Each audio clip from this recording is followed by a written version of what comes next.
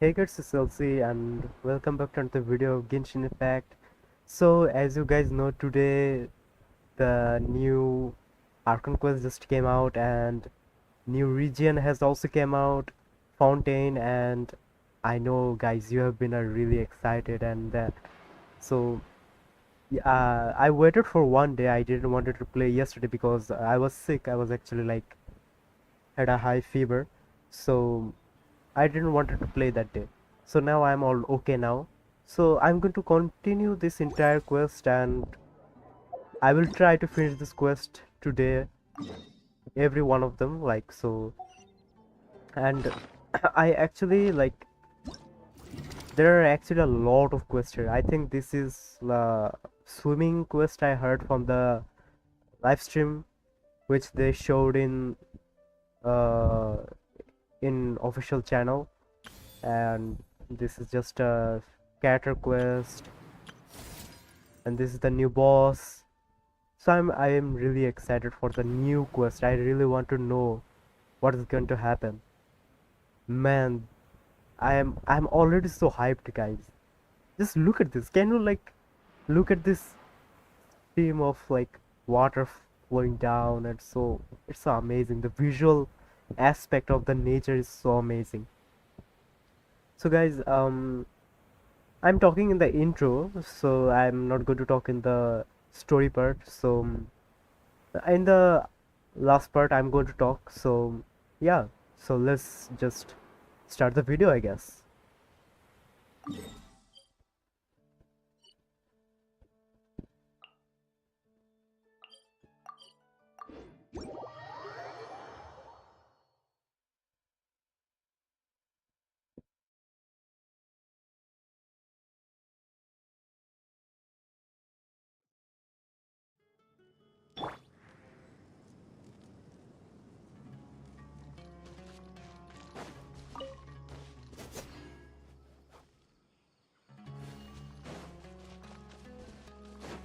Good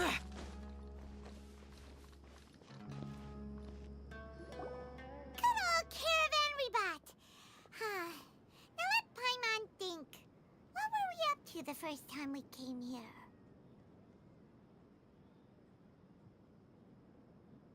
Oh, Paimon remembers! Nahita's consciousness had been trapped by the doctor, but we followed the clues she left behind to help her.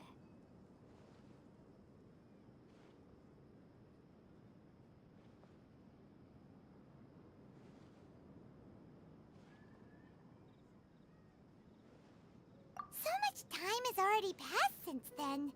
And it seems Sumeru's changing for the better now that Nahita's in charge, right? Paimon just hopes this peace will last a long time. And then Nahita won't have any more new problems to deal with.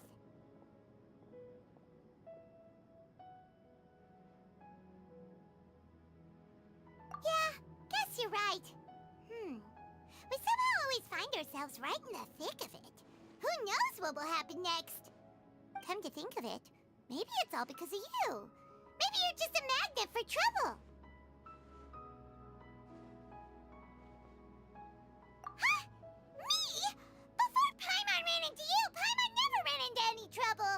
At most, when she was super tired, Paimon got caught in some strange whirlpool and sucked out into sea. And even then, you fished Paimon out. Anyway, for Nahita's sake, maybe we should think about heading to our next destination for now.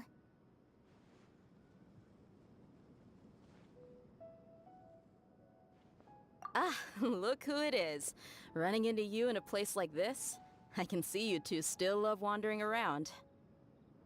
Oh, it's Dia! Since when are we just wandering around? We're usually taking care of some serious business. Even though it may have nothing to do with our journey. But never mind that. What brings you here? I just finished a commission in the desert for a usual client of mine. Nothing too interesting. Just escorting a shipment of goods. I'm on my way to report back. That's when I saw you two all the way over there, chatting away. What were you two talking about anyway?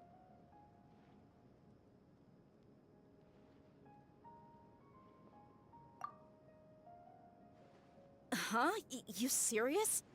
Can't say I saw that coming. But you are travelers after all. I guess you'd never stay for too long in one place.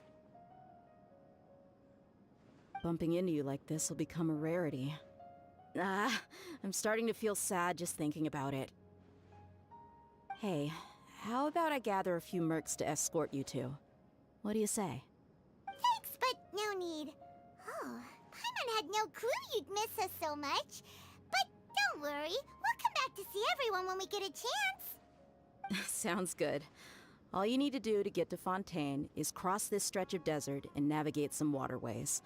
Knowing you two, I'm sure it won't be anything you can't handle. So, when are you leaving?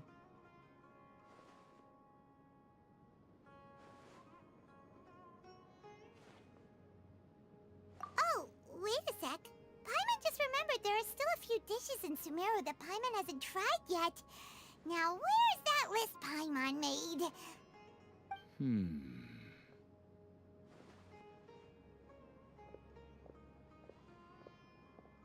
I see. Guess you won't be needing a going-away party or anything. It's sad enough to see you go like this. Though, now that I think about it, Sumeru wouldn't be what it is today without you. Seems true heroes always prefer leaving quietly. By the way, should we go say bye to Nahida?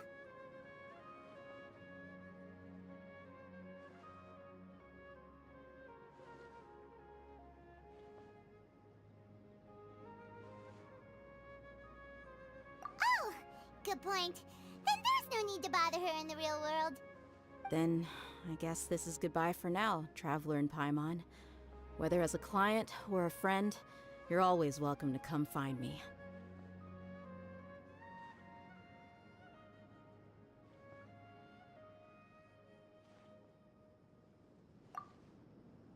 Goodbye, Dia. Bye-bye, Sumeru.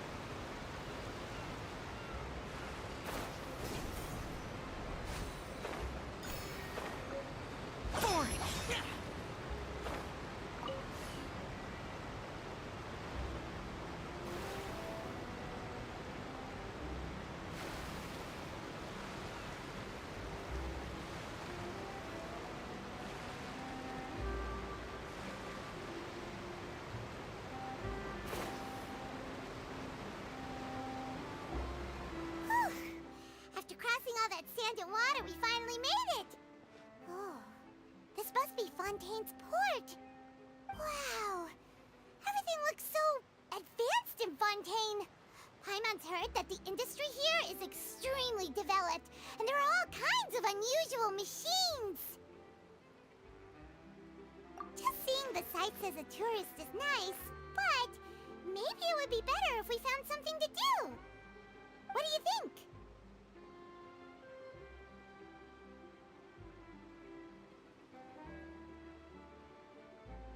Good idea! Nahida gave us loads of useful information. Seeking out the Seven is probably still our best source for information at this point.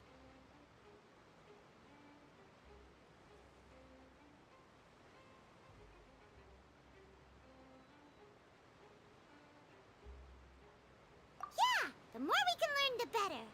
So, what do you think the Hydro Archon's like? Will we get along?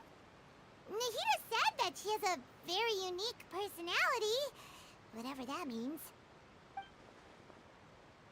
To learn about a nation's god, start with the nation's people. There seems to be some locals talking over there. Let's go see if we can join the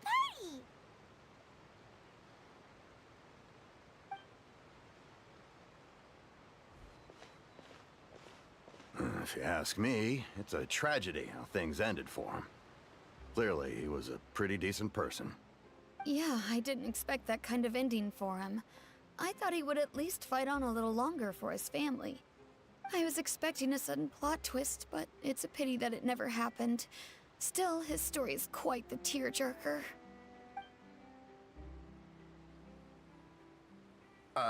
Excuse me. Can I help you two? I couldn't help but notice you standing here listening. Hi. We're travelers new to Fontaine, and we had something we wanted to ask, but you seem to be really busy talking about some kind of play, so we didn't want to interrupt. Play? Oh, no. We're talking about something that really happened. In fact, it's a case that was just heard a few days ago. Really? Like, a real trial? But the way you were talking about it and the words you used just now made it sound like some kind of story. Well, good tales are often based on true stories, aren't they? And what you see in reality may also be someone deliberately putting on an act while harboring ulterior motives. Whether something is true or not simply isn't that important. The main thing is whether the story being acted out on the stage is splendid enough. Oh, but it looks like you're not from around here. You probably don't know that the Fontaine Court of Justice is called the Opera Epiclese, or more commonly known as just the Opera House. But, shouldn't court cases be treated a little more seriously than that? Not to question Fontaine's way of doing things. It's just that putting someone on... No worries.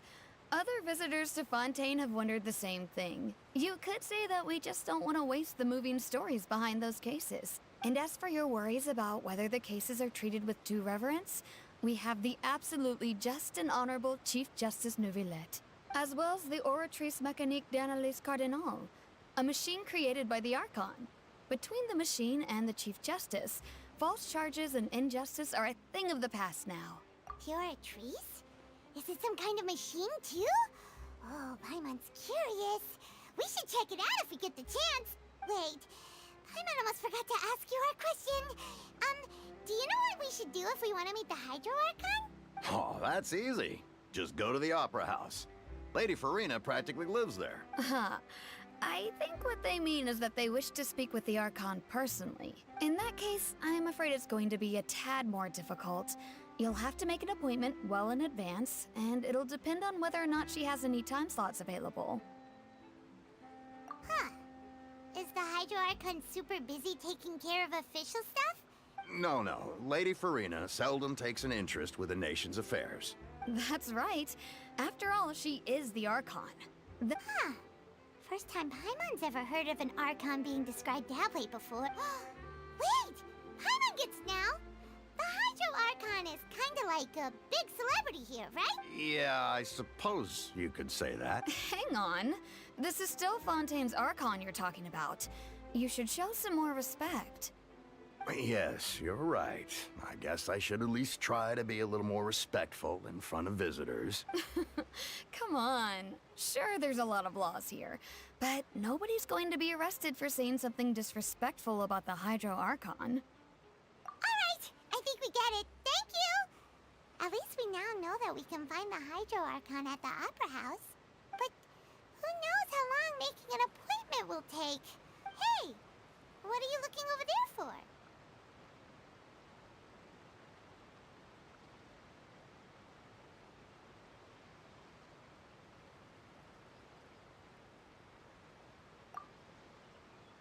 Huh. Maybe something's the matter. She isn't going to jump into the water, is she? Maybe we better go check on her.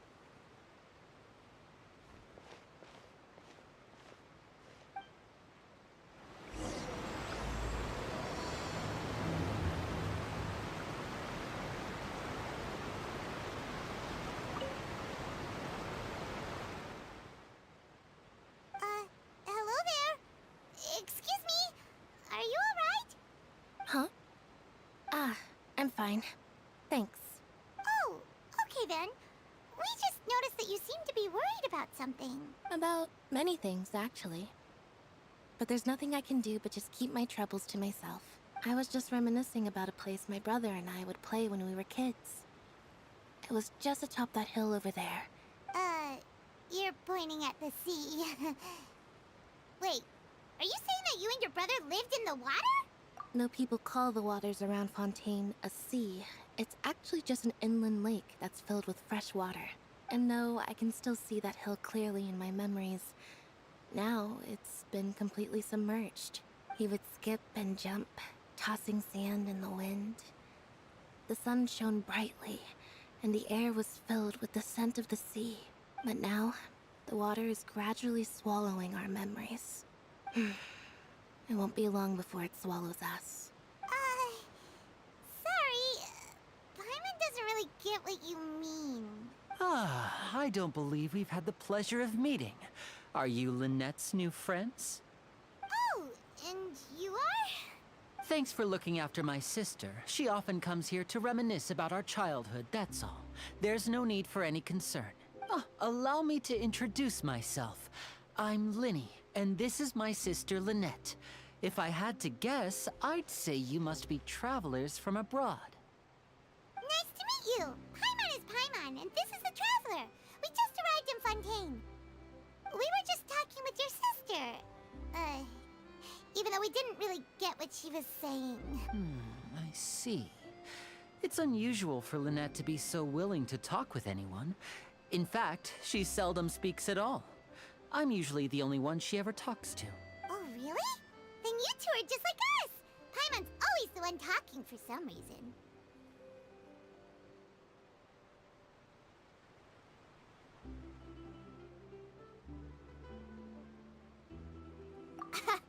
So that's how you think it is? I also think my brother can be too talkative at times. Seems you were right, Paimon. We are quite similar. So, what did Lynette mean just now when she said that the water is engulfing your memories? Oh, that. It's from a prophecy that's been circulating in Fontaine for some time now. Well, I suppose prophecy isn't exactly the right word, because that implies a certain amount of uncertainty. There's no doubt about what's happening in Fontaine now. Where to begin?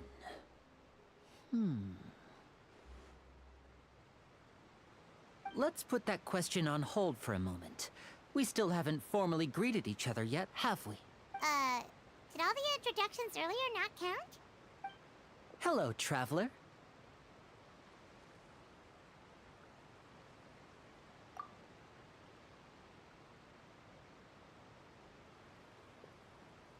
And hello, Paimon. Hey! Why didn't Paimon get a handshake? You're not poking fun at Paimon, are you? Please, don't take offense. Just consider it a sort of etiquette we have here in Fontaine when making new friends. You should remember it. It might prove useful. Oh, all right then. Well, Paimon's just happy to have a local friend now. By the way, we were just getting ready to go to the Opera House to meet the Hydro Archon. So you're going to see Lady Farina? No problem at all. In fact, I was planning to go to the Opera House later myself. I'll gladly take you once I finish things here. Please, follow me.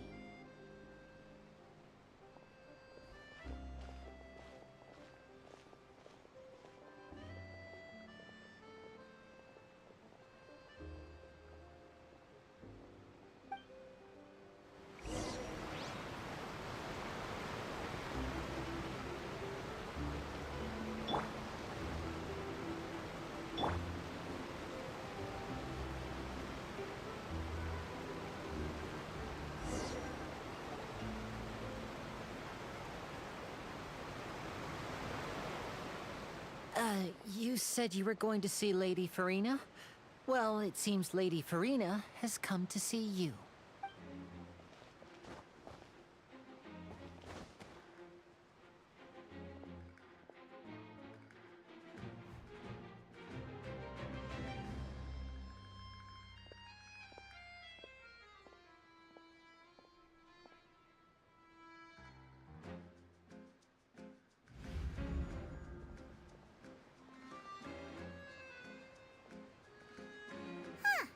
So, she's the Hydro Archon?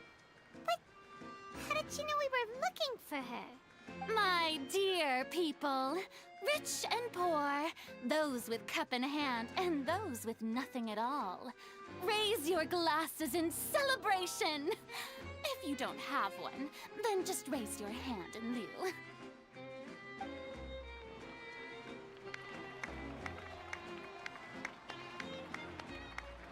As you can all see, two unfamiliar travelers have arrived in our nation. Come, let us make a toast in honor of this traveler and his companion, who have journeyed here from distant lands.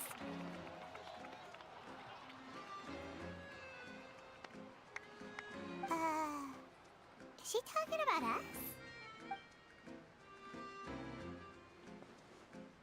I've long heard of the turmoil and chaos you've left in your wake as you visited other nations, but I welcome you nevertheless. No, I have come to receive you personally. Fear is for insignificant cowards. I am a god, and I will never entertain the notion of such meaningless wariness. You can be rest assured, I see clearly your sincerity. Of course, seeking an audience with me is the most sensible thing to do. It will allow you to truly behold my power and witness my authority.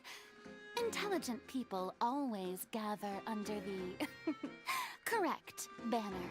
I, Fosalor, hereby welcome you to the nation of Hydro and acknowledge the value and significance of your trip.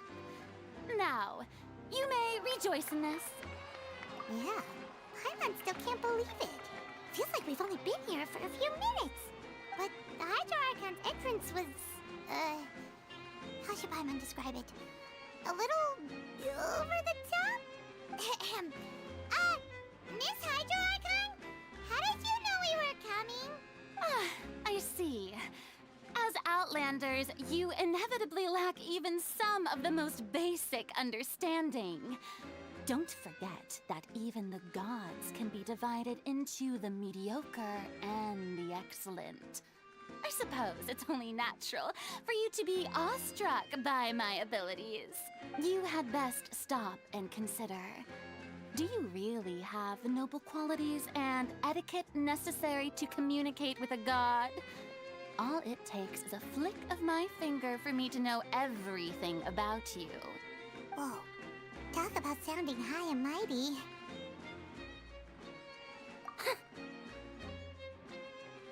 Oh? What's with these looks? Perhaps the welcoming ceremony still isn't enough? Is she waiting for us to start talking? Wow, I didn't expect to see Lady Farina here. Wait, does this mean they're the legendary blonde traveler? How did I not notice before? Hey, what's all the commotion? Oh, Is that Lady Farina? Of course.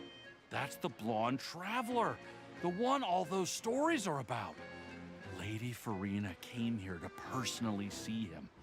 Ooh, I've got to see this. I knew Lady Farina would never disappoint. Yes, but don't get too excited now.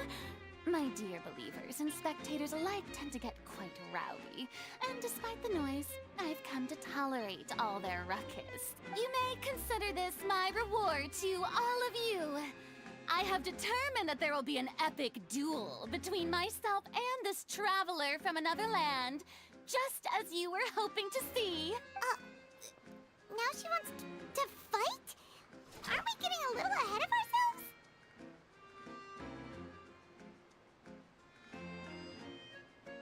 Bro, what, bro? We just got here in Fontaine and she's like introducing us like to fight. This is our welcoming. We went to Mondstadt, we went to Liyue, we went to Inazuma, we went to Sumeru. Nothing has ever happened in this Genshin story. And this is the first time I'm seeing this kind of welcoming, guys. What is this? Okay.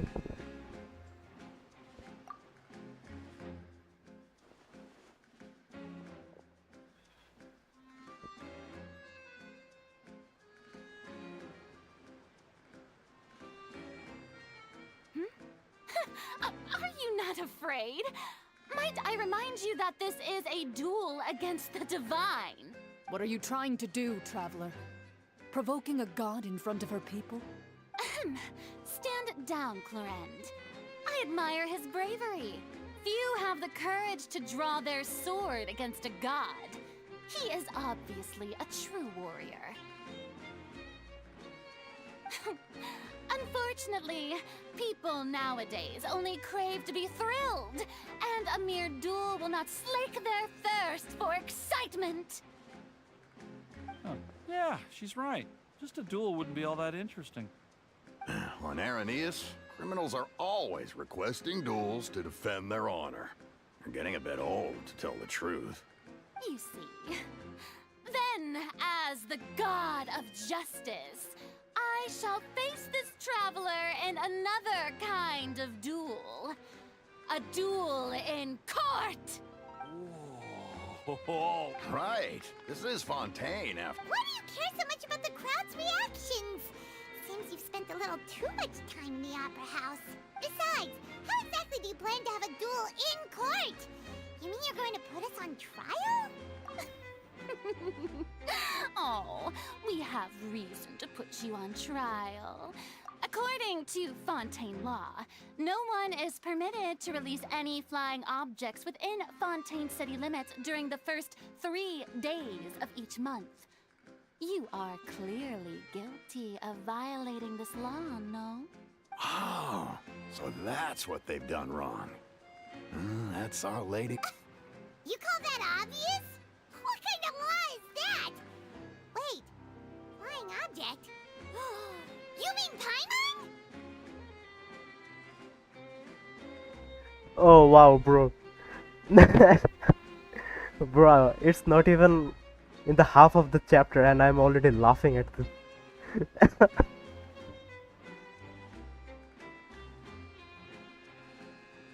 Precisely!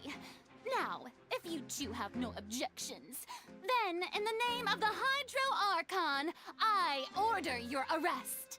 My apologies, Lady Farina. I don't mean to spoil the fun.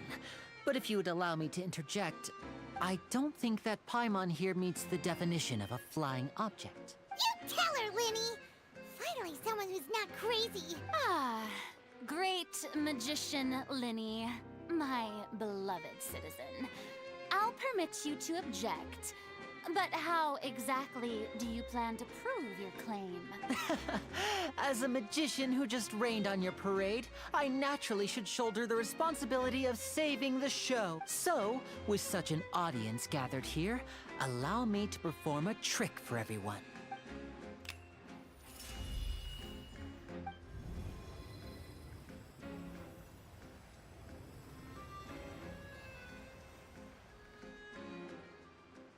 Ta-da! What's that on Paimon's back? Hey, when did you do that?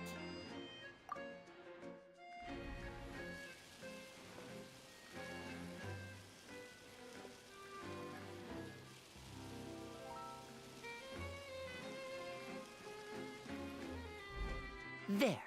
As you can all clearly see, Paimon should be classified as, well, something like a balloon. This rope has been in the Traveler's hand all along. It was just that no one could see it before. Huh? You call that magic? I thought it was pretty good. Huh. I'm not sure what to think.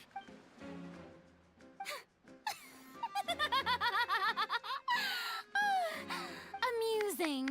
Very amusing, Linny. Just the sort of unexpected twist that I enjoy. Performance?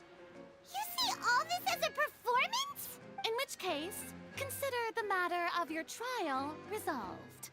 The god of justice will not bring charges against an innocent person. But when there are valid grounds, I will not only judge travelers from abroad, but even the gods of other lands. I look forward to seeing your upcoming performance at the Opera House, Mr. Linny and Miss Lynette. That's enough for now.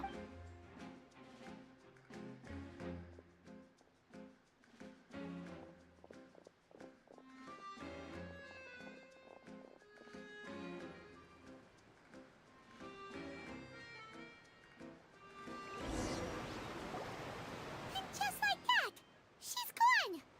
Well, that's the most unpredictable Archon Paimon's ever seen. You never even had a chance to ask her anything. But that's a problem for future Paimon. That whole scene just now was really...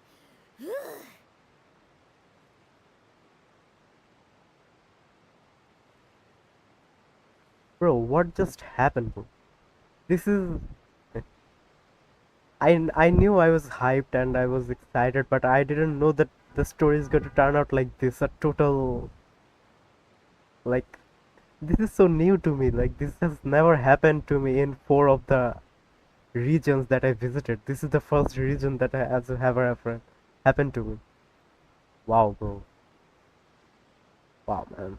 Don't mention it. This I is just crazy, happened man. to remember that there was such a law, so I did a little preparation, just in case. I didn't think it would actually come in handy. So, now do you see what kind of god Lady Farina is? She can be a bit confusing at times, but she is still amenable to reason. Anyway, Paimon had no idea you were a magician, Linny. It sounded like you'll be performing at the Opera House, right?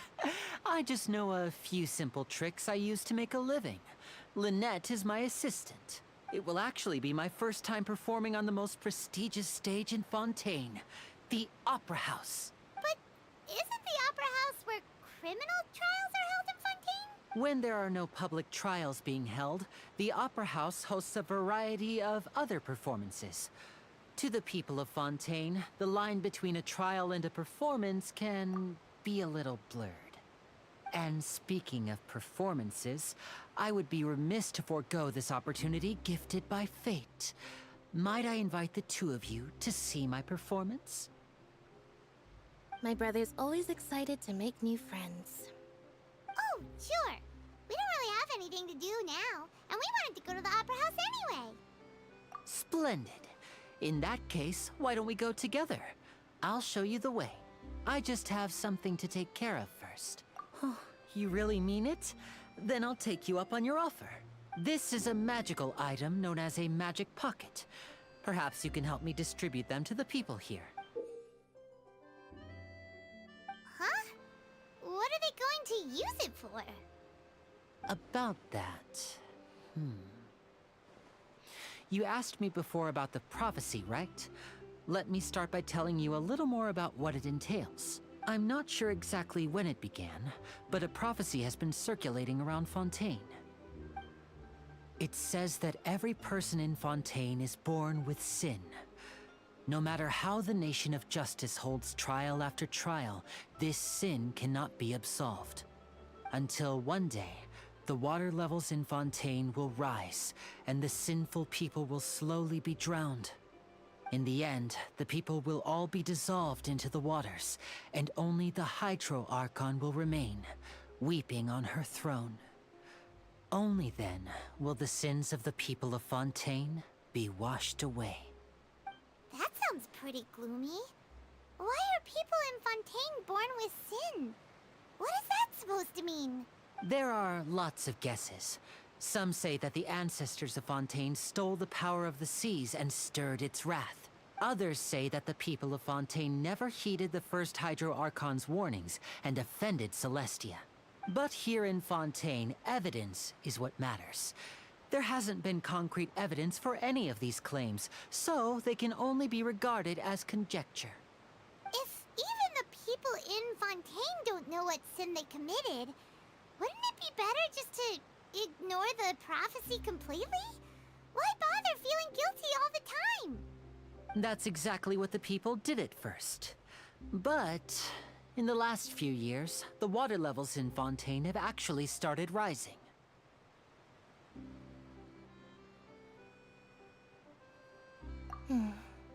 Many places have already been completely submerged, and now lie beneath the sea. Many people carry on with their lives as before and shrug it off as a natural phenomenon. But my family and I think that the people of Fontaine shouldn't ignore the possibility, which would end up sentencing them to death. We hope that at least the people who reside near the waterfront can move away before it's too late. So, we've started distributing magic pockets to them. As a magical item, these magic pockets have astonishing capacity. I'm sure they will come in handy when people are moving their belongings. Oh, Paimon gets it! It's like preparing for a rainy day! But this is... Perhaps only absolute power could ever contend with such a catastrophe. But who knows? We're just tiny specks in the grand scheme of things. Now, if you'd like to help, then please give these magic pockets to anyone nearby.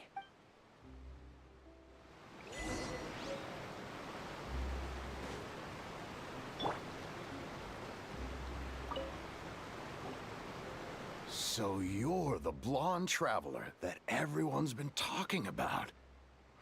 My apologies for not recognizing you earlier. Oh, a magic pocket? Seems you really thought of everything. I guess it's better to prepare for the worst and hope for the best. Thanks. Please, also thank the magician on my behalf when you get the chance.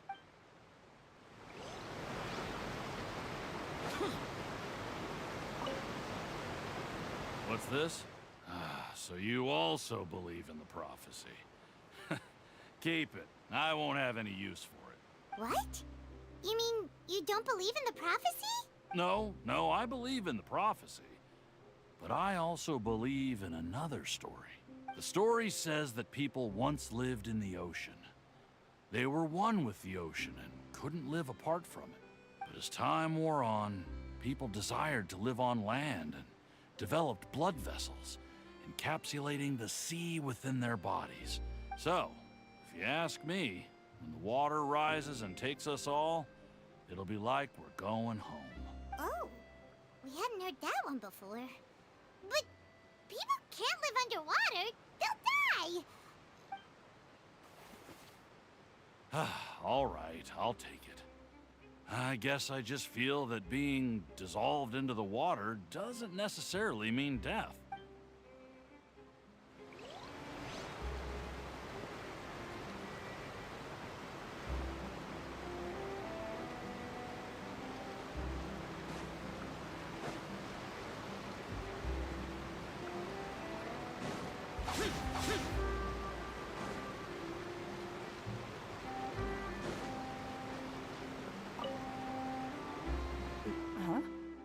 I don't want that thing. Way I see it, if the prophecy's true, it's still gonna be a long time before the water can cover everything. Life is all about living in the moment. What use is there in worrying about the future all the time? You should still take it. You never know when it'll come in handy. Oh, all right, fine. Thanks. It's just that if I start moving, that means I've already given up on the life I have now.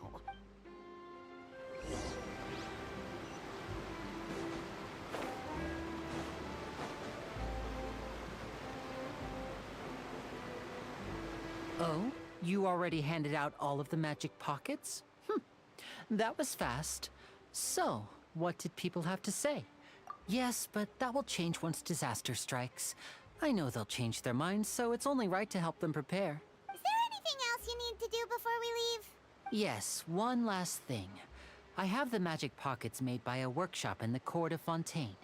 Since we're out and about, I was thinking about bringing him some more materials. So, you want to collect materials? Just tell us what the materials look like and we'll help. Many hands make light work. Oh, that would be much appreciated. We'll need some Romaritime flowers. I remember seeing them near the waterfront on the east side of the harbor.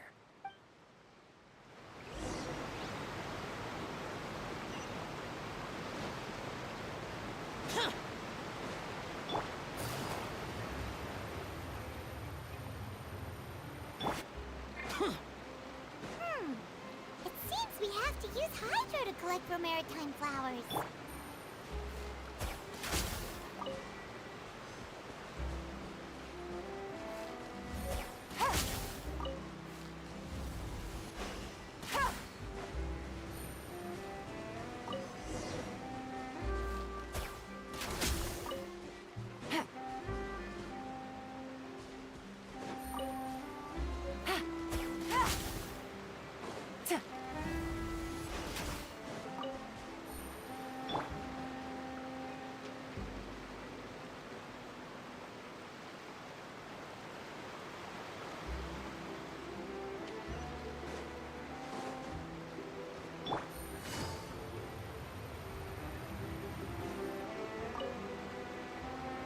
You made quick work of that. I can tell you're an experienced traveler. I've also finished collecting a few here. Maybe next time you'll feel like helping too, Lynette. No way. I'm in power-saving mode today. Otherwise, I fear I may not have any energy left for the performance at the Opera House. Fine. Though the performance is still a long way off. Now that we're finished here, we should get ready to head back to the Court of Fontaine. So, we're going to the Court of Fontaine before we head to the Opera House? Good. Paimon wants a tour of Fontaine's largest city and try...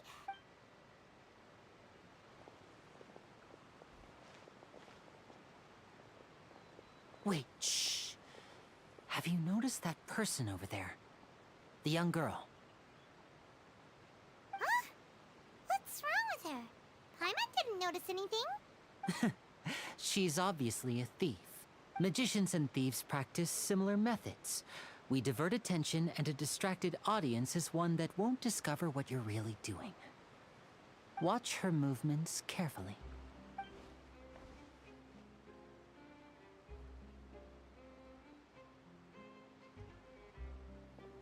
Oh, he's right! Shh! Keep your voice down. We need to think of a way to catch her, but it seems she's very alert. Perhaps we should split up. You two can ride the lift over there and wait up top. I bet that'll be her escape route if she tries to run. All right, let's go.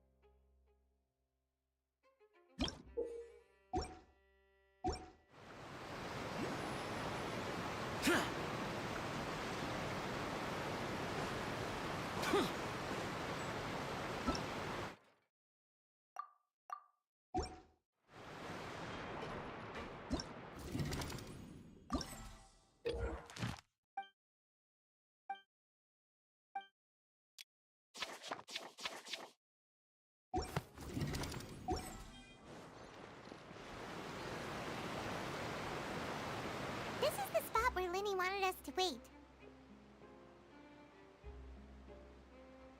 Oh, look! Isn't that her?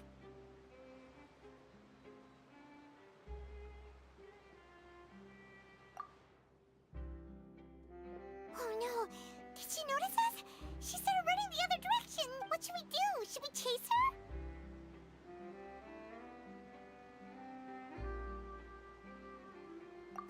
You're right. She might also be trying to lure us away. Nothing's happened for a while now. Paimon wonders if Linny caught the thief. Yeah, let's go.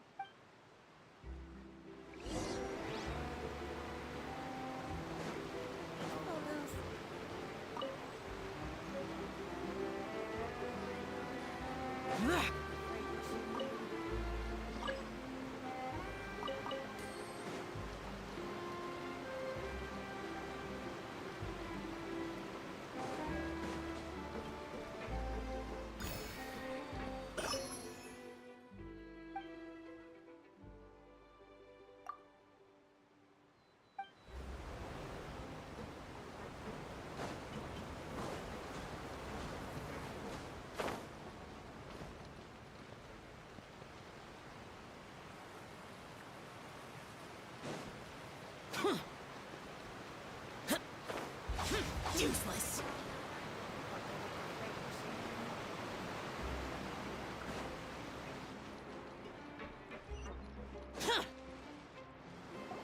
Are you sure that's all she took? You should check to make sure you're not missing anything else. No, that was all. Oh, I can't thank you enough. I didn't notice a thing earlier. Anyway, I should be going now. Thanks again. Oh, were you returning what the thief had stolen? That's right. Pity I wasn't able to catch her. She distracted me by dropping the thing she stole on the ground. By the time I looked back, she was already gone. I saw the general direction she went, but Linny twisted his ankle, and I needed to make sure he was okay. Oh, did you get hurt, Linny? I'll be all right. It's just a twisted ankle, that's all. In fact, it's feeling better already.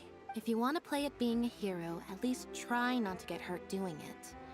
Imagine what would happen if you managed to derail our performance as a result. You're right, you're right. Sorry, Lynette. I have to admit that the thief was even more skilled than I had anticipated. But at least we were able to get the stolen items back, so it wasn't a complete failure. What a slippery little thief. Guess things turned out all right in the end, though. All right, let's put this little detour behind us.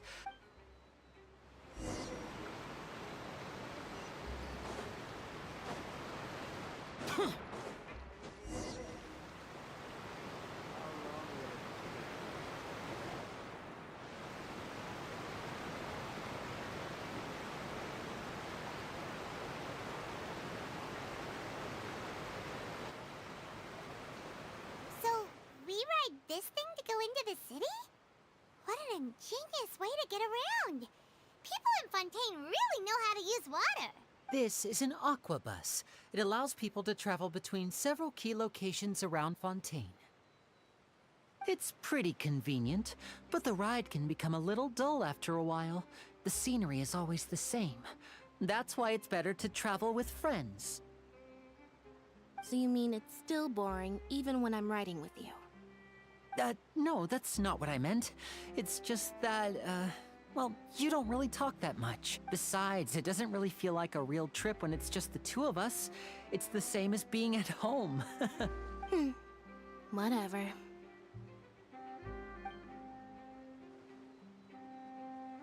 Guess that's what it's like to be an older brother. It's about time for us to leave. Let's get on board.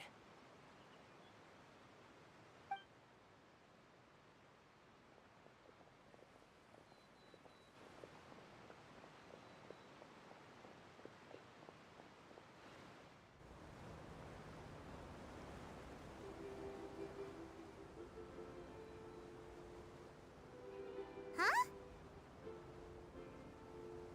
What? Traveler! Paimon! Charlotte! Oh, I never guessed I'd bump into you while riding the Aquabus. In the story of my life, this is big news. What are you doing in Fontaine? I didn't hear anything about you paying us a visit. Yeah, it's quite the coincidence. But as travelers, we're always on the move. It's not surprising that nobody knew we were coming. Though we still have no idea how the Hydro Archon knew about us. Oh, let Paimon introduce you to our new friends! Oh, no need for introductions, Paimon. I would recognize the great magician Linny and his assistant Lynette anywhere. I wouldn't be much of a reporter if I didn't know who they were. It's a pleasure to meet you. I'm Charlotte, a reporter for the Steambird. Nice to meet you. From the Steambird, huh? We've often relied on your paper to promote our performances. It's an honor to meet you. Now that everyone knows each other, Fontaine suddenly doesn't feel like such an unfamiliar place. So, what have you been up to lately, Charlotte? Any big news? Not too much. When there isn't any breaking news, I mainly cover the trials at the Opera House. You can still manage to keep readers' attention as long as you tell things from a clever enough angle, even if it's the same old topics. For example, reporting on how a scammer once deceived vulnerable girls into relationships, or how a financial criminal was once so poor that they ate a single piece of bread for 5 days.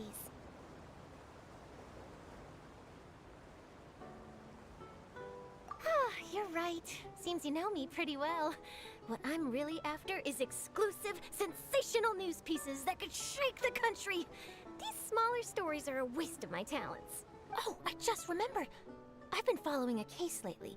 Well, a series of cases, actually. You mean the serial disappearances of young women case? That's right.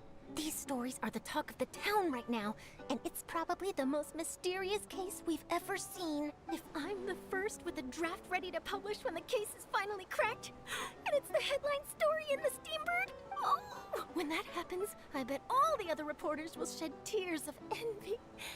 I've already gathered all kinds of materials. So, what is the serial disappearances of young women case? That's right. The first missing girl case happened almost 20 years ago. And ever since, after a period of time, another girl disappears. What the cases have in common is that the girls are all of a similar age. But the scariest part is that to this day, none of the girls have ever been found. Many suspects have been arrested over the years in connection with this case, but shortly after each arrest, another disappearance would always happen.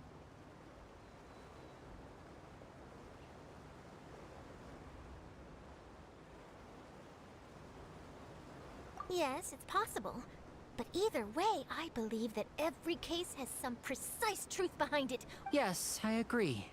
And at the very least, the family of those missing girls deserves some sort of explanation. I just imagined for a second what I would do if Lynette were to suddenly disappear. I'd pay any price to get her back, and then find a way to track down the culprit. Please don't imagine that, Linny.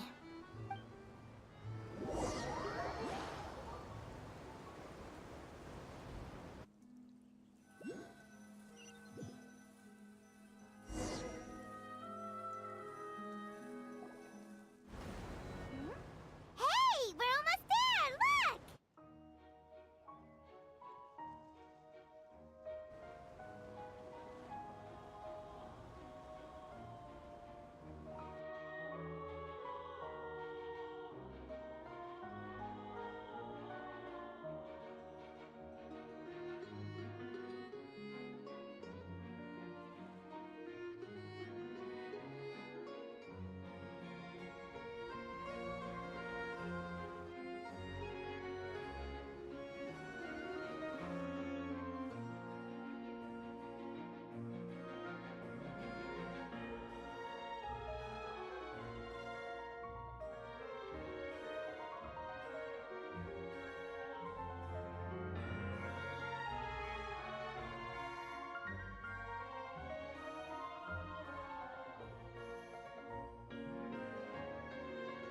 Well, I really enjoyed chatting with you.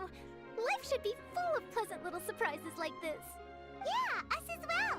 The ride went by too quickly. I have an interview to get to. I should get going before I'm late. Okay, Hyman hopes we can chat again soon, Charlotte. See ya! Bye now. Oh, be sure to stop by and see me at the Steambird when you have time. What a tough job. Always running around and interviewing everyone. Well, where should we go now? If you don't mind, how about we stop by my home first? Besides, I still have all the materials we collected. Sure, we wouldn't mind at all. This city is so huge, Paimon wouldn't know where to start anyway.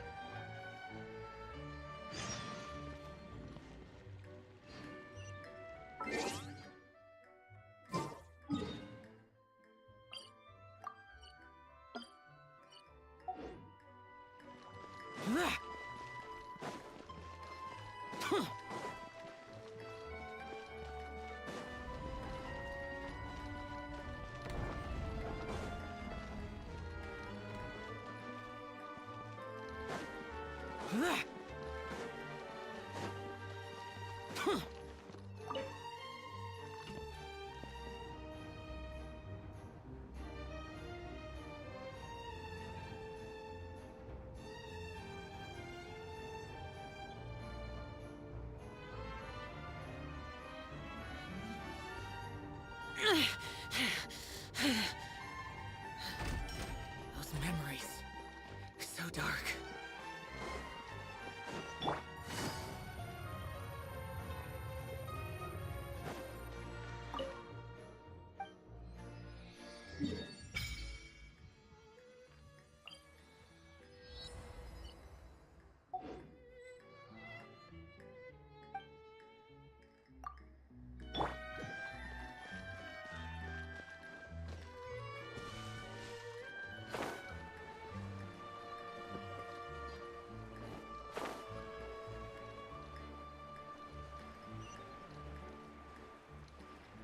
Boring!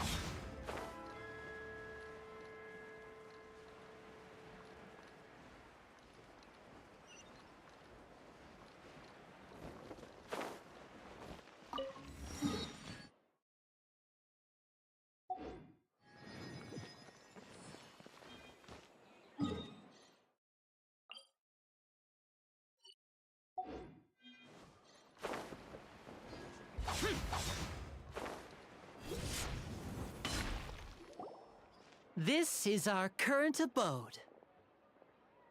Ah, Fremine, you're home. Where did everyone else go?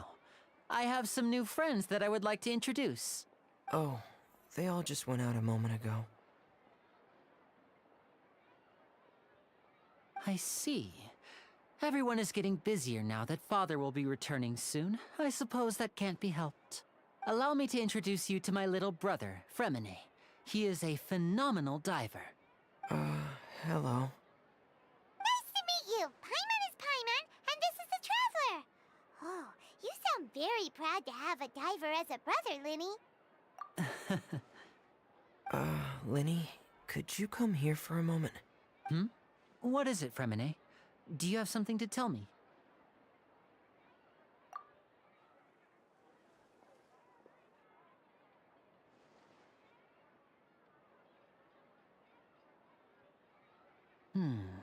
Okay, I see.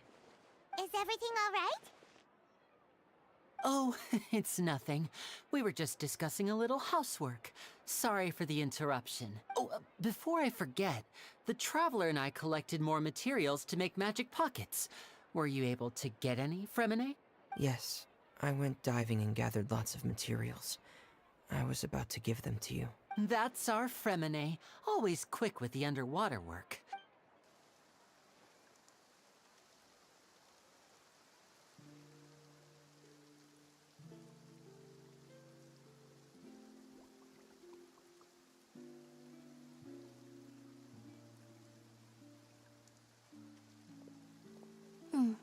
Looks like rain.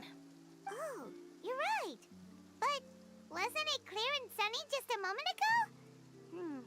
Fontaine's weather sure is weird. I'm afraid that's just how it is here. It often rains on days where there are trials being held in the Opera House, but don't worry, it'll clear up soon enough. What's wrong, Fremine? There's a legend about the rain that I tend to believe. It's said that a dragon of water once resided in Fontaine. Though we don't know where the dragon went, every time it weeps, the skies will cloud up and pour out rain.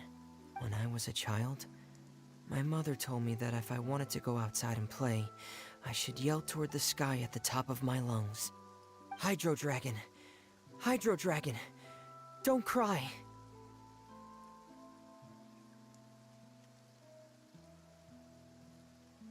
If it's an elemental dragon, then having the power to make it rain wouldn't be very unusual. Let Paimon try something. Hydro Dragon, don't cry!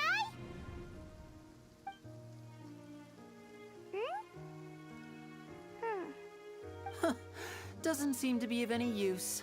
It is just a legend after all. You know, you might be a more popular magician if you understood the concept of romanticism.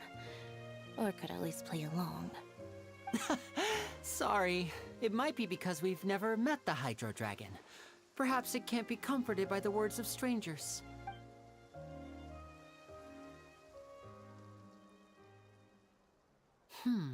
It rained for longer than I suspected. Oh, it's already getting late.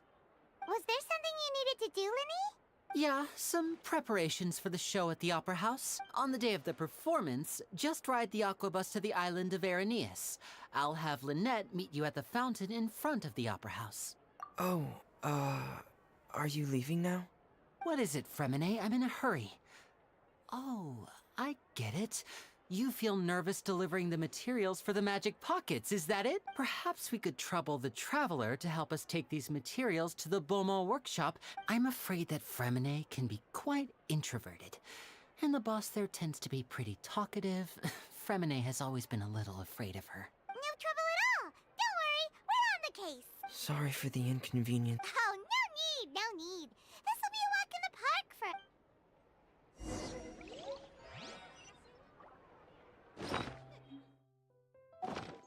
Thanks again, you two. I really can't deal with that lady.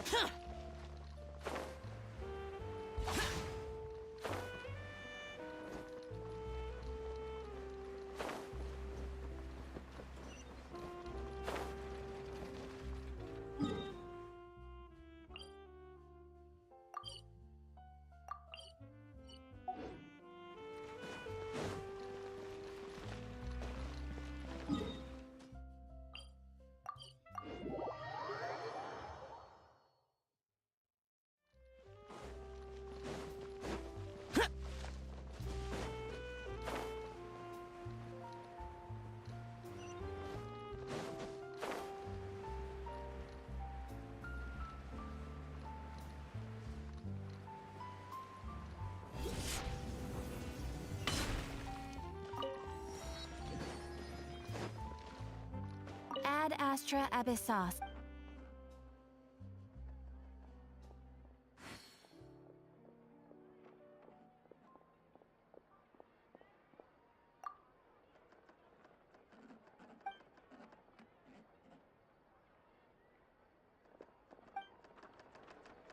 Ad Astra.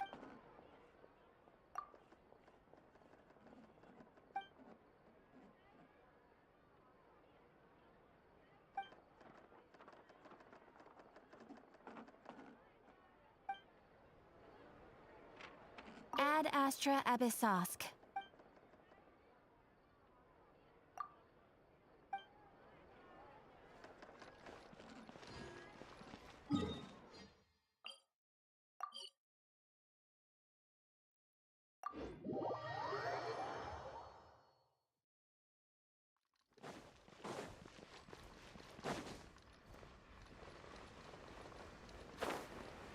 Useless.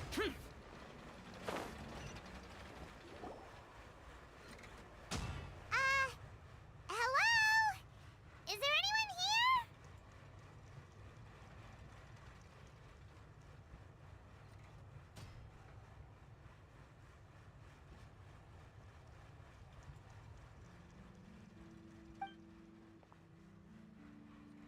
Oh, hello there. New customers? Looking to buy, or do you need something made? Or perhaps you're just looking for a chat with me. Oh no, we're just here to deliver some materials. Here they are. They're for making... what were they called again? Ah, these must be for Magic Pockets. I could tell right away. I've already made several orders worth now. No need. They've already prepaid several batches worth. When they told me what they'd be using them for, I even offered them a discount, but they insisted on paying the full amount, saying that I had a business to run. It seems both their hearts and their pockets are made of gold. Whoa. So, is Linny actually loaded? I can't say for sure, but who knows? Maybe there's good money to be made being a magician in Fontaine. Hey! Is this machine what you use to make stuff here? It looks really advanced. Why use your hands when a machine can do the work? It would be a waste not to use the latest technology, and wasting is a kind of crime. But where does a big machine like that get its power from? Well, it's a little complicated. I'm not sure I can put it in layman's terms for you, but basically, everything we usually use here in the city is powered by indemnitium. It's a type of energy that's produced from trials. Huh?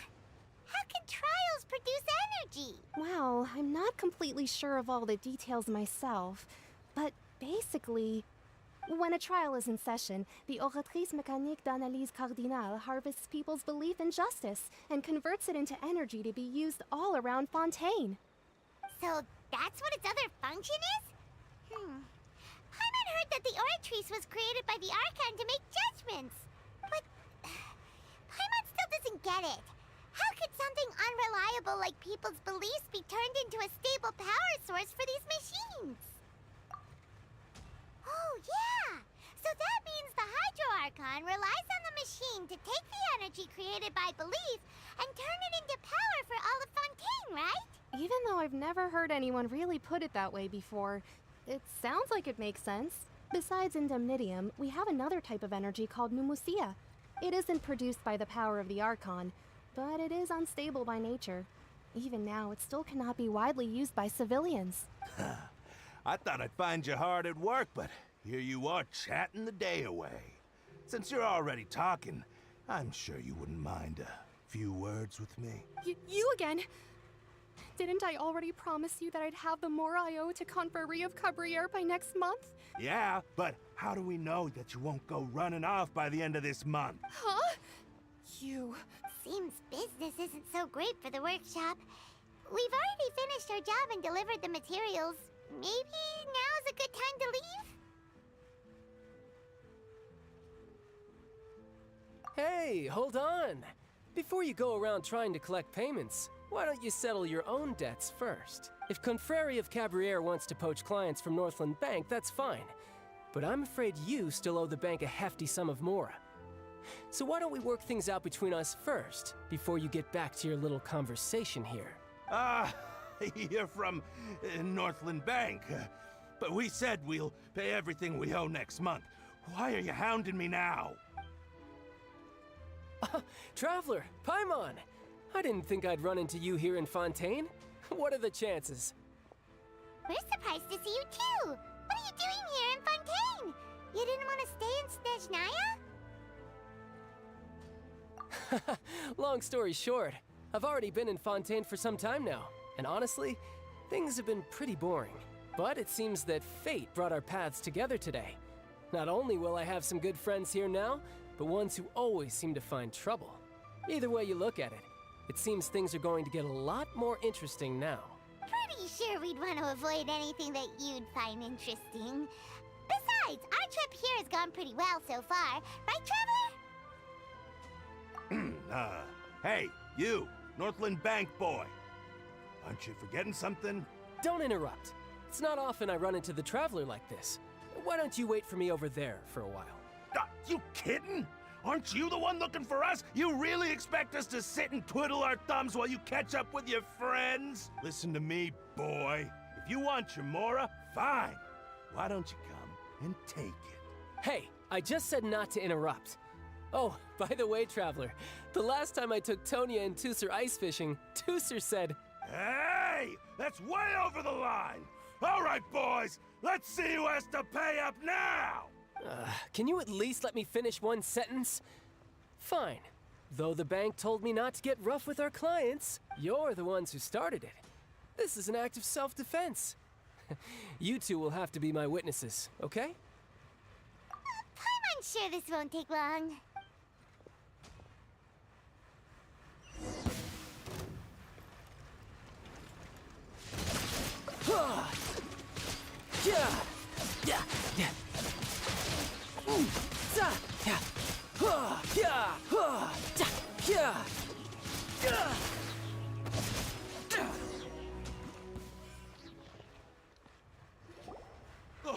What's your deal, Brad? How are you so strong if you're just a staffer from Snezhnaya's Northland Bank? Wait, don't tell me you're... Oh, now you notice. It's a little late, don't you think? Just make sure you understand that you don't mess with Northland Bank. Got it?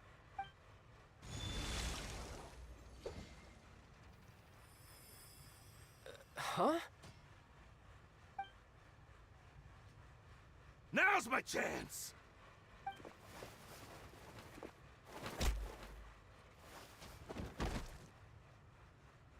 Huh. That was weird.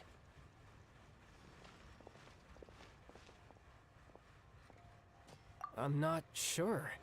It's as if I suddenly lost control of my hydropowers when I needed them. Maybe there's something wrong with my vision?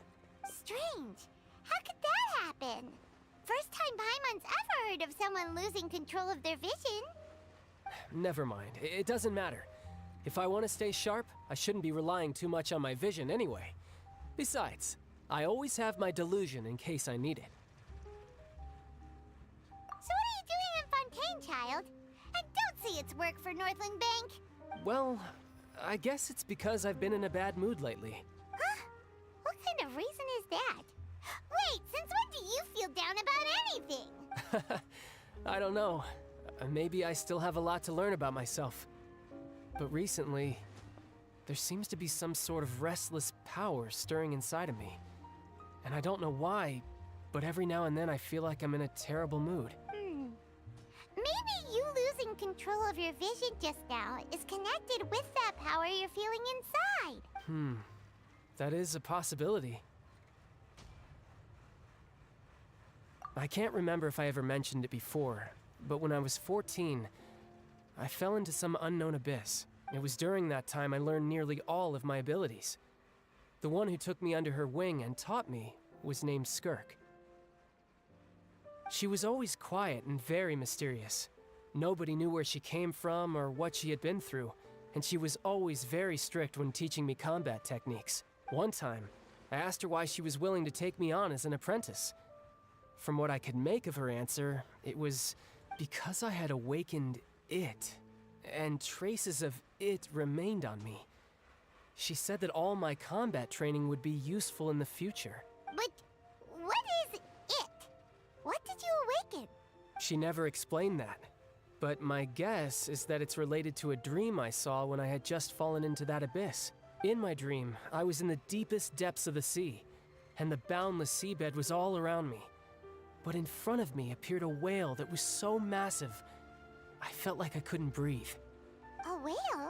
Oh, that sounds familiar! When we fought against you before, you summoned a huge whale that seemed to leap at us. Is that the one? That's just an abstract form of a whale that I create using my elemental powers. It takes that shape because the scene I dreamt of the whale has always been stuck in my mind. I'll never forget it. So you used the whale as inspiration for one of your moves? Huh. Seems a little twisted to Paimon. So why don't you just go ask your master? Maybe she knows the answer. You make it sound so easy. Ever since the incident I experienced there, I've never stopped searching for Master Skirk and that unknown abyss. But it's been years now, and I've still found nothing. There isn't even a trace of the place where I remember falling into the abyss. Oh, it sounds like some kind of ghost story. Yeah, I'm out of leads at this point, but there's nothing more I can do. It seems that strange encounters in this world... Oh, seems the time really flies when I'm talking with you. I just remembered I have somewhere else I need to... What? More work? No, it's more of a personal appointment. Lately, I've been sparring with some of Fontaine's official champion duelists whenever I'm feeling bored. Official champion duelists? You mean it's their job to duel? Yep. In Fontaine, before a criminal goes to court, they're given one chance to defend their honor by requesting a duel with an official champion duelist. The champion duelists are all-powerful fighters selected from among the nation's best. And the duel itself is a no-holds-barred fight with no specified stopping point. So engaging in such a duel is regarded as a symbol of defending your honor. If a criminal manages to win the duel, they'll be acquitted. But if they lose, they'll have no choice but to stand trial. And the worst-case scenario is that you're simply killed in the duel. Though it's rumored that Fontaine has a death penalty, from what I can tell, no one has ever been officially sentenced to death. So really, the only people who opt to duel are those who have suffered a grave injustice in being accused, or those who greatly value their honor. Otherwise, why gamble with your life? So, do many people actually get out of their trials by winning the duel? Apparently, it's exceedingly rare for anyone to actually win.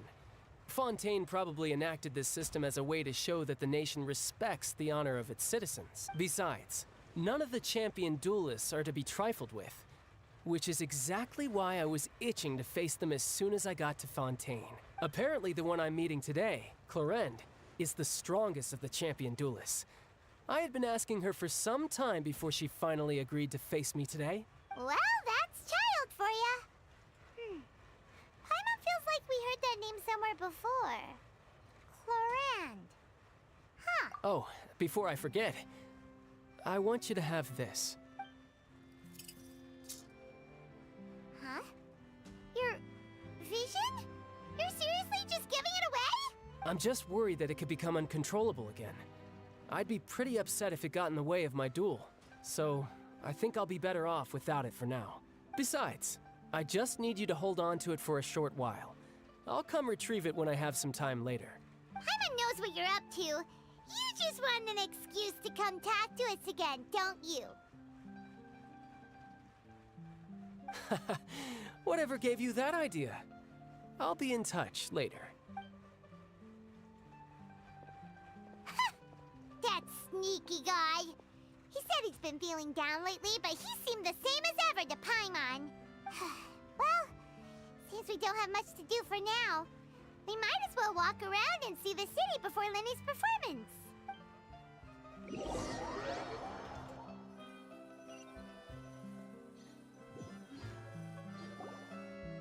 Wow!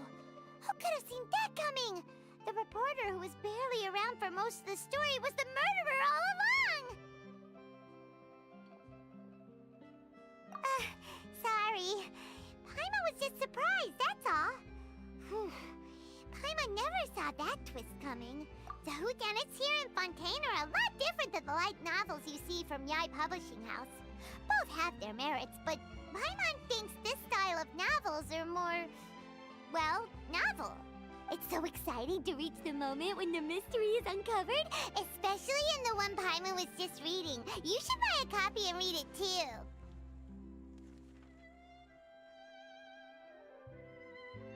Oh, sorry about that.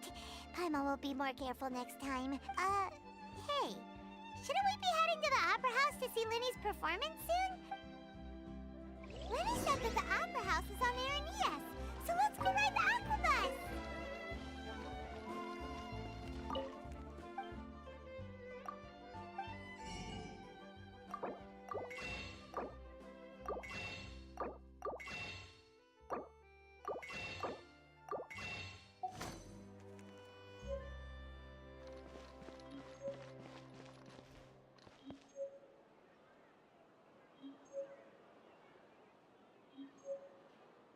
Hey guys, just a sec, I'm coming in 1 minute, guys. I could make a fortune from this. So these are the kind of headlines they're going for these days.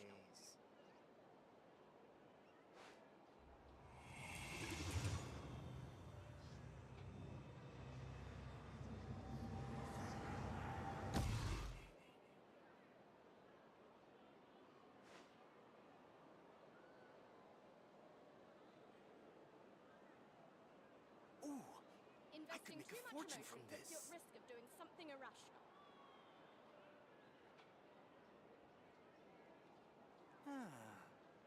The damned will sooner die again than lay a hand on me.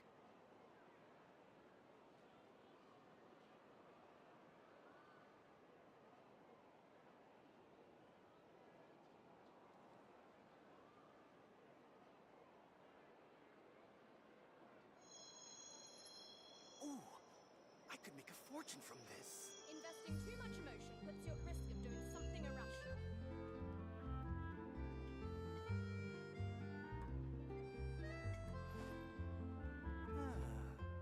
So these are the kind of headlines they're going for these days.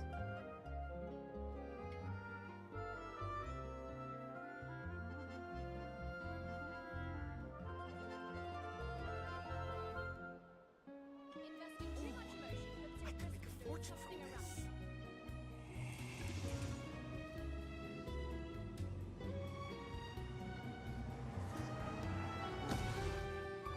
These are the kind of headlines they're going for these days.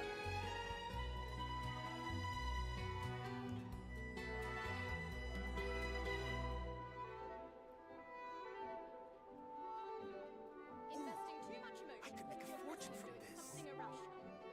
Reduced to just standing around. How absurd.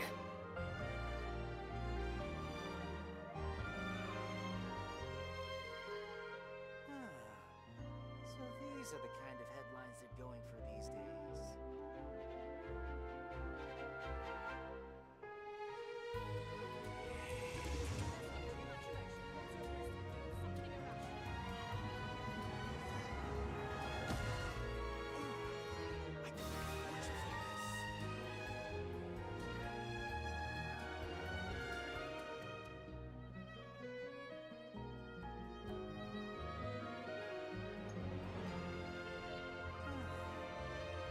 These are the kind of headlines they're going for these days.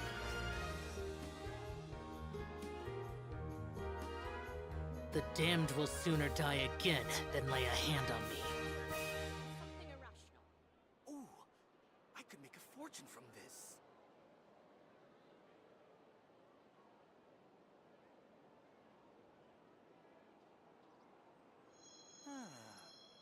So these are the kind of headlines they're going for Hey these guys, I'm days. back. Okay, let's continue.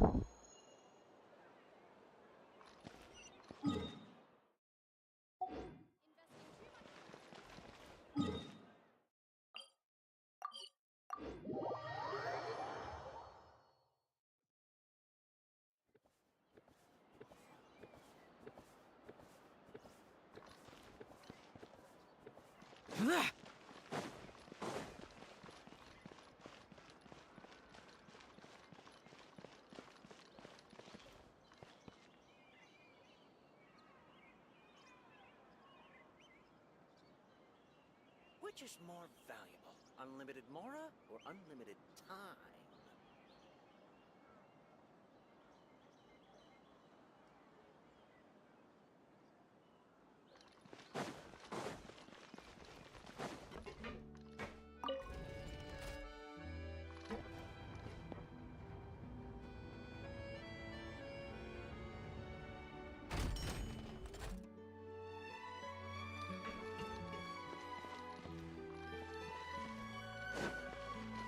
Welcome to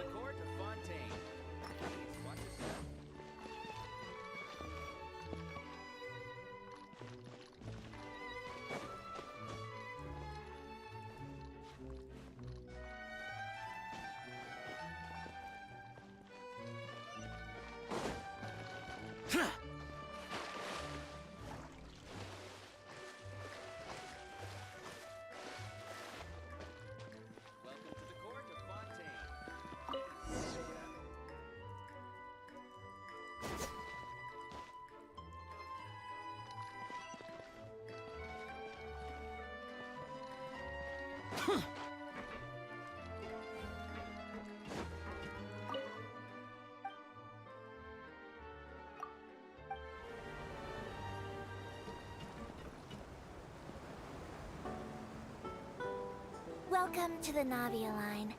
I am Elfan. The boat will be departing imminently. Please do not stick your head, hands, or other body parts outside the boat. The Aquabus operator is not responsible for any accidents or injuries resulting from doing so. Also, please remember to buy the Steambird, though I don't read it myself. The destination of the current tour is Erinias. Points of interest worth visiting include the Fountain of Lucine and the Opera Epiclese. If you look to the left in the direction we are currently traveling, you will see the famous Fontaine Research Institute up in the sky. An experiment gone wrong turned new sightseeing opportunity. Human ingenuity truly is a wondrous thing. The damned will sooner die again than lay a hand on me.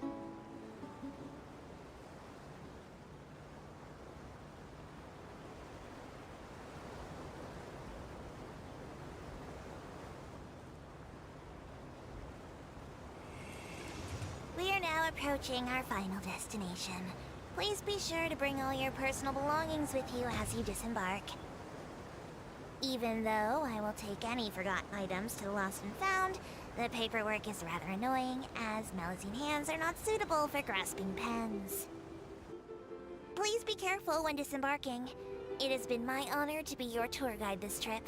Thank you.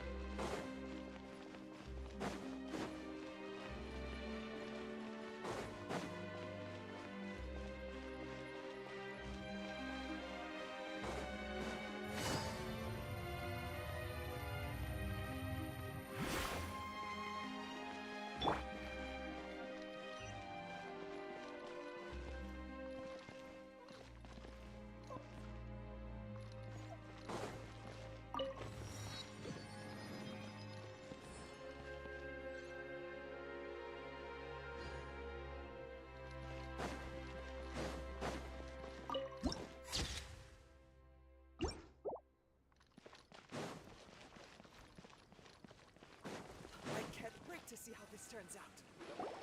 Whoa! Now this is fancy! The Opera Epiclese. What a place to hold a performance! No wonder Linny and Lynette were looking forward to it.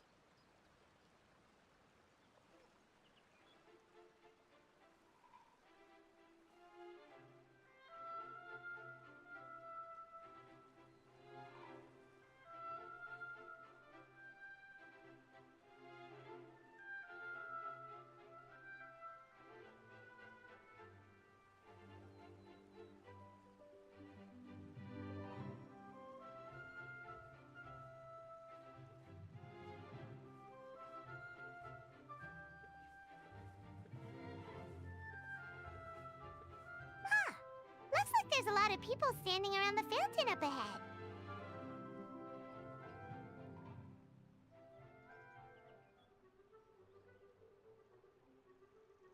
O Archon, please bless us with a bright and healthy child. We pray. I don't know why you always feel the need to ask so much. I'll be happy as long as our child is healthy and lives a peaceful life.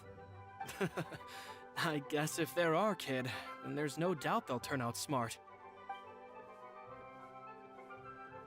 Maybe this is one of the customs in Fontaine. There sure are a lot of couples here.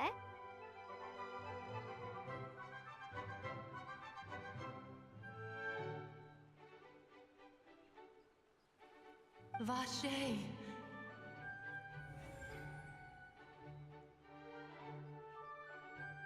What's wrong?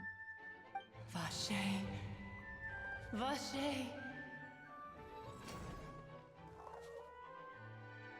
No, Paimon didn't say anything. Are you hearing things?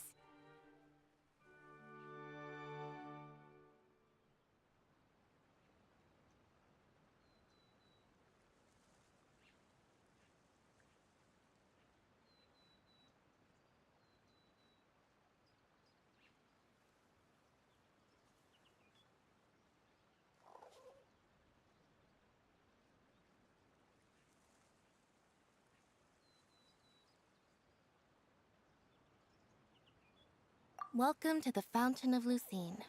All the water flowing through Fontaine converges here. It's customary for newlyweds to come here and wish for children.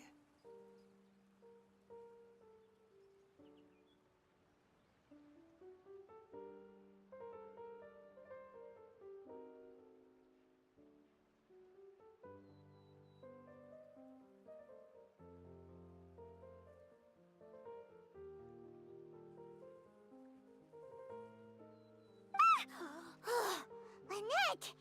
You scared Paimon! When did you get here?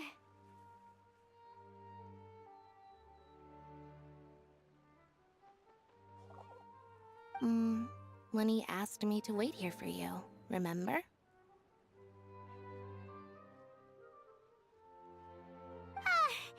Right.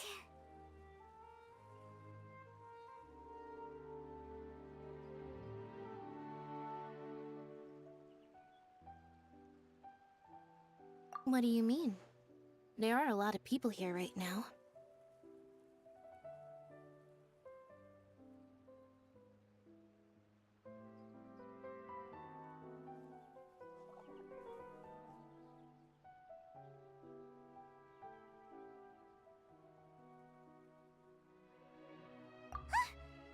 Hey, you're not trying to scare Paimon, are you? Besides, it's the middle of the day. I see. I might be able to tell you something that could help explain the voice you heard. In fact, you might not be imagining things at all. I suspect that what you heard is a result of your hypersensitivity to the hydro element. Others in my family have had similar experiences. It's because of his sensitivity to the hydro element? But what would hearing a voice have to do with elemental power? When do you cry, Paimon?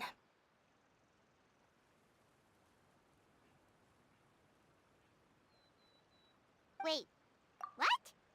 What does that have to do with anything? Just answer me.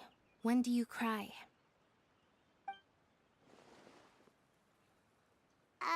When Paimon's really sad? Oh, and when Paimon's super happy. Oh, and also when Paimon's really, really scared. Then you should understand that tears contain your most intense emotions. Like I just mentioned, the Fountain of Lucine is where all the flowing water in Fontaine converges. Even the tears that fall to the ground will eventually gather here. So maybe what you heard was the intense emotion coming from someone's tears.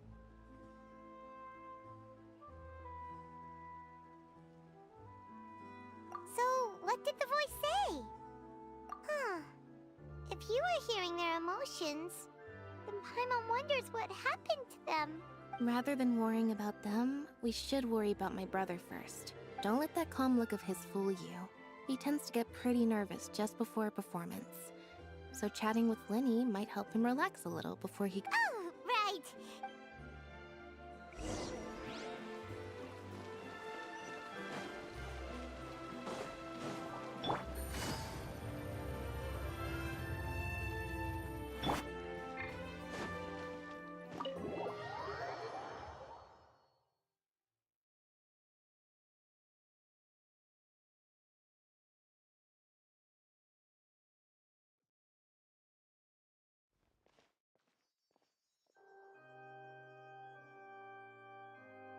Ah, Traveler and Paimon. Good to see you. I knew you two would come. Are you kidding? We wouldn't miss it for the world. We've been looking forward to it. I can tell, judging by how early you've arrived. But you're actually right on time. The audience still hasn't started entering the venue yet, which means now is the perfect chance for us to take you to the best seats in the house.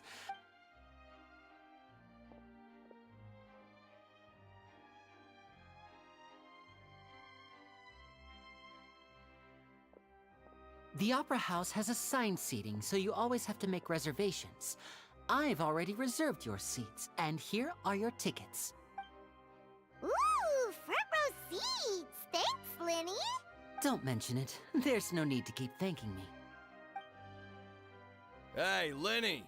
Could you come over here and take a look at this? Oh, I'll be right there. Seems there's an issue with the stage props over there. That's Cal, my assistant, calling me. Yeah, we'll just go to our seats. You go ahead, Linny.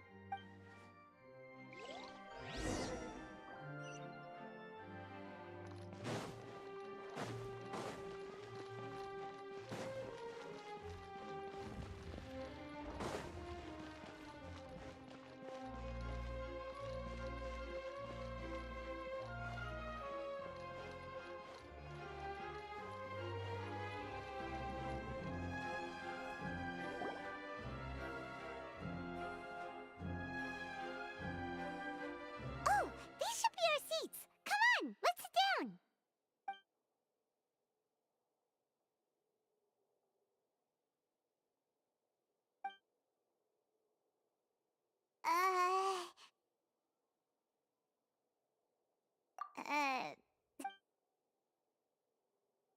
Hey, Traveler. Maybe we should strike up a conversation with the person next to us. Since we're sitting together and the rest of the place is practically empty still. Ah, you little... Of course you put this on Paimon. Excuse me, I did not realize you felt awkward. I am terribly sorry. I would be perfectly happy to chat with you if that is what you would like. Oh, so you heard all of that, did ya? Boy, you sure have good ears. Paimon thought she was keeping her voice down. Wait, that's not it. Paimon's... Sorry. Paimon's the one who was being rude, talking under her breath like that. So, let's talk, but, what should we talk about? Oh, Paimon's got it. You're also here early and sitting in the front. Are you a friend of Linny's, too? A friend, you say? Well, if Mr. Linny would like to be my friend, I would be more than happy to reciprocate. Oh, so you're not friends with Linny, then. Oh, this is getting more awkward by the second. Paimon nearly forgot to make her introduction. Nice to meet you. Paimon is Paimon, and this is the Traveler. We just arrived in Fontaine. It is an honor to meet you two. I have heard of your deeds across Tevat. And as required by proper etiquette, I will also introduce myself. I am... Oh, Monsieur Nervillet. What an honor it is to have you here to see my show. Ah, Mr. Linny. I should say it is in fact an honor for me to see your performance in person. Wait, Nervillet? Could he be... I saw you all chatting just now, but it seems you still don't know who Monsieur Nervillet is. Allow me to introduce you to Fontaine's Chief Justice. That seat is always reserved for him.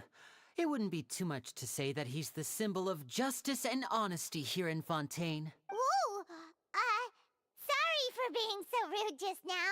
Paimon had no idea you were such an important person. No offense taken.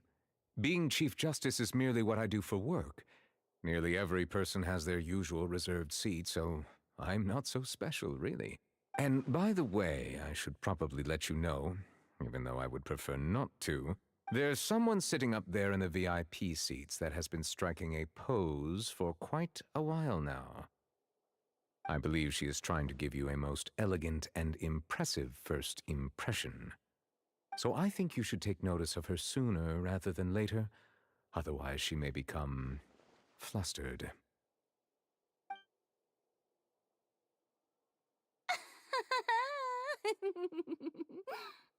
Huh? Oh, it's Farina, the Hydro Archon. Huh. She sure has a smug and satisfied look on her face. Guess she has no idea that you saw right through her act. Very good. That is for the best. No need to pay her any more attention. We may now enjoy the show. Huh? So is this what things are like between the Chief Justice and the Hydro Archon? All right, please wait just a moment longer. I've pretty much finished my preparations, and the performance will start as soon as the audience has made their way to their seats. Yay! The show's finally about to start! Paimon can hardly wait! Paimon's never seen a real live magic show before!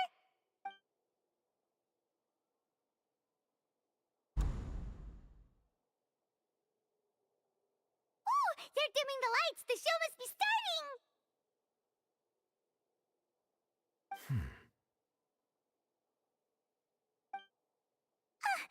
Sorry. Paimon will try to stay quiet. Welcome, one and all, to the Opera Epiclese. I am the star of today's show, Linny.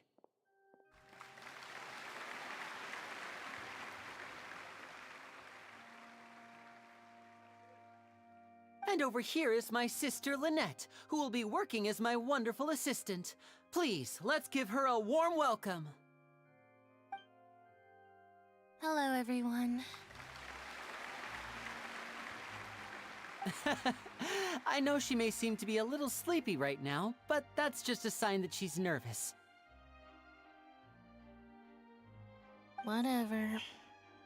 Now, some of you may be thinking, two vision holders who can freely manipulate elemental powers performing magic is not true magic at all. So, I would like to take a moment to assure you that elemental powers will have nothing to do with what you will witness on the stage today.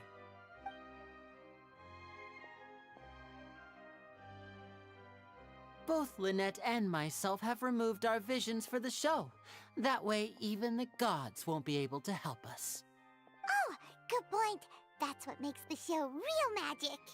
Now, without further ado, let the show begin. Lynette will now exit the stage to make some preparations. I know you might miss her, but don't worry. She'll be coming right back on stage momentarily. Perhaps in an unexpected way. I'm sure she'll be stealing the spotlight soon enough. Oh, and before I forget, there's one more thing I should say. You never know what can happen in the blink of an eye. A magician's greatest skill is making things disappear or appear. The possibilities are endless.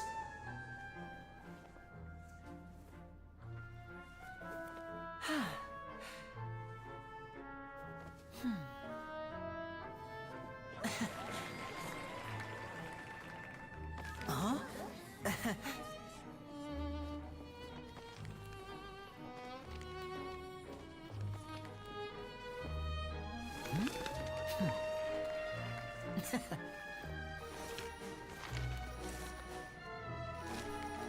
But this isn't what you came for.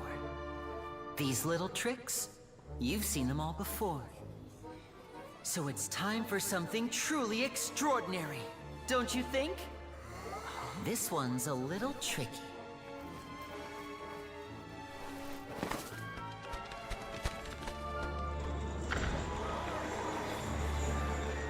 Using this water tank, I shall make my sister vanish completely, right before your very eyes.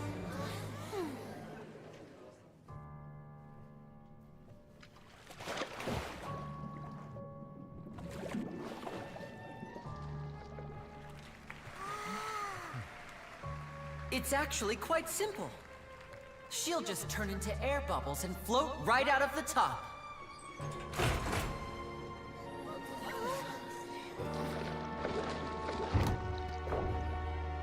Oh no! I told them to check all the props carefully. With the lid on, even air can't escape. An amateur magician would be getting very nervous right around now. Luckily, it's me on stage, so let me show you what a true virtuoso can do.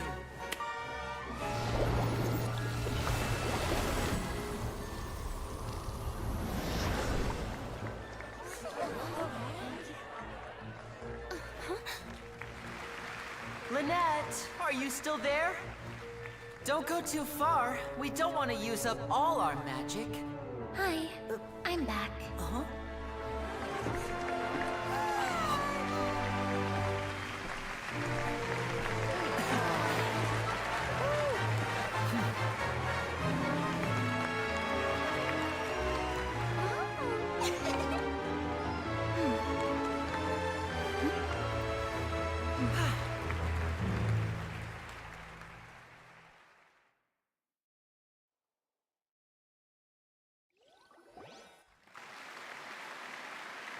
Whoa!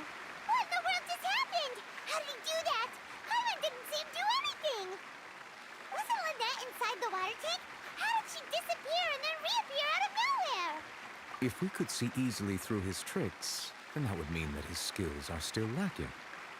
To appreciate magic, you should focus on the show happening on stage, rather than getting caught up in trying to see that which has been intentionally hidden.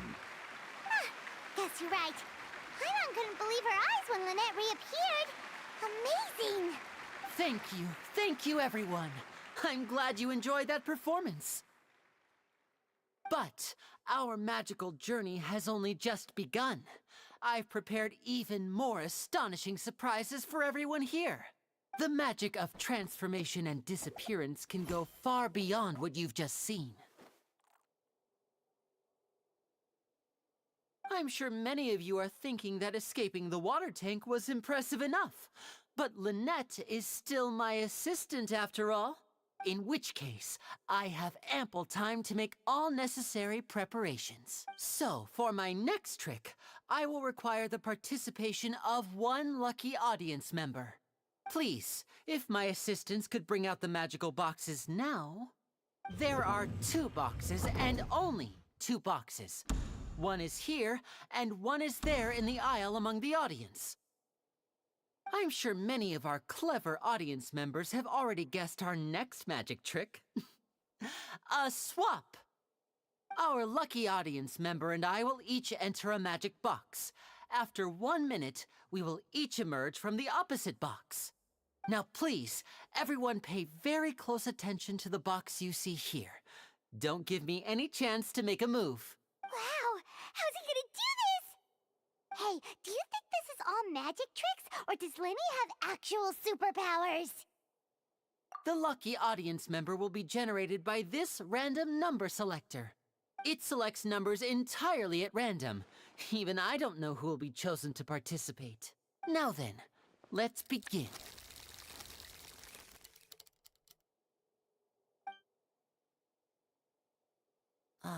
Let me see. Oh, row 7, seat 3. Congratulations!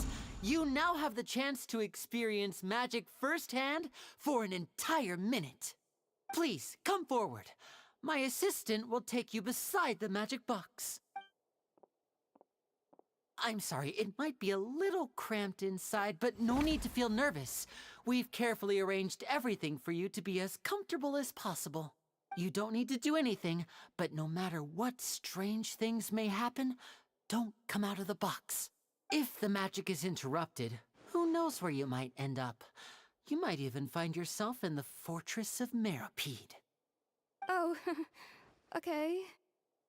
All right. Before I enter the magic box, there is one more thing I need to ask the audience to do.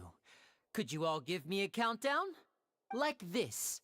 60, 59, 58. Just keep counting down. You can go a little faster or slower if you like. I won't be able to see anything in the pitch black box, so I'll be relying on your voices to know when time is up. Oh, and no tricks now. If you quickly count from 60 in just 30 seconds, then I'll be in a tough spot.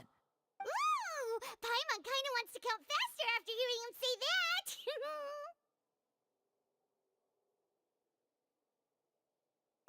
No, that won't do.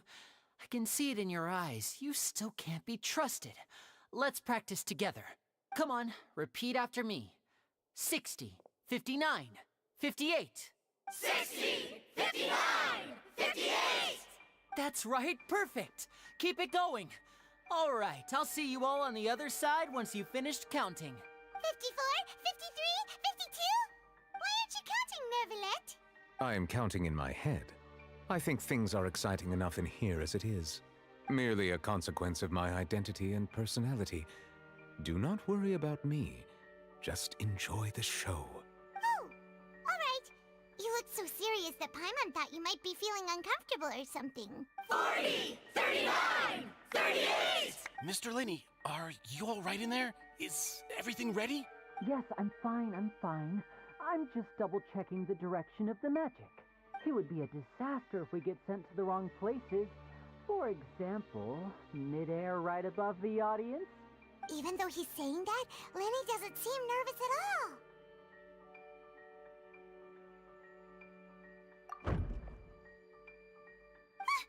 What was that noise? Did you hear it too?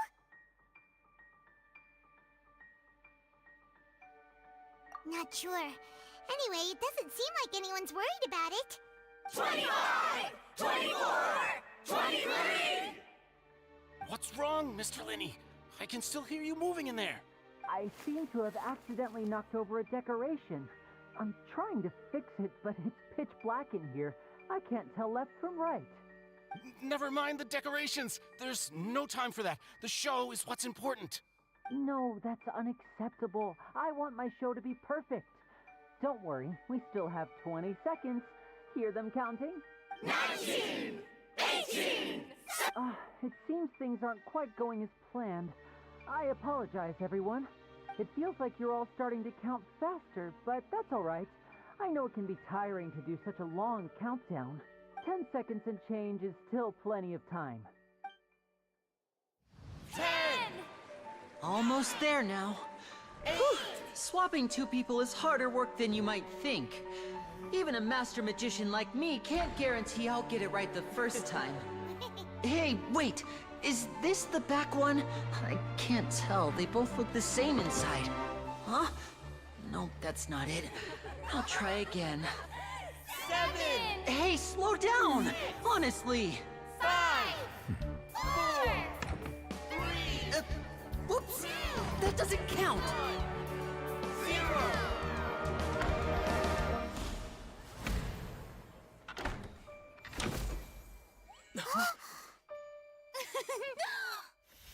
Ta-da!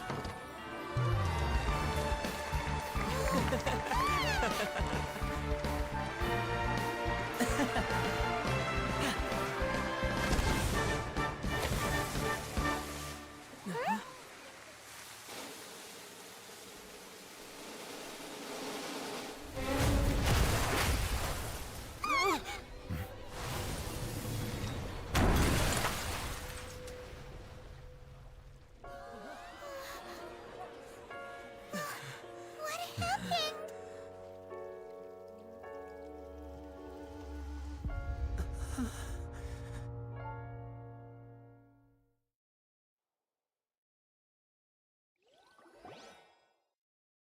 Huh?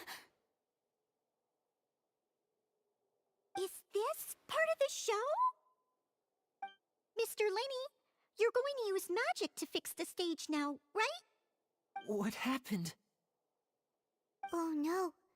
Maybe this isn't part of the show. The girl was still in that box, right? This performance is over. Medical staff with me. Guards, secure the scene and detain all the performers. Seal the exits. No one is allowed in or out at this time. Yes, that's right. If this was just an accident, then we must investigate the cause. But if this was all part of some scheme, then then those accountable will not escape the judgment of the God of Justice! No need to be alarmed, you two. We'll get to the bottom of this soon enough.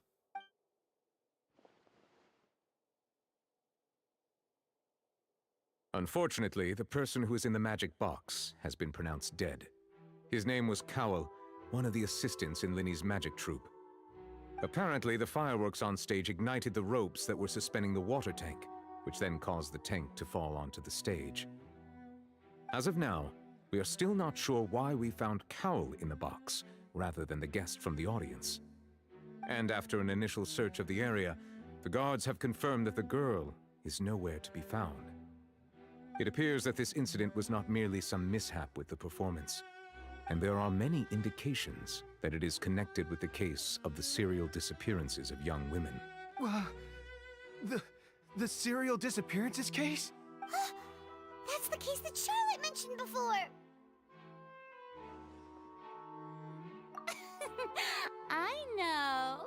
I know the truth. I can see through the whole thing. Really, using such a shallow and obvious mystery as his finale. Did he really underestimate us that badly? I say that our powerful magician, Mr. Linny, is now the prime suspect for the serial disappearances case. Huh? Why me? This whole thing was an accident. No, this all occurred during your magic show, did it not? The missing girl disappeared after being chosen, did she not? The deceased is one of your assistants, is he not? Now that I think about it, that whole speech about magicians making things disappear was nothing more than a provocation, a bald-faced challenge. That can't be right! How could Linny do this? He was in the box on the stage the entire time! We can even hear his voice! Besides, before the show, he told us that he would like to catch the criminal behind the disappearances! He couldn't possibly mean catching himself! Save discussion for a later time, please. Lady Farina, may I assume that your comments just now constitute an accusation against Mr. Linny and his associates, and that you are pressing charges? Huh? I just think that he... Well, I think it might be a little early to talk about formally pressing charges. But what Lady Farina said just now makes perfect sense. A kidnapping and murder carried out under the cover of a magic show. I mean, of course, my dear people. But what excites me even more than the obvious truth before our eyes is the opponent I'll be facing. That's right. I mean you, Traveler. You'll support Linny, won't you? After all, he was the one who helped you the first time we met. Then there's no problem at all. You know, the Traveler and I already had a duel the first time we met. But with Linny's help, our little duel ended in a draw. But draws really are the most boring possible outcome. So, no more draws. Between the two of us, there must be a clear winner and loser. And what better place to hold such a riveting showdown and decide the true victor than here, on the grandest of stages, the Opera Epiclese. Huh? It wasn't a draw. She obviously lost last time. I understand. Charges have now been pressed, and as such, a trial is in order. Well, Traveler, seems Lady Farina has set you in her sights. But putting her dramatic rhetoric aside for a moment, I would like to ask you, are you willing to act as Mr. Linny's attorney and defend him in this case? Very well. The trial will be held a day from now in the Opera House. Both sides may investigate the scene to build their cases and search for the truth. Linny and his troupe are all potential suspects and shall remain within the Opera House. The audience may begin to leave in an orderly fashion once they have been cleared by the guards. A day isn't that long. Let's see what kind of case this big-shot Outlander can build in such a short amount of time. I'm really quite looking forward to hearing it.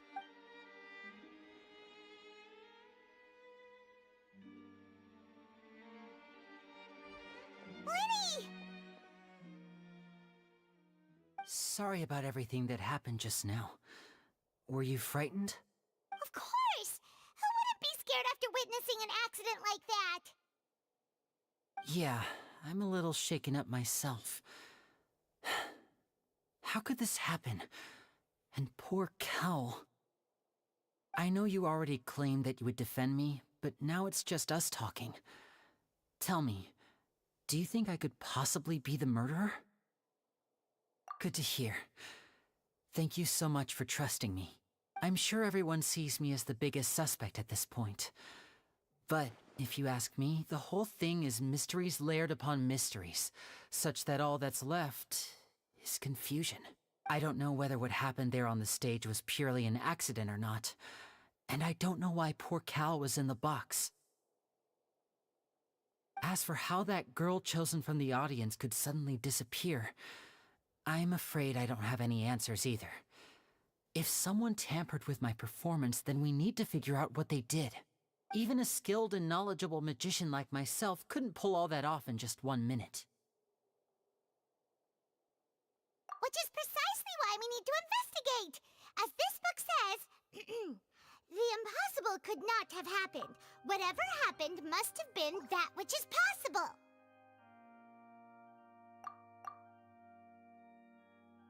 Paimon bought them when we were reading at the bookshop in the city earlier. Pretty cool, huh? Don't worry, Paimon used her own savings to buy them. It wasn't from our travel funds.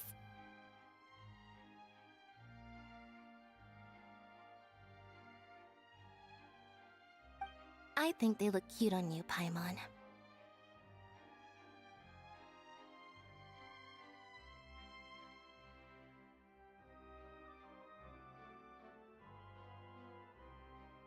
You have good taste, Lynette!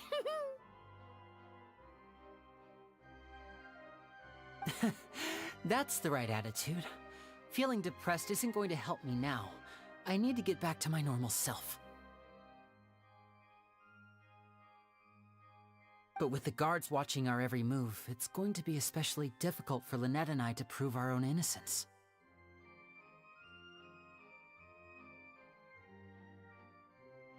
Good thing you agreed to be our attorneys. Thanks for that.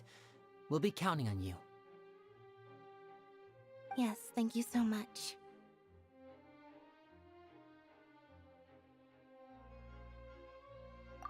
Yeah, just leave it to us.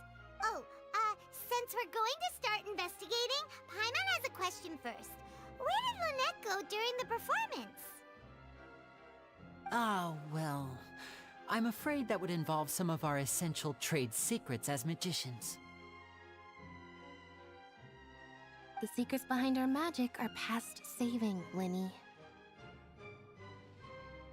I suppose you're right. The truth behind our tricks is going to be important evidence that will be weighted during the trial. 'Tis truly a pity.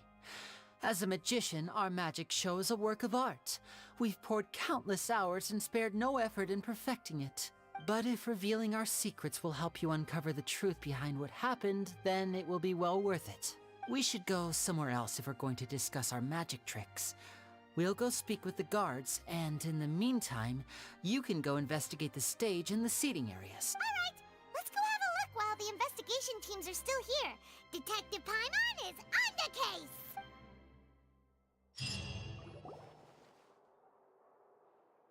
Hello, officer. How's the investigation going? Ah, I see. You must be the traveler that Lady Farina mentioned. Listen, I'll be perfectly honest with you. I'd avoid getting mixed up in this whirlpool of a mess if I were you. Huh? What do you mean? Come with me and you'll see. The deceased is one of Linny's assistants, named Cal. Even though he hadn't joined the troupe long, he was hardworking and everyone generally liked him. The assistants are usually in charge of setting up and inspecting the props, as well as assisting with the show and keeping the crowd engaged.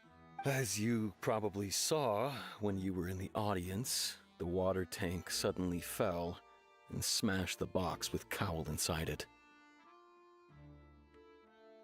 This is the real mystery. We've already searched the scene and were unable to find any traces of the girl. However, if you look carefully, the box was positioned directly under the water tank. The ropes holding the tank were then burned by the pyrotechnics on stage, causing them to snap. All these factors lining up so perfectly makes it hard to see this as a mere accident.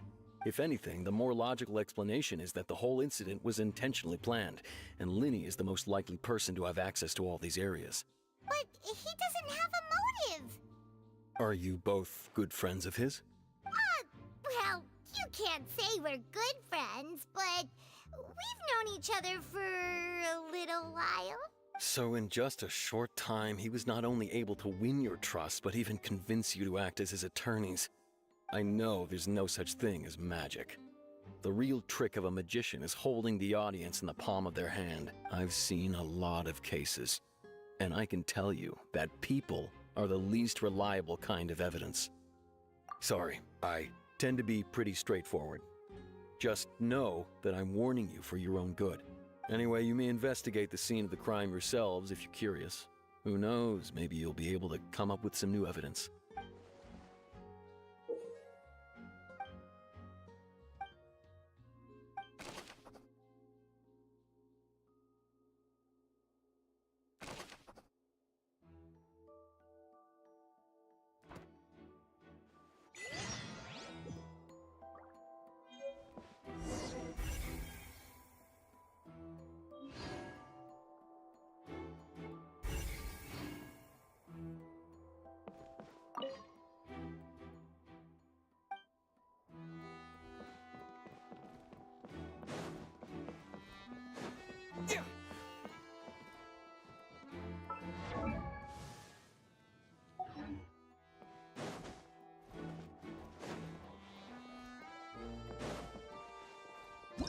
Whoever the murderer was, they must have made preparations well beforehand.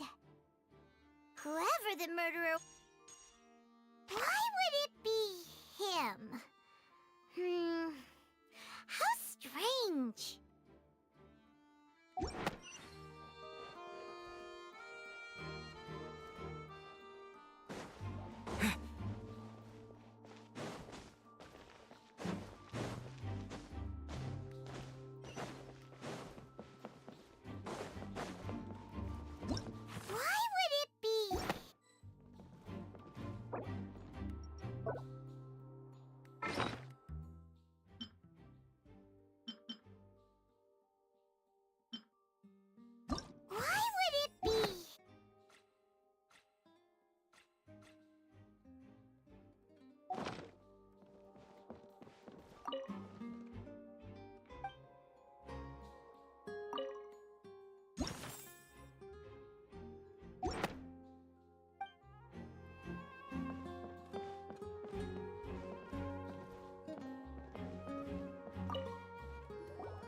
So this is the rope that broke and caused the water tank to fall.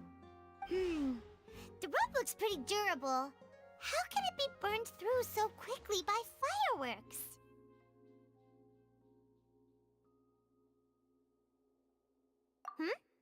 Why are you suddenly so serious, Traveler?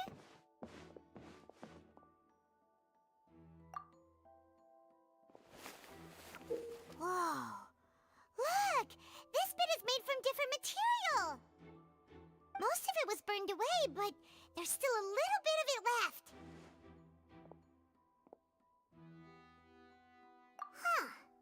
So if a rope meant to hold something was made with that kind of material in it, then that means...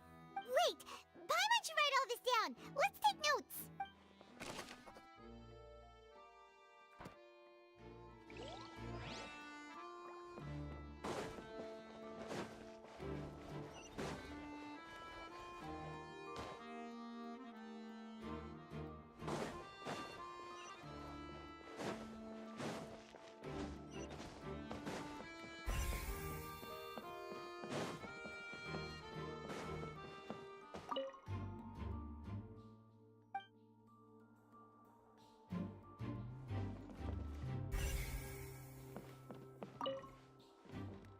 Go ahead, have a look around.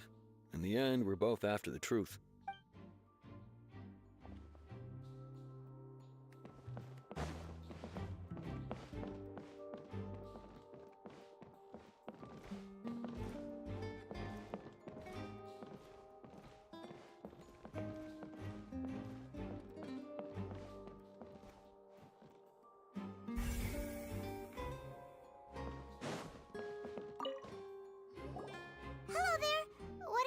investigating?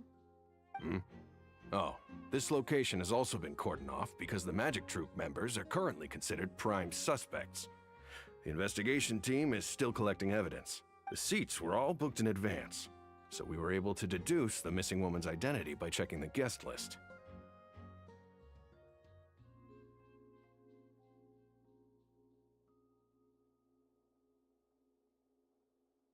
Sure, it's not like this is confidential information. We will publish it later anyway when we petition the public to help us find the missing person. Her name is Halsey. She's a painter from Fontaine who's made a bit of a name for herself. Apparently, she wasn't a regular at the Opera House, but she'd been feeling some pressure with her work lately, which made her decide to come see the magic show. The Magic Troop members all claim not to know her, and we have looked into her social connections. It seems that she has no personal grievances or conflicts of interest with the suspects. Simply put, she wasn't related to the Magic Troop at all, which matches the features of the previous serial disappearances. Were the victims of previous cases also chosen at random? That's how it seems to us, in any case. Apart from the fact that they were all young women of around the same age range, there really weren't any other connections between them. Okay then. No need to be so formal. If you do happen to see the missing girl, please be sure to contact us.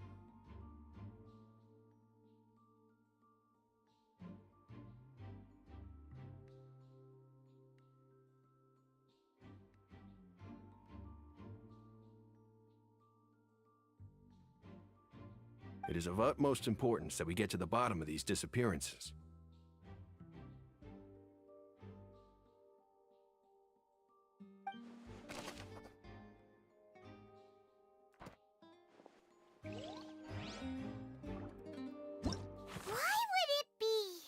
Gosh, no wonder the serial disappearances never got solved.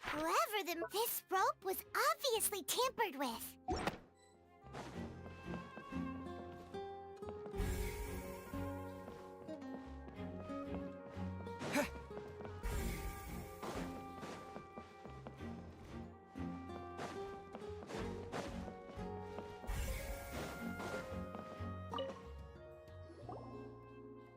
The investigation team has some new findings. Turns out there's an issue with the random number selector after all. See, I told you. What if the machine picked some big guy's seat? You think the murderer would have still made his move then? Sorry to interrupt, but we're helping Linny and Lynette with their side of the investigation. What were you saying about the number selector? There's something wrong with it? You're trying to help them? That'll be a tall order. Linny used the machine to pick a random member of the audience during his performance, right? The lucky girl that later disappeared. Well, we thought there might be a serious problem with the machine, so we had it taken away for further inspection. It turns out that the seat number it picked wasn't random at all. The machine picks that same number every time. I'm sure you already know that you have to make a reservation in advance to get a seat, regardless of whether it's a trial or some performance. In other words, Linny knew who would be sitting where from the very beginning. That much checks out. Linny reserved our seats for us too. Bet you see why I was saying it'd be tough to make a case for Linny. Even though it's bad for Linny's case, Paimon had better write it down.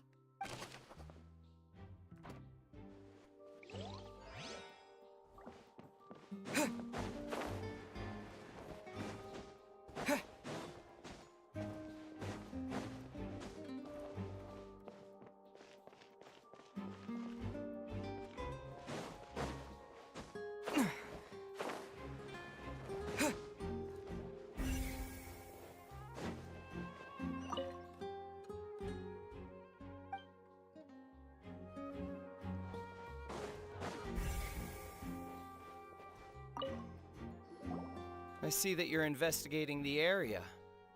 Well, it just so happens that I'm interested too. If you find any new and interesting leads, be sure to share them with me, all right? We don't have too many thoughts yet. Then why don't I tell you my hypothesis first? The way I see it, It all started with that loud thud. The thud? Oh, you mean the sound that happened during the countdown? Yes, exactly. It wasn't terribly loud, but I suspect that most people heard it. It's just that everyone was awaiting the results of Lenny's trick with bated breath, so no one paid it much mind. But now that the incident has happened, the thud has become an important clue. That makes sense. So, what do you make of it? I'm of the opinion that it may have been the sound of Lenny's accomplice. Lynette, perhaps. Jumping atop the water tank or something like that. And when the pyrotechnics went off, she cut the rope, sending the water tank crashing down. But wasn't the noise we heard too loud for that? Perhaps the balance wasn't right, leading to a particularly rough landing. Oh, that's true. I suppose I must reconsider. That does remind Paimon, though. What was with that sound?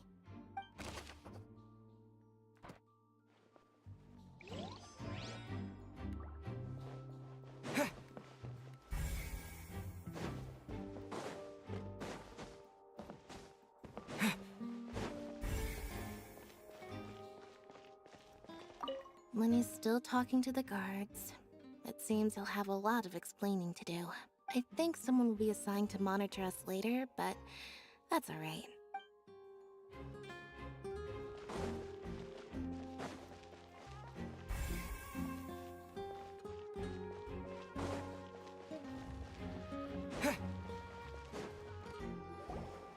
Hey, you! Yes, both of you! Over here! I've been keeping an eye on you for a while now. Huh? You mean us? That's right. If I'm not mistaken, you're also among those who wish to cut down the thorns and pursue the truth. No? And by the looks of it, you're not from Fontaine.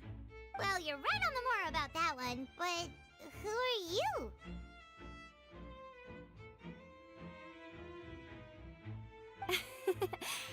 Have you never heard of the Spina di Rosula? From mediating disputes and providing protection to solving conundrums, you name it, Spina di Rosula does it. And I, Navia, have the honor of being its renowned president. Though those who play by our rules call me boss. I'm Silver, her attendant. Pleased to meet you. And I'm Melus. Demoiselle's various daily needs and affairs are under my purview. Huh? Boss? Demoiselle? What gives with the names? Well, I am the second-generation president. Melus and the others are still used to my previous title. My apologies, Demoiselle. Should you prefer, boss, I will endeavor to use that instead. No need. You don't have to call me boss. Just Navia is fine. Okay, if you say so. Not that we're members of Spina di Rosula anyway. All merely trifling details. Never mind. Now, back to the situation at hand. That's right. I've always kept an eye on the serial disappearance cases. My interest stems from a matter back from my father's time.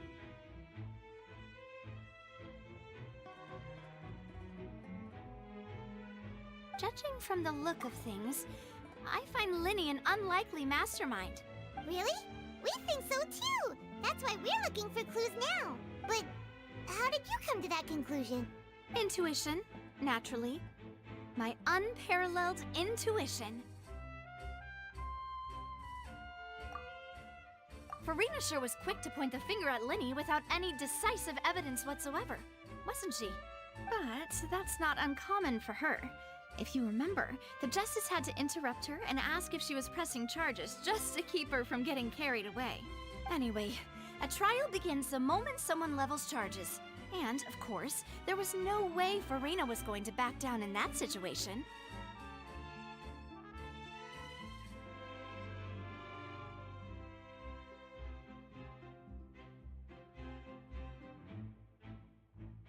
Sounds more like you just don't trust the Hydro Archon. Well, what's your opinion? I must admit that she can be interesting at times, But liking her doesn't mean that I'll blindly agree with her.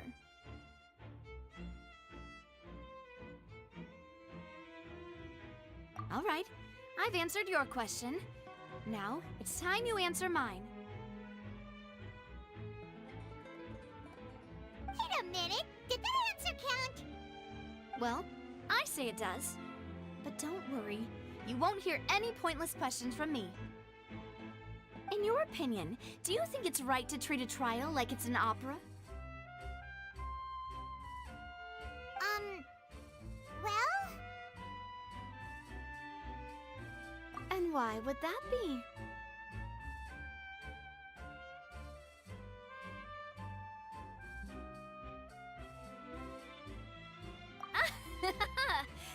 See, Silver and Maloose? I told you they'd be different.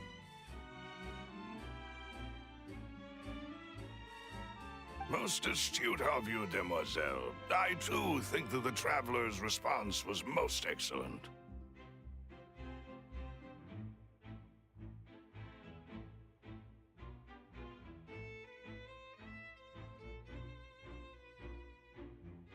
No matter how wonderful the script or how fervent the audience's expectations may be, the trials that go on stage here must be based in fact. And if that can be done, boss, then... All right, that's quite enough, Maloose.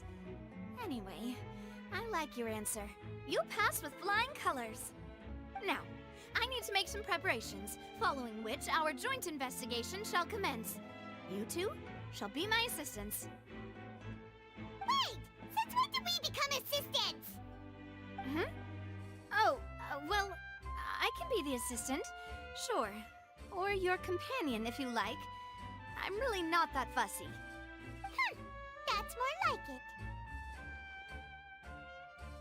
it. Far be it from me to brag, but I believe that Demoiselle's intuition will be instrumental in uncovering the truth. You wish to save a friend from false accusations, and we wish to unravel the disappearances. In this sense, our goals are aligned. You have a point. Huh. You're quite the talker, aren't you, mister? And what about you over there? What do you think? You seem like you've got something on your mind. I have nothing to add. Oh, alrighty then. We'll be making some preparations first. Just be sure to let us know if they start revealing Lenny's tricks. Thanks!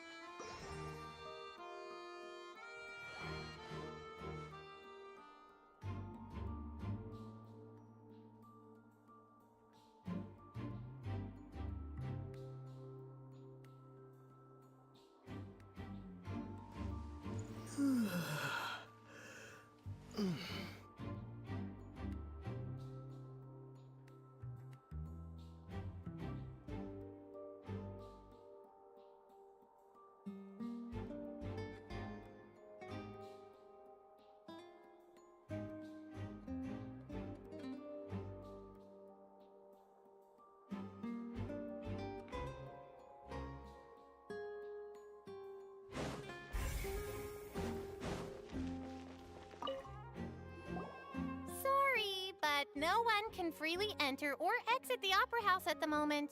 If you wish to leave, you must register your identity with us first. No, we're not leaving. We're representing Linny and Lynette as attorneys, so we're investigating the case. Were you always guarding this entrance? Yes. After the Chief Justice gave the order, everyone coming in or out must undergo a strict inspection. So, the missing girl couldn't have left from here. At least, not from that point on.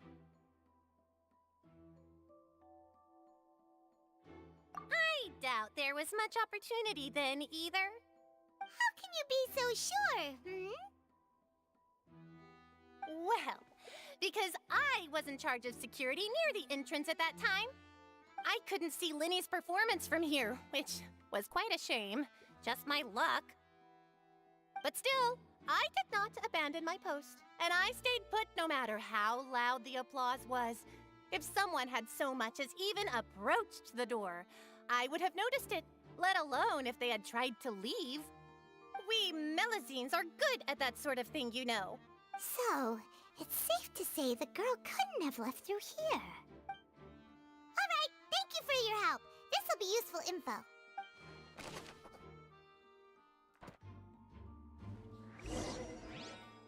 We've checked everything of note here at the performance venue. Paimon wonders how Linny's discussion with the guards is going. Let's go see, shall we? Ooh, things are getting interesting, huh? We're about to see how magic is made.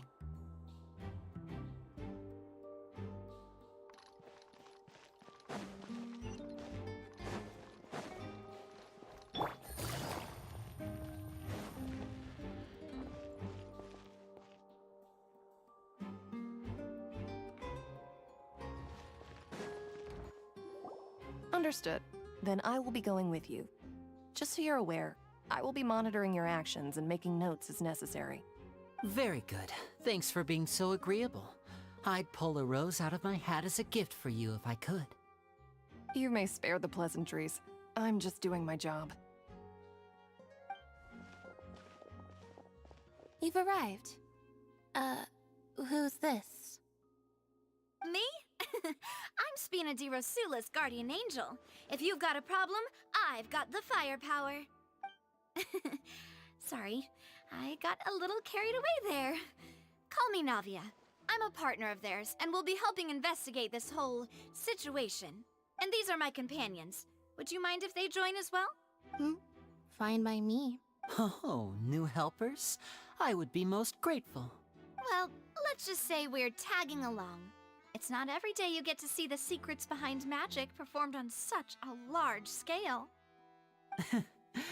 I appreciate your kind interest. Come with me. We'll be heading below stage. Huh?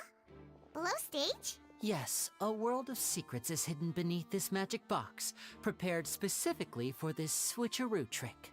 But before I reveal everything, you should have a look first. Notice anything strange here?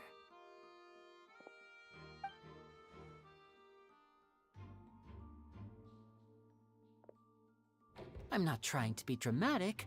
Remembering the details of a trick will help you understand the methods used to perform it more easily. Huh. Weren't there balloons and other decorations here? Where did all that go? Ah, good eye. That said, you're still far from discovering the answer.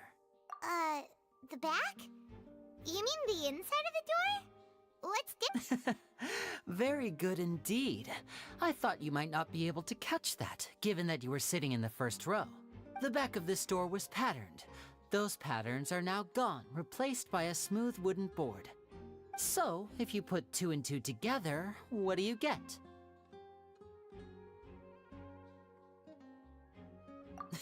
Exactly. All right, let's go. I'll tell you how it works as we head down.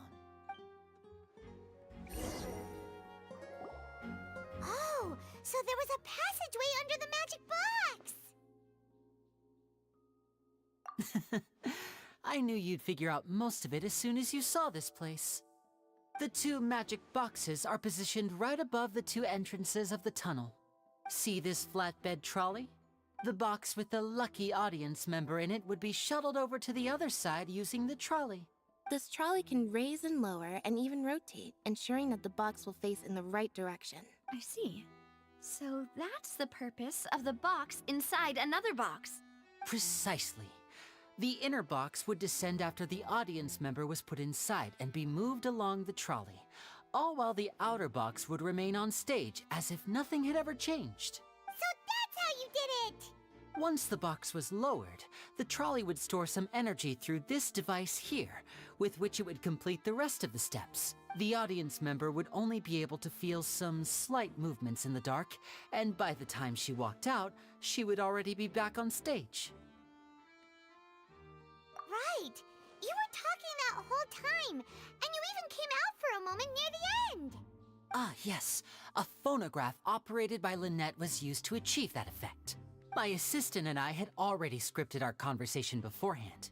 When the countdown began, I had already gone to the opposite box via a tunnel using that ladder. And what about Lynette? Where was she? I was in the mezzanine space in the back of the box. Oh, interesting! That's how we were able to coordinate Linny's lines with the assistant. And by the way, I was the one who walked out of the box at the end. I mean, we are twins. All it takes is a change of clothes and no one can tell who's who. And that's my favorite part of this trick. Only Lynette and I can perform it. So that's how it all worked! Wow, every detail you revealed was more amazing than the last!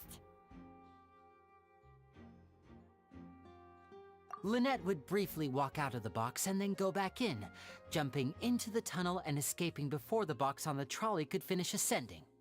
And then I walk out of the other box in the audience area, and the trick would be complete.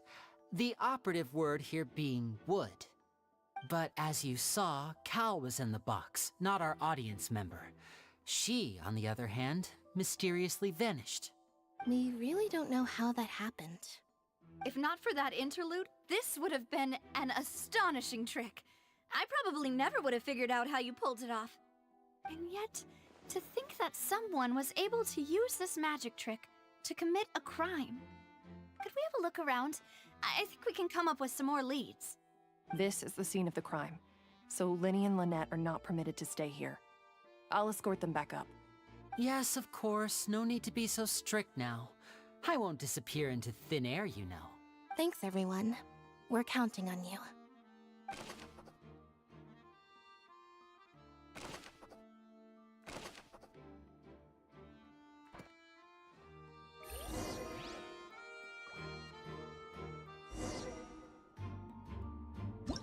Whoever the murder... People needed to register and reserve a seat for the... Why would we all hurt? The performance would... Well, there was no chance Paimon could have seen that the box had 2 layers. And that's why... Digging a tunnel just for a magic trick?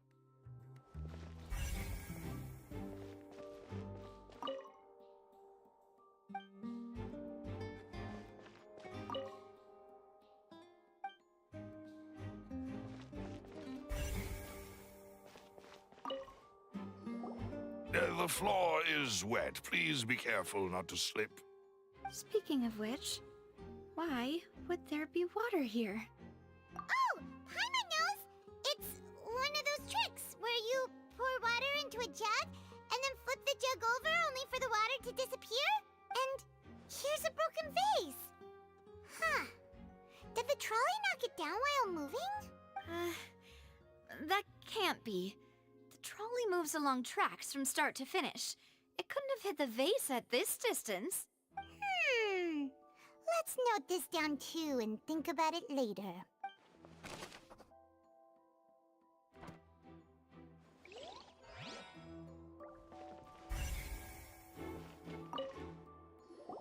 Huh. What's this? Looks like a hook tied to the end of a rope. Huh? There's all kinds of odds and ends here. Perhaps it was a prop for a different trick. But why would it have been left here?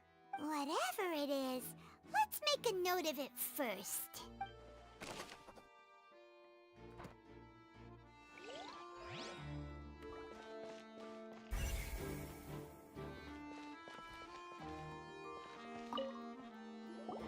Oh, these are the clothes that the lady chosen from the audience was wearing, right?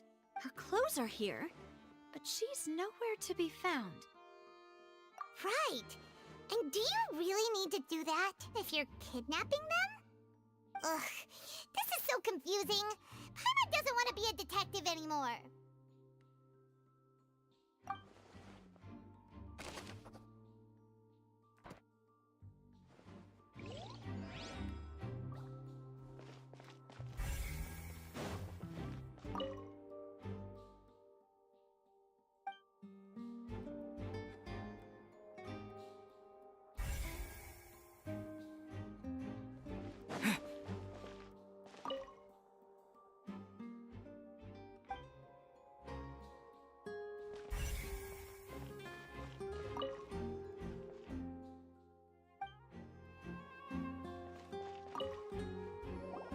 What is this place? It seems someone could fit through here. Huh. Could this have been the suspect's escape route? Alone, perhaps. But if they had to pull another person with them, this space would be too narrow. But there are no other ways in or out of here.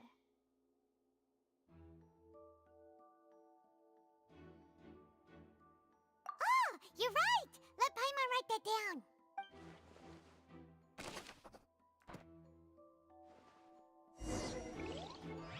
Seems we're just about done investigating down here. Yes. Let's head back up.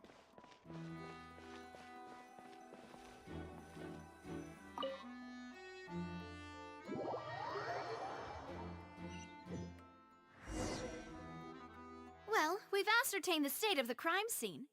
Let's find a place to sort out our findings once Malus returns. It seems to me that there are several things that don't add up here.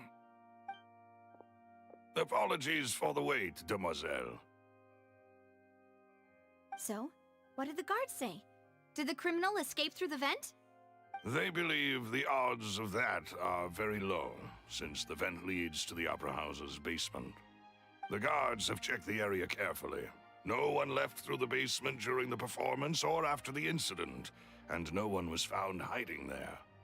So the tunnels become like a secret chamber then! You know, like the kind you usually see in novels!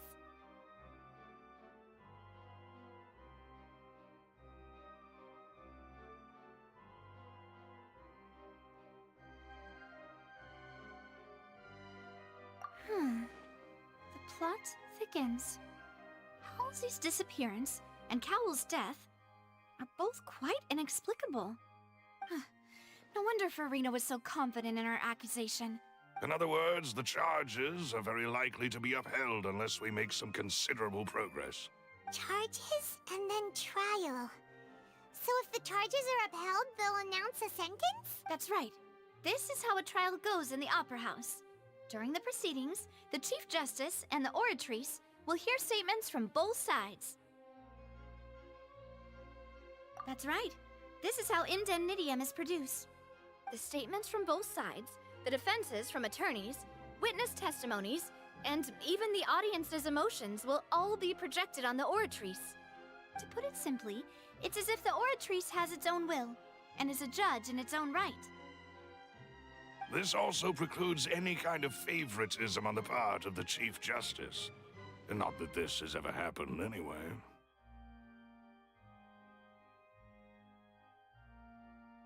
Once both sides have finished speaking, the Chief Justice will make his final decision. This, too, will be used by the Oratrice as a reference. Then, finally, the Oratrice will be consulted by officials. The result it returns is the will of justice itself. Huh? So that machine is the one that actually decides? Paimon thought Neuvillette called the shots. In practice, there is very little difference. Both have always come to the same judgment. Which is why people have great faith in the Chief Justice. Ah, yes, the guards also asked me to convey that none of us will be allowed to leave this place before the trial. Huh? Why? Because we've chosen to act as the twins' proxies. That makes us persons related to the case. They're concerned that we might be colluding with outside parties, or that we might find outside help to disrupt the case. And even if that were not so, it could prove problematic if we happen to spread key information about the case ahead of time. I'm ready to break out at any time. Whoa, whoa! There's no need for that! Paimon thinks they have a point. That said, are they providing food? Of course. I just hope you don't mind the lack of options. I'm afraid that catering to all tastes is not in the cards, nor is any guarantee of balanced nutrition. In that case, let's just sort out our findings together here. Pity. I was hoping to take you to try some of Fontaine's famous desserts, too. I mean, what better way to properly think through our findings than over some tea and sweets? Huh. Breaking out suddenly doesn't seem like such a bad idea after all. Just kidding, just kidding. Paimon will still do her best, even if there are no snacks. Hmm? What do you mean, no snacks? Of course we'll have snacks. If we cannot buy some, then we'll simply make some. Huh? Here? But how? Understood, Demoiselle.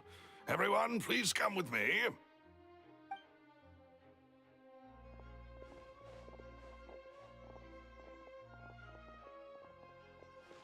Wait, you're carrying a portable stove with you? Yes, I must be prepared to meet the Demoiselle's baking needs whenever the fancy strikes her. I have eggs, sugar, and almonds at the ready. Good work, you two. Then I'll get to it. Please sit tight for a moment. You'll get to taste my awesome snack soon enough. These three are quite the interesting group.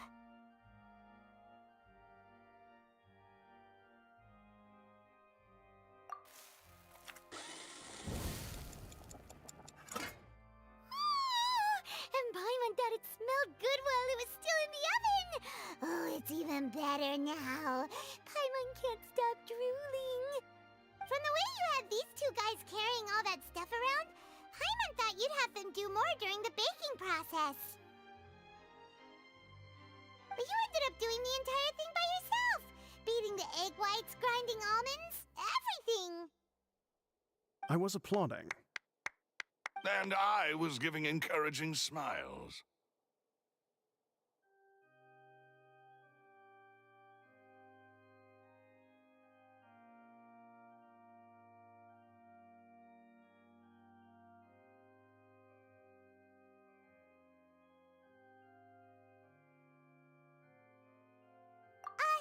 Paimon was just thinking, aren't you worried about getting your fancy dress dirty beating egg whites and baking like this? Well, I don't think it's carved in stone anywhere that fancy ladies can only read books, sip tea, ride horses, and play the piano. I just really enjoy making snacks. Don't underestimate beating egg whites, by the way. It's a real arm workout. You also need to beat them to just the right consistency, or your macarons will crack. Anyway, give these a try, fresh out of the oven. There's 3 for each of us. Only 3? Well, eating too many sweet treats might send all that sugar to your head. You wouldn't be able to think clearly about the case on a sugar rush, would you? Tea is ready to be served as well. This is Demoiselle's favorite, strong black tea with a floral fragrance that clears the mind and lifts the spirit.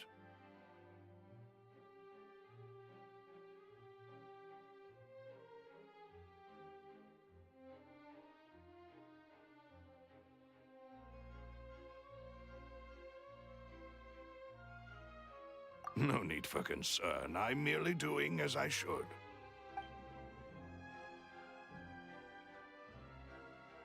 All right then. Down to business. As Paimon mentioned previously, the tunnel seems to be something of a secret chamber. However, we can assume that Linny and Lynette were not alone within it. Some criminal also occupied its sealed confines. The magician twins could have committed the crimes, of course, but they lack any logical motive. Exactly! Why would they do such a thing right when everyone was watching?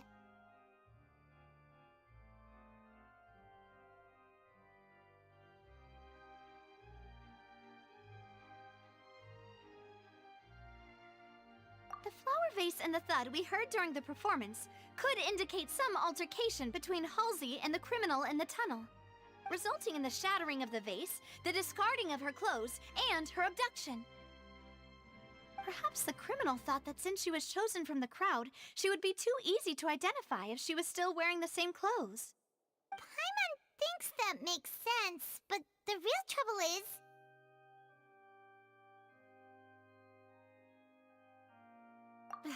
True. None of the clues we found thus far support the existence of this third person. But the only people left to consider are both technically victims, whether it's the missing girl, Halsey, or poor Cowl. Huh. Could Halsey have secretly made modifications to the magic props in order to murder Cowl before making her escape?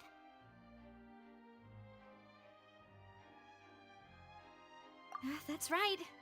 And even if she had tampered with the setup, she would need to understand the entire trick to pull it off. Nor does she have any motive. The guard said that she has never had any dealings with the Magic Troop's members.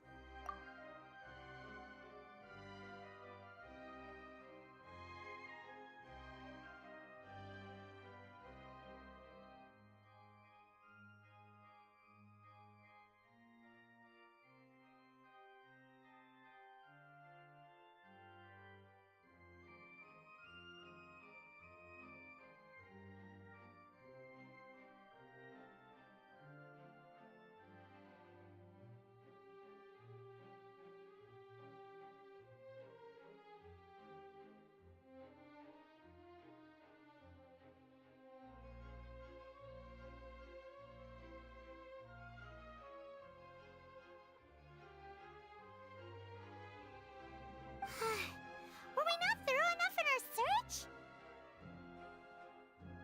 From the sound of things, this is turning into an impossible case.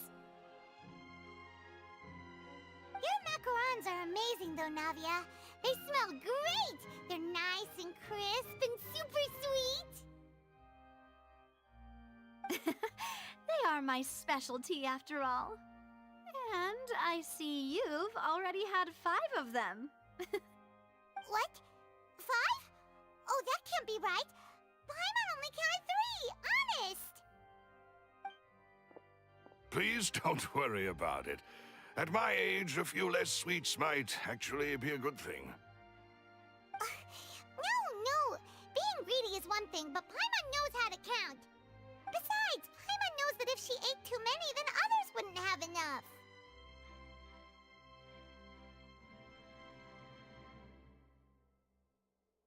Wait, even you don't believe Paimon? How could you? If Paimon ate those 2 extra macarons, then may they turn into stone in her stomach! All right, we get it. Well, I suppose one of us might have gotten too engrossed in our chat and eaten them by mistake. No big deal. Malus, set up the stove again if you would. Huh? What are you doing? Making sure everyone gets 3 macarons, of course. Exactly. We don't want to trouble you. As you wish, demoiselle. And I have the egg, sugar, and almonds. Well, this really is your hobby, huh?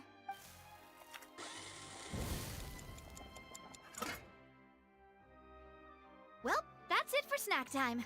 I'm going to have another look around the area. I don't know what we're looking for yet, but we've still got some time. As attorneys, I suggest the 2 of you think the case over again. It would be awkward if you got all tongue-tied on stage during the trial. All right, thanks for your help and for the snacks. It was nothing. A small task for the Spina di Rosula. Silver, Malus, it's time to go. I'll be back if I find anything new. All right, it's time to put our heads together. We've got to get our defense ready for the trial. Oh, it's probably gonna be a long and difficult case. There's no point in worrying about that now. We just need to prepare. Here, take Paimon's notes. They should help you review the situation.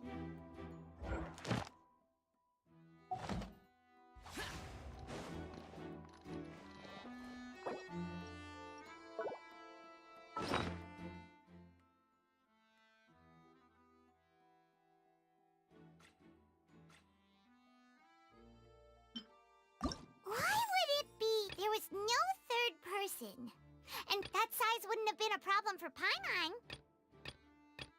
Whoever the... Paimon did... This is probably a prompt.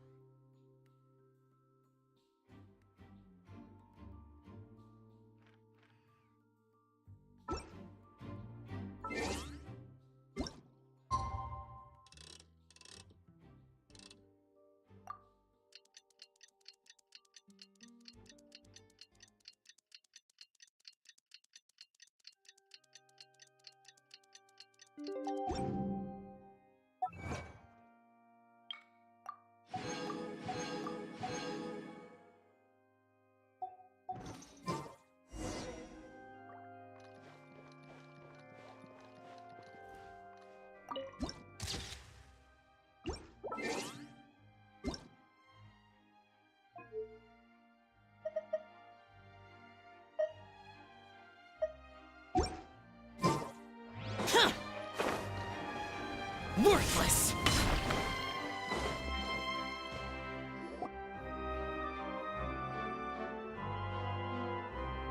What do we do? The whole situation is so confusing. Good plan. Impossible things don't just happen. We'll get to the truth one way or another. Just relax. Even if everyone else suspects Lenny and Lynette, at least we will be supporting them from the stands. Besides, I doubt Farina understands any more about what happened than we do. Thanks, Navia. Well, we'll be going then. Best of luck to you.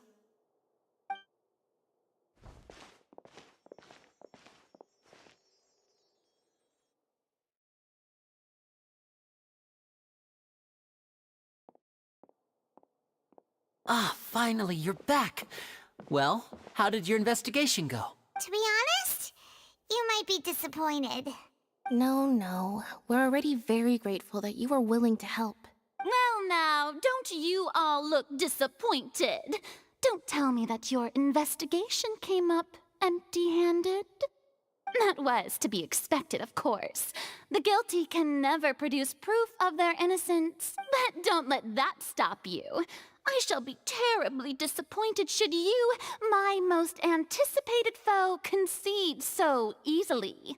Since both parties are present, I declare that the trial regarding the magic show incident is now in session. Firstly, in order for the audience to understand the causes and results of the incident, could we please have Mr. Linney explain the trick? Yes, of course. I will explain while Lynette demonstrates on stage. All the necessary items have been prepared. Thank you, Mr. Linney. In that case, I take your statement to be that you ran to and remained hidden within the magic box in the audience stands once the trick began, and thus could not have committed the crime. Yes, that's correct, Your Honor. In that case, I call upon the prosecution. Lady Farina, do you wish to refute his statement in any way? Why, of course I do. Allow me to take the first shot and break this case wide open. Mr. Linney is clearly lying. There is no way you could have been in the box the whole time if you were to abduct Halsey and murder Cowell. In fact, I'd say you were hardly in that tunnel at all. That is simply your hypothesis based on the presumption that I'm guilty. Oh, is that so? And if I may ask, what did you hear while you were inside your box? The roaring countdown of the crowd, of course. That's how I kept track of the time and built anticipation for the finale. And you didn't hear anything else at all? Nothing that might leave an impression of any kind? No, nothing. I see. But when the count reached 30 seconds or so, there was a thud. One so loud that I believe practically everyone heard it. Huh? Hey, hang on. Something's not right here. Yeah, I'm sure he could have heard a noise that loud from inside the box. I was right by the box and I definitely heard the thud.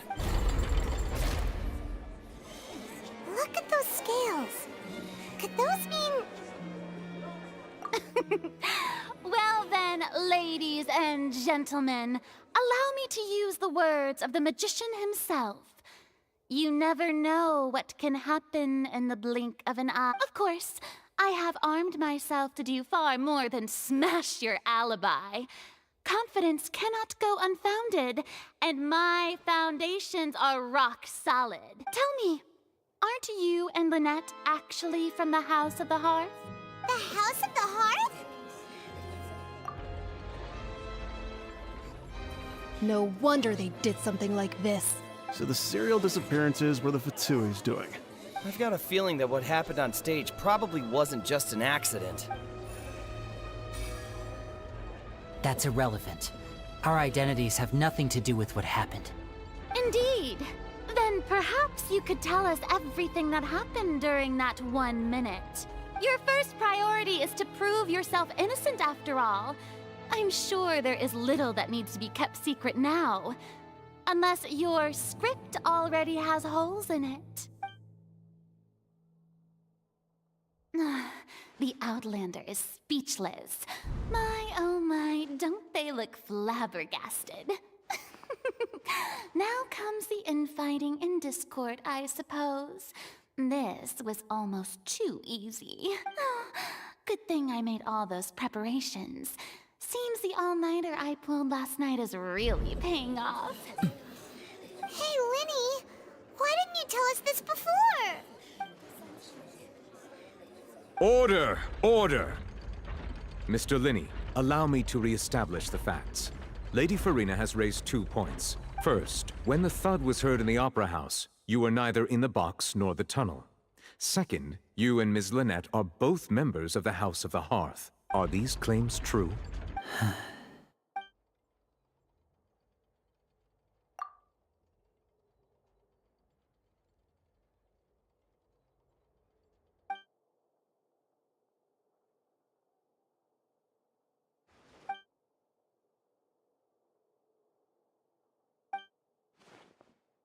Please answer my question, Mr. Linney. I'm sorry. Yes, they're true, Your Honor. I knew it! Well, that's it. We might as well move on to the sentencing already. What should we do now? Granted.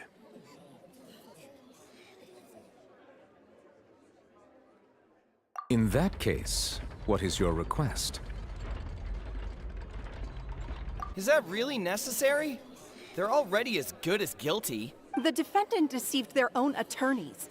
What is there left to discuss? Order! Order, I say! Your request is reasonable, and we shall adjourn. This trial will reconvene in 1 hour.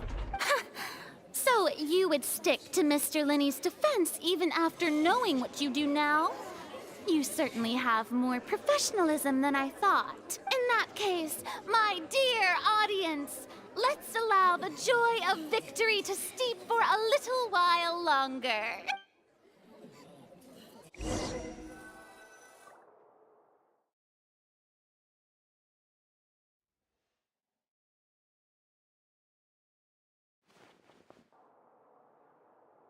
Well, this is awkward.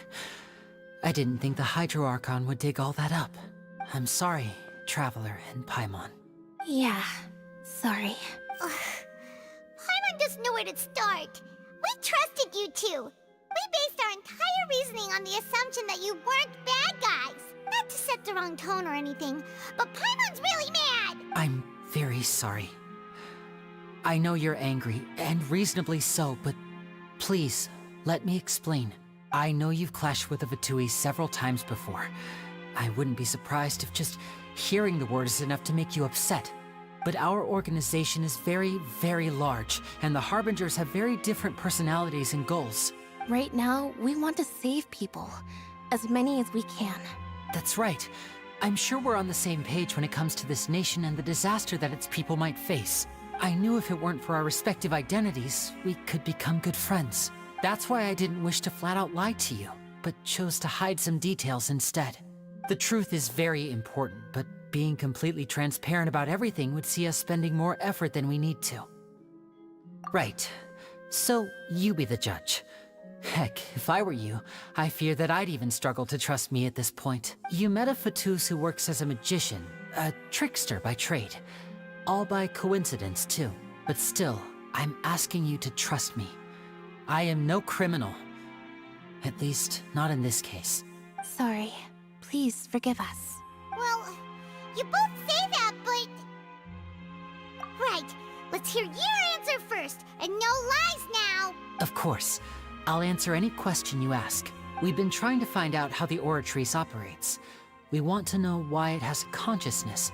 Why can it deliver sentences accurately? During our investigations, we learned that the machine's core is beneath it. From that moment on, Lynette and I have been designing this box swap trick with the objective of getting close to the core. Is that why you needed a whole minute? That's right. In truth, the audience would take about 75 seconds to count down from 60, while I would only need 15 to get to the opposite box. So, after jumping into the tunnel, I accessed the Opera House basement via the vent, and went to investigate the room in which the core is stored. That air vent was created during the construction of the tunnel specifically to execute this step. Well, nothing. As soon as I reached that room and was about to investigate, I heard someone's voice. Which should have been impossible, of course. I was quite certain that I was the only one in the room. That voice seemed to recognize me and tried to speak to me. I chose to err on the side of caution and retreated the way I came. On the way back, I saw the broken vase and the clothes on the ground, but the countdown was almost finished, so there wasn't time to give it any thought. After that, the homicide occurred just as you saw. Well, that explains why you didn't hear the thud. Because of that prophecy I told you about, of course. We must know all we can about this nation's secrets in order to deal with that prophesized crisis. That's the only way we can save everyone. So, there you have it. The whole truth. I swear, I didn't hide anything from you this time. It was never my wish to proceed under this cloud of mistrust either. But like I said earlier, you can be the judge. If you want to leave because you don't trust the Fatui, there's nothing I can do to stop you. Well, Traveler, you decide. Paimon will follow your lead however you choose.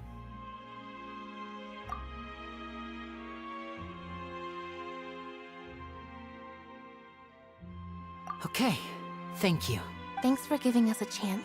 The current problem is that the scales are tipped pretty badly against you two. If we want to refute the Hydro Archon's accusations, we're gonna need a seriously watertight defense.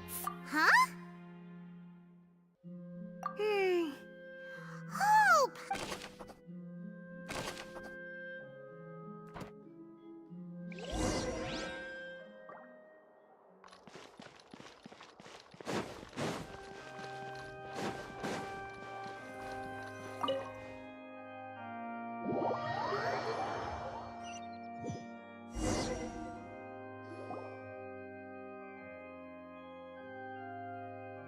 Both parties have returned to their positions. Let us continue the trial. When last we left off, Mr. Linney acknowledged the new evidence presented by Lady Farina as fact. Therefore, Lady Farina may continue stating her reconstruction of the events. Ugh, that took long enough. Now then, if everyone would lend me their attention, at this stage, let's revisit that scene from Linney's perspective.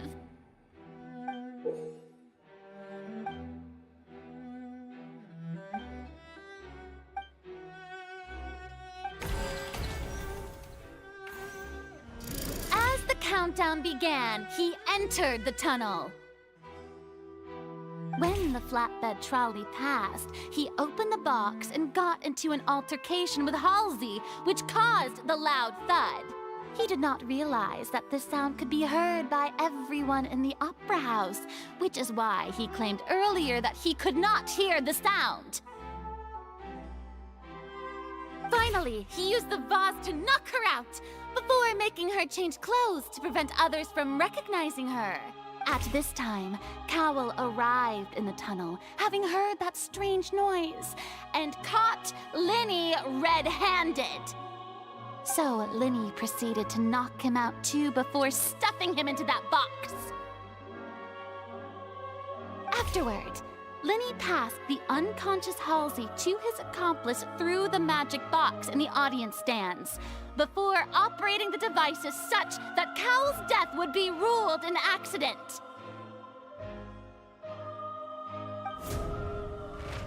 And there you have it. That's the truth behind what happened. Does the defendant's side have any objections to Lady Farina's description of the events? The key to refuting Lady Farina is the order of events, what Lenny experienced, and what he saw.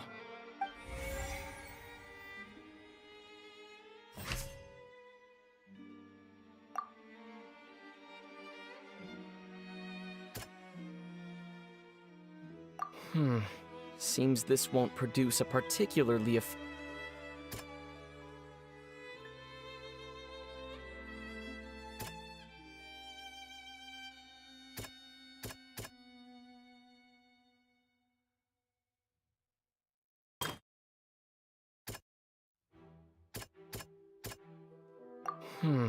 seems...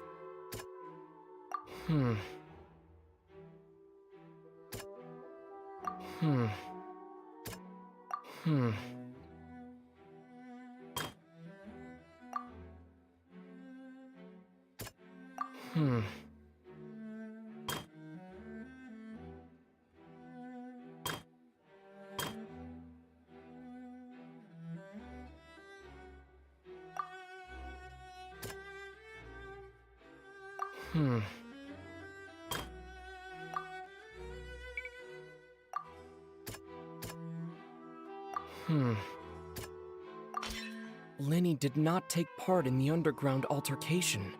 He only witnessed traces of the aftermath. Lenny went to the room that contains the Oratrice's core. This is the actual truth.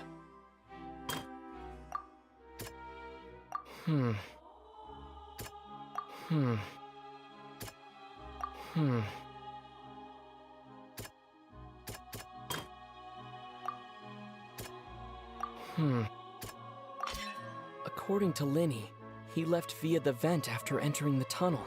He couldn't have had that altercation with Halsey. Attention!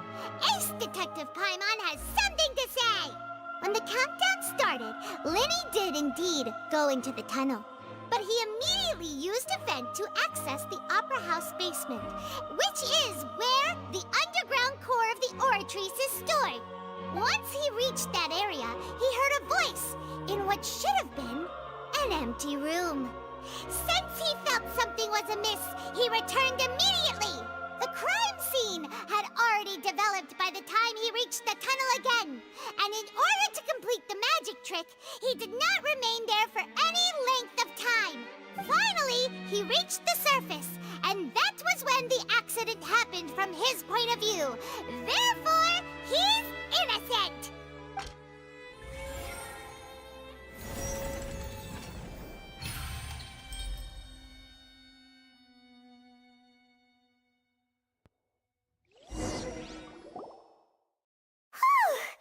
Paimon did it!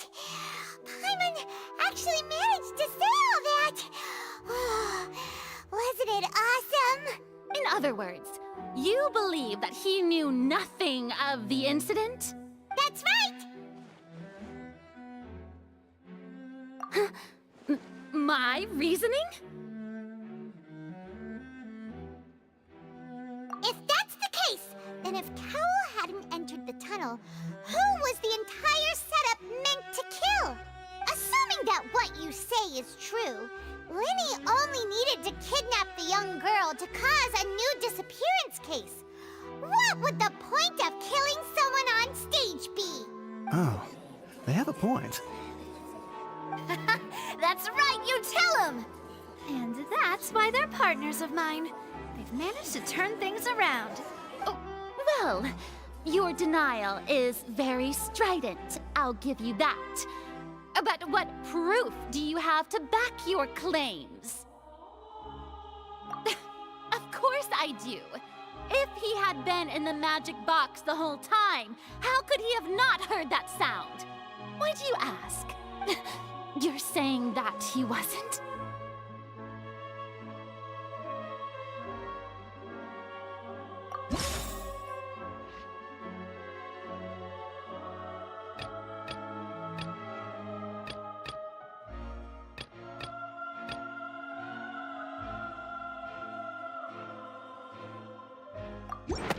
That's right! Lenny wasn't in the box or in the tunnel. That's why he didn't hear anything strange during the performance. This means that when the crime happened, Lenny had already entered the basement via the vent. The same clue you used to disprove his alibi has now become the best proof!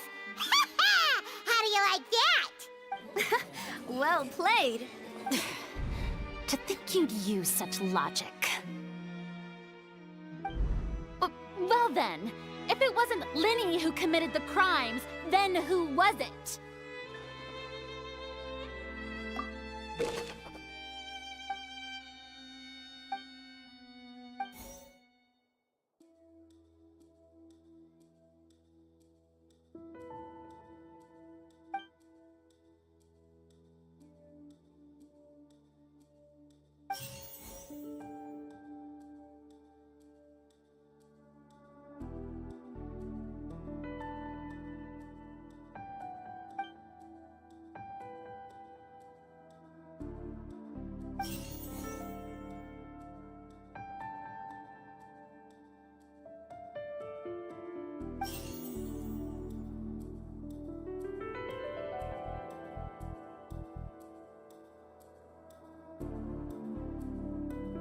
Halsey is the missing person and an ordinary audience member. Or did she have her own scheme all along? Could there have been a third person involved? Is that really a possibility? The deceased's name is Cowell, Lenny's assistant. He would have been able to tamper with the equipment. Could there have been a third person? Halsey is the missing person and an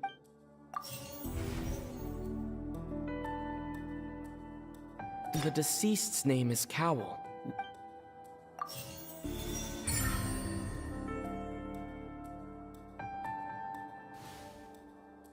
Huh? That can't be right. Are you serious? The killer was, in fact, Cowell, the deceased! Oh, is that so?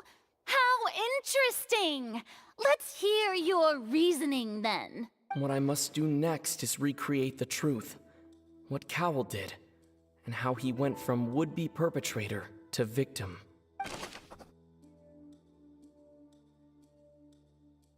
Lenny was not in the tunnel at that moment, which gave our criminal ample time. It would have been tough for both people to fit into that vent. They would likely have bumped into Lenny as well. The sound we heard may have come from a clash between the missing Halsey and the criminal. Halsey's clothing was in the tunnel, so there must have been some fear that she would attract attention. The deceased's name is Cowell, Lenny's assistant. He would have been able to tamper with the equipment. No one entered or left the opera house through its entrances, so where would the criminal have wanted to take Halsey? The sound we heard may have come from a... Lenny was not in the tunnel. It would have been tough for both people to fit into that vent. The deceased's name is Cowell. Halsey's clothing was in the... No one entered or left... Halsey's clothing was in the deceased's name is... It would have been tough for both... Lenny was not in the tunnel at that... No one entered or left the... Halsey's clothing was in the tunnel.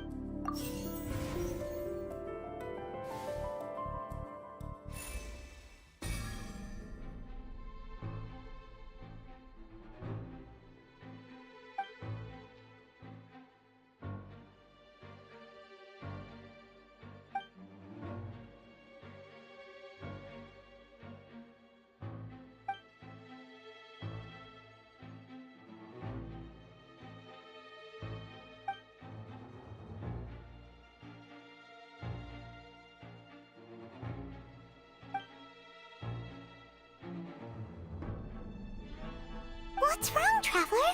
Are you still having trouble figuring things out? I see how it is. So this was all just a bluff. And here I thought you had something to show for it. But it seems you're still far from the truth. Look, since we're at a dead end, why not consider a different track? Just like the trick as it transpired, the end result must have been utterly different from the magician's initial design. If only we knew how Halsey disappeared. Well, that would be nice, but the tunnel only has 3 exits, and none of them seem very likely. And it's not like this is a magic trick where you can just make a real live person disappear. You know, like you did from that water tank, Lynette. Excuse my interruption, dear opponents, but do you not see that the crowd is growing impatient? There is no greater sin in this opera house than an awkward delay in the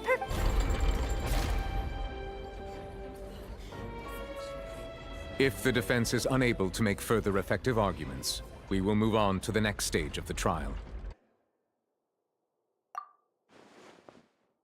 Linny was not in the tunnel at that moment, which gave our criminal ample time.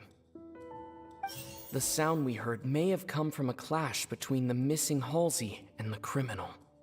The deceased's name is Cowell, Linny's assistant. He would have been able to tamper with the equipment. The vase was not broken by chance.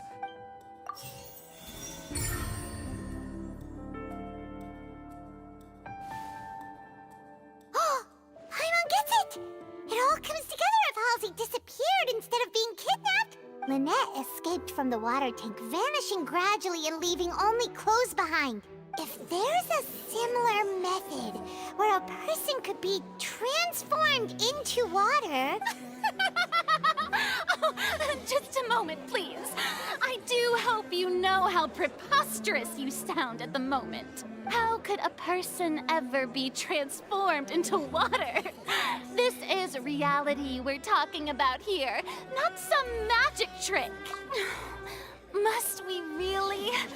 I should think that of anyone. Your friend Linny already knows this truth very well. Magic tricks are ultimately just illusions and misdirection. But Halsey's disappearance is very real. We're talking about 2 completely different things. Even so, I trust the Traveler's judgment. The truth must be out there somewhere. Perhaps some new line of reasoning may open if we try to gather all the focal points that don't make sense. Since Cal was the deceased, we haven't placed much attention on him.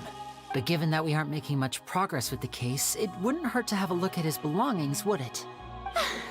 People really do come up with all sorts of harebrained schemes when at the end of their rope. Nevertheless, I believe that this is a reasonable request on the part of an attorney. Since the trial does indeed appear to be at an impasse, I believe that additional evidence may help us make more progress. Guards, please step into the lounge and examine the personal effects of the deceased, Cowell. We are still examining the items, but we have already made critical progress that we feel must be shared with everyone post-haste. We discovered several test tubes of fluid within Cowell's baggage, each labeled separately. The notebook in his backpack claims that these fluids are... water from the Primordial Sea. The Primordial Sea? The note's contents also indicate that Cowell belonged to an organization that sells illegal drugs and that he had an accomplice. The notebook has many entries concerning safe usage of these fluids, in which the keyword dissolve appears many times. One of these tubes was labeled Opera Epiclese, along with yesterday's date. It is empty. The notes also state that these dissolution properties work exclusively on people from Fontaine. It's likely that Halsey was chosen as some sort of test subject. As such, we believe that the defense's hypothesis is, in fact, supported by sufficient evidence. You've got to be kidding! People dissolving into water? Could something so ridiculous actually be true? Wait a moment. This reminds me of a certain prophecy, but it's just a coincidence, isn't it? Huh. If people can become water, does that mean that the water tank's real use was as a means to hide water stains? And if Cowell was targeting that girl, Wait just a minute. Could that mean... You two, with me, quick! Demoiselle, wait! What about your partners? Let's go. Just trust me. Order! Order! It is undeniable that further examination of the deceased's personal effects has yielded some surprising results. But we cannot yet verify the veracity of these clues. Still, let us assume that these clues are indeed authentic, albeit with the understanding that Ms. Halsey has yet to be found. Guards, please continue examining the items along these lines. Mr. Linney, it appears your hypothesis is supported by the evidence, so please continue speaking. Of course. Thank you, Your Honor. If we uphold this hypothesis, I believe that many of this case's seemingly unrelated clues can be connected together. Right! Like the metal hook! That one didn't make sense at all. Let's think about this. Cowell's methods must have something to do with that water from the primordial sea. Now it seems like the hook rope was not meant for another magic trick, but was instead some form of triggering mechanism. The water from the primordial sea should already have been prepped before Halsey entered the magic box. The rope that held the water tank up was... Lynette was in the magic box on stage. I remember there was something else within the inner layer of that box. The deceased's name is Lynette was in the magic box. Now it seems like the... Now it seems like the hook... The water from the primordial...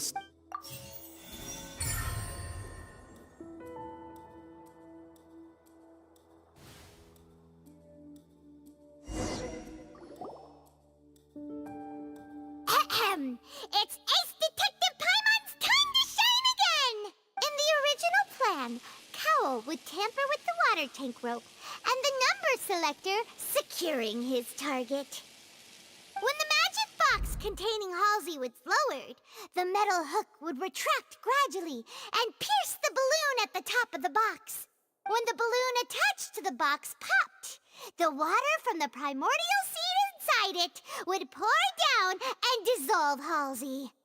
Afterward, Cowell would enter the tunnel and break the flower vase to conceal the water inside the tunnel, with the remaining evidence being covered up by the water tank on stage. But he encountered something unexpected in the tunnel and wound up being fatally hit by the same water tank he meant to use to cover his tracks.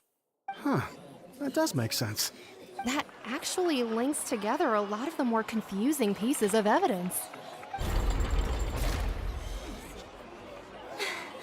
Oh dear, what do I do? Even I think they sound convincing now. Have I falsely accused an innocent person? What a humiliation.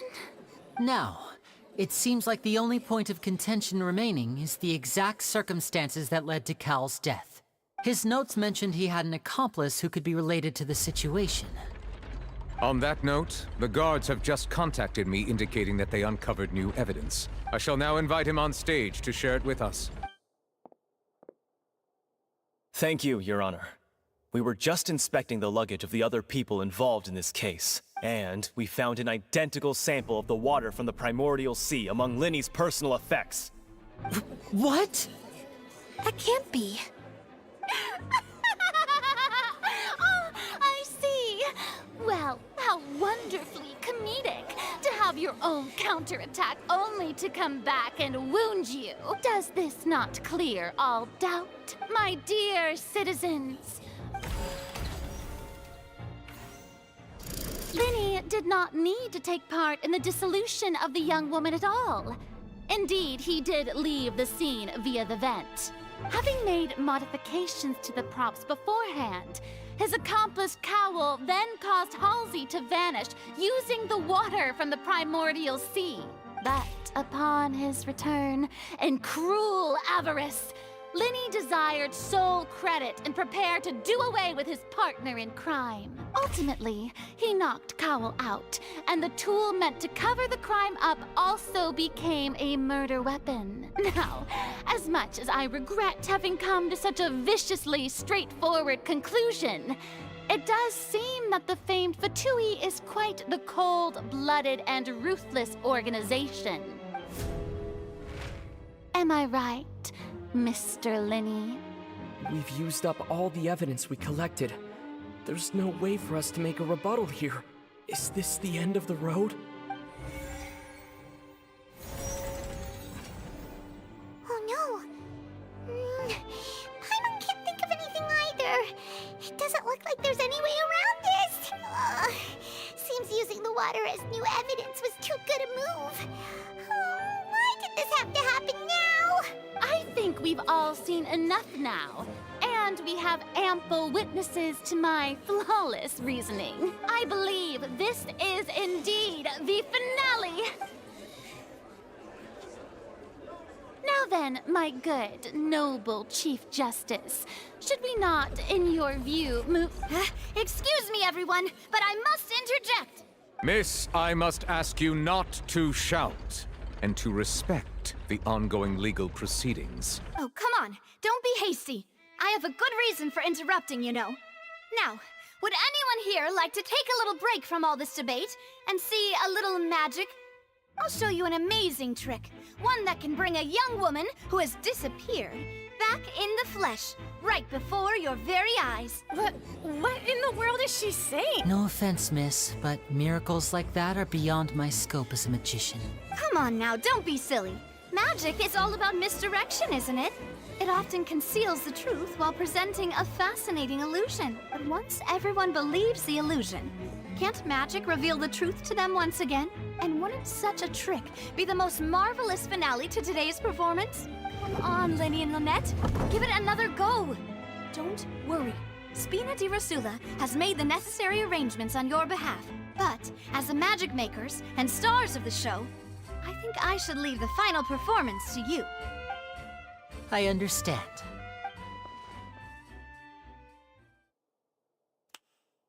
And voila!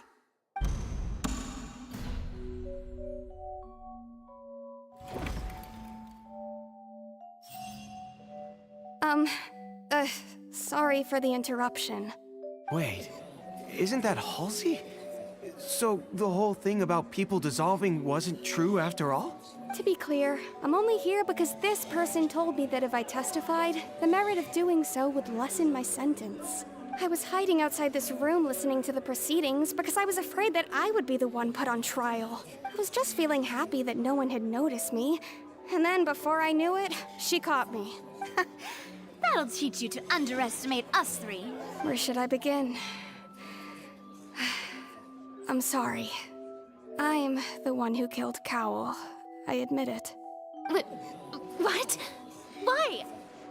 Firstly, my name isn't Halsey. It's Lillian, and I'm originally from Mondstadt. I heard that Linny's show was gonna be a real thriller, but I missed the chance to buy a ticket, so I stole one. That's how I make a living. I steal stuff here and there. And I'd never been caught before. But I was noticed at the harbor a few days ago, and I barely got away. Linny was the one who caught me in the act. Hey, no wonder you look familiar. So you were the thief!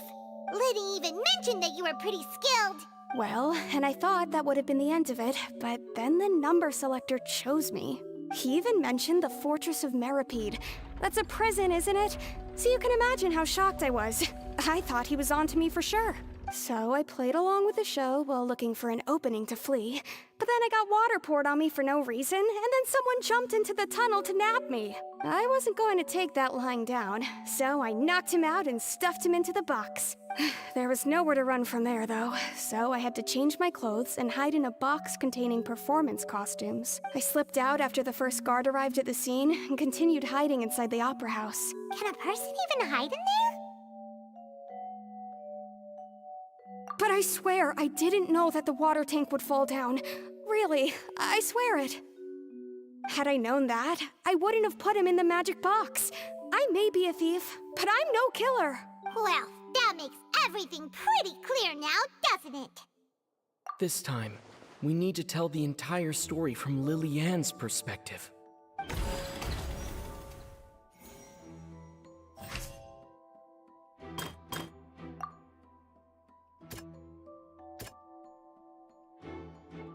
Hmm.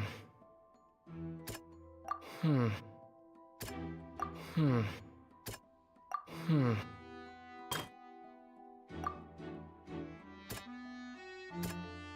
Hmm. Hmm. Hmm.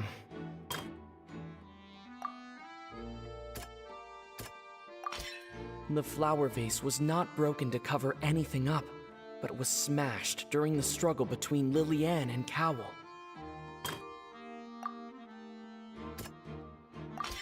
Lily-Ann was afraid that she would be recognized if she left, so she changed clothes and hid, biding her time.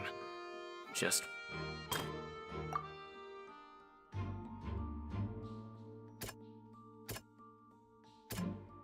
Hmm. Hmm. Hmm. Hmm.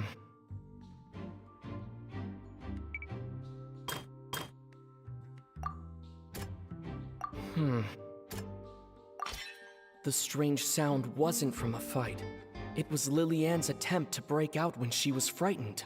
And it's Ace Detective Paimon time! Having been selected out of the blue, Lily-Ann panicked. Her panic only intensified after she entered the tunnel and had water poured on her head. So she kicked the door open, producing the thud we all heard. Hearing the commotion, Cowell leapt into the tunnel, only to discover that Lily-Ann had not dissolved. He did not know that Lily-Ann was not from Fontaine, but was a thief who made her way in by stealing a ticket. Mistakenly believing that the water from the primordial sea needed time to take effect, he tried to force Lily-Ann back into the box. The two broke the flower vase during the struggle, but Lily-Ann came out on top, knocking Cowell out and putting him in the box. With no way of escaping, she changed her clothes and hid in the costume trunk until the performance ended.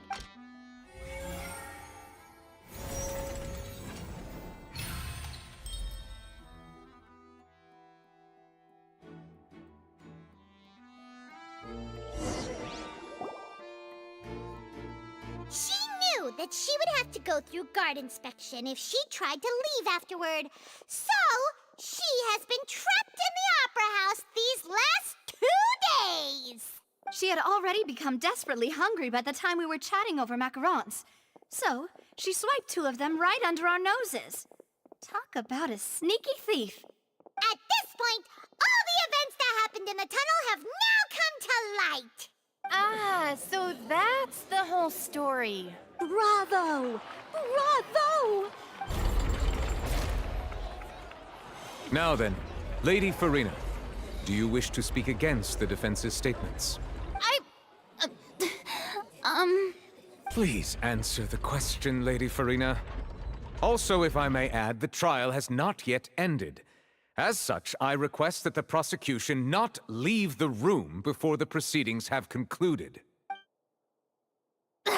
What, are you reading my mind now?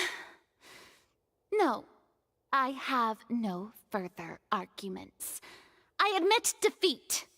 But really, could you at least have left me with some dignity? Wow, look at that! She's like a deflated balloon now. If there are no objections, then as the Chief Justice of Fontaine, I shall once again repeat the full sequence of events. The actual perpetrator of the serial disappearances, Cowell, selected his next victim from the audience reservation list. With some modifications to the selector, he could ensure that the pre-selected young woman would be chosen. To cover up any evidence while committing the deed, Cowell thought of allowing the water tank to fall, which would conceal the water left behind after the young woman was dissolved. He also tampered with the rope suspending the water tank, using the fireworks at the end of the performance to cause the tank to drop and hide the watermarks. He poured the water from the primordial sea into a balloon during the preparation of the magic box and stuck it to the box's lid. Finally, he passed the prepared hook on a rope through the gap in the magic box's door when bringing the young woman to said box. When the magic trick officially began, the box containing the woman was lowered into the tunnel, tightening the hook rope and bursting the balloon containing the water. If all had gone to plan, the young woman would be dissolved at this time. However, Lillian was not from Fontaine, and thus fled the box with a loud noise. Realizing that there was trouble, Cowell entered the tunnel and met Lillian. Thinking that the waters had not yet taken effect, he decided to proceed. However, his opponent was more capable than he thought, and he was overcome, knocked unconscious, and placed into the magic box, and thus became his own final victim. Lillian, according to her own statements, then changed clothes and hid until the performance ended, before hiding in other parts of the opera house. As for Linny, he was in the underground structures within the opera house, and was thus ignorant of these happenings. From this reconstruction of events, we can conclude that Linny, the accused, is in fact innocent. While there is much in Linny and Lillian's conduct that should still be investigated separately, this case, at least, can be handed over to the Oratrice to make the final decision.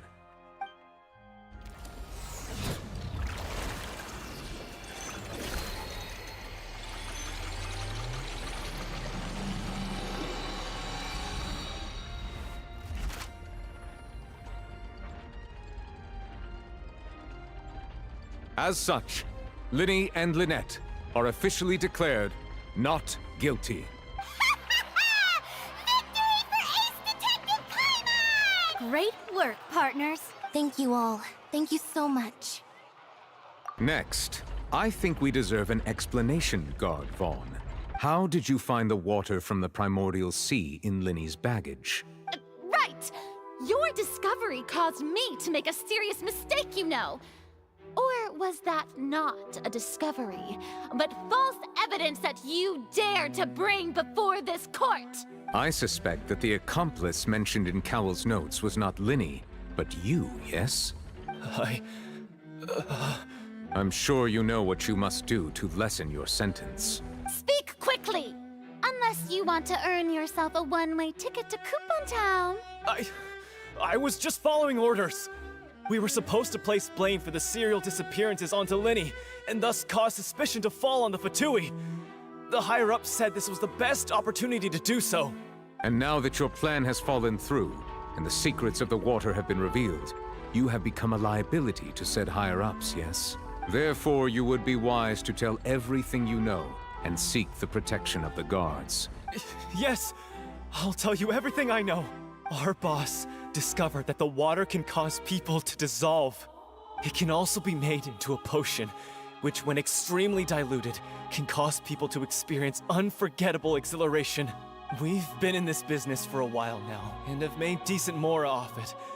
The disappearances were also the boss's idea. I mean, this is the boss we're talking about. The...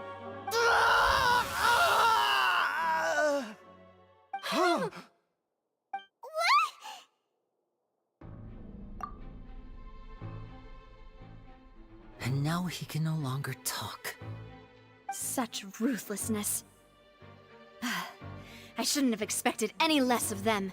An outrageous act. All present, please submit to inspection immediately.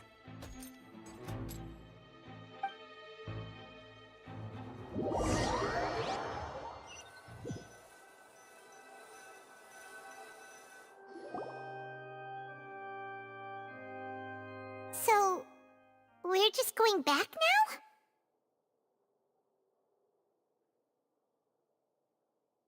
That's true, but... Traveler, Paimon! Please wait. Linny... I know you may not want to speak to me right now. Maybe you don't even want to look at me. But still, let me thank you again for defending me to the end.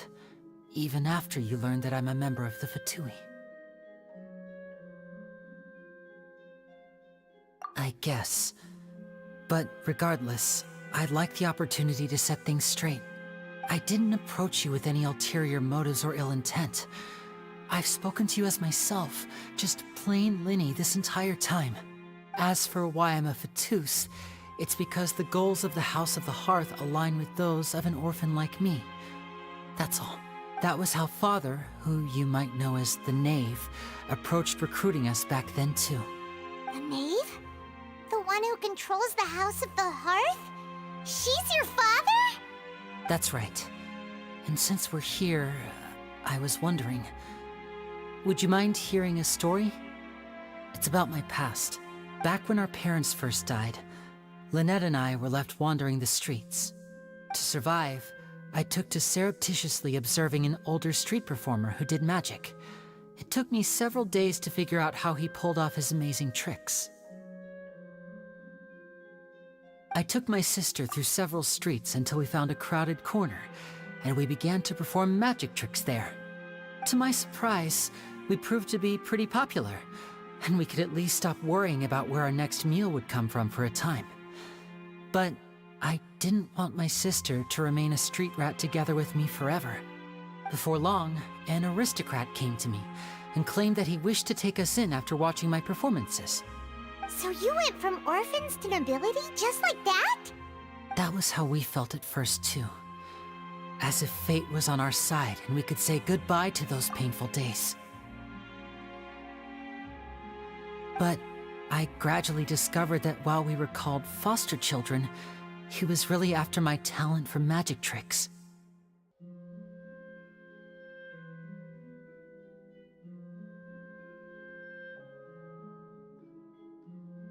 He would constantly take me to all sorts of banquets to garner attention, which he would then use to expand his social circles.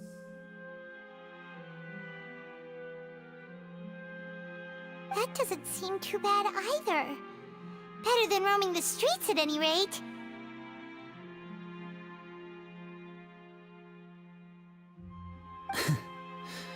It took a while for me to realize just how dark his heart really was.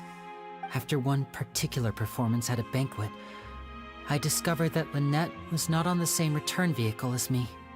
I waited a long time after we returned home, but she did not come back. I went to that noble's bedroom and asked him about her whereabouts. The answer he gave me was, she caught the eye of the most eminent person at the banquet, so I sent her over as a gift. I mean, you'll be able to perform your magic regardless of who your assistant is, yes? Oh no. So he was gonna... But wouldn't Fontaine's laws deal with such people? As far as outsiders are concerned, this is a relationship akin to adoption or foster care, and they have their ways of escaping the eye of the law. I managed to ferret out the location of the mansion of that so-called eminent person and hurried through the night. But by the time I leaped over the walls, avoided the guards, and made my way in, all I saw was the moonlit ground covered in blood, and the knave standing there in the darkness. So, she'd already taken care of that guy. That's right. She had rescued my sister before she could come to any harm, and had even discovered several girls hidden in a basement, all of them orphans. Father, I mean, the knave, might have seen something in me, and so she made me an offer. The House of the Hearth welcomes you, for your interests align with ours. Here, none will ever betray you. Indeed, betrayal shall never be permitted here. I was hesitant to trust her. I mean, I had just been betrayed by nobles. But she was also quick to destroy the noble who had taken us in at first, giving us back our freedom. Oh, so that's how the two of you joined the House of the Hearth.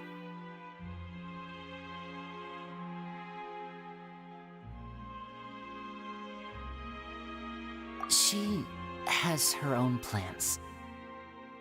She has gained permission from the Tsaritsa to first use the Gnosis's power once she obtains it.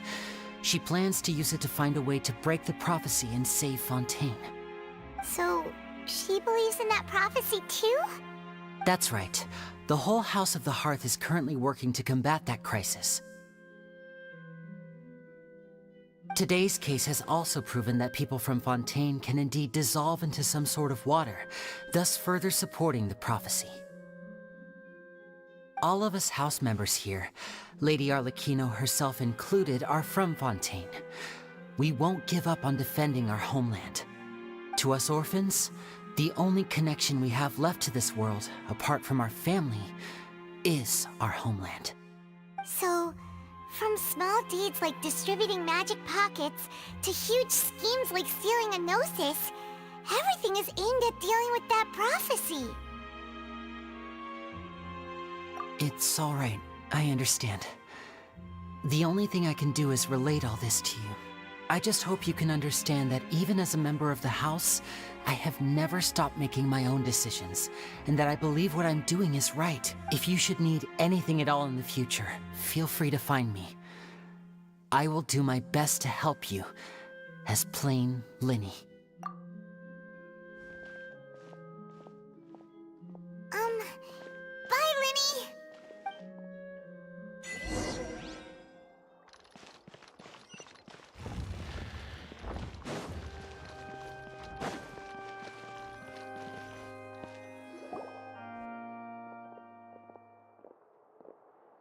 Hey there.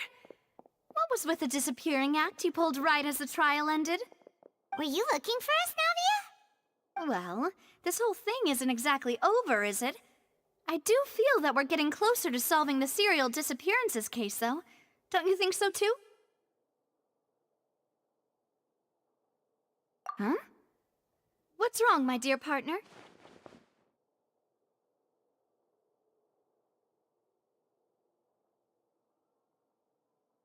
Besides, are you sure we're the ones who can crack a case that's been cold for decades now?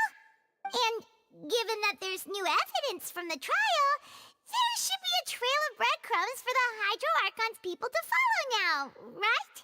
Ah, I see. Well, I won't lie.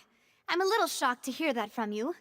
But I suppose you are just travelers who have only arrived in Fontaine after all. Sorry. I might have been too presumptuous. Don't say that, Navia. Ah, and we were having so much fun investigating with you, too. It was like having new waters flowing into a stagnant mire, causing new hope to spring forth, and the reflection in the murk to become clearer. Sorry about that. I'm a bit prone to nostalgia. Don't mind me. Wait, shall we have a farewell meal? You know, to commemorate our time as partners? Huh? Do we really need to get that formal?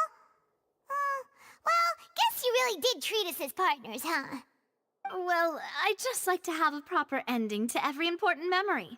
That way there are no regrets later. Anyway, it would just be a meal, so it shouldn't take up too much of your time. You don't have to twist Paimon's arm. If Boss Navia's treating, count Paimon in! Oh, wonderful. In that case, why don't we return to the Court of Fontaine and head to the Hotel de Boer? I believe we'll make it just in time for dinner. All right then, let's have our farewell meal!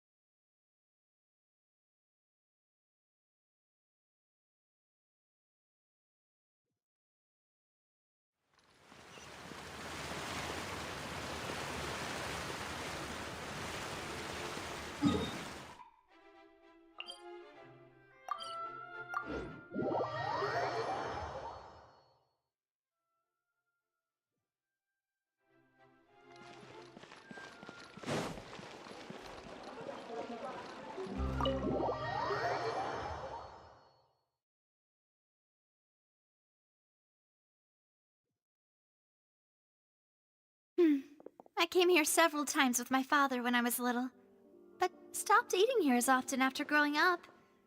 I hope the food here will be to your taste.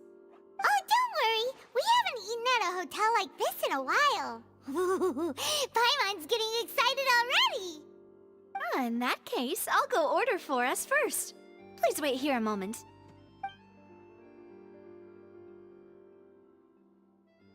Ooh, everything looks so good. People in Fontaine sure know how to enjoy life.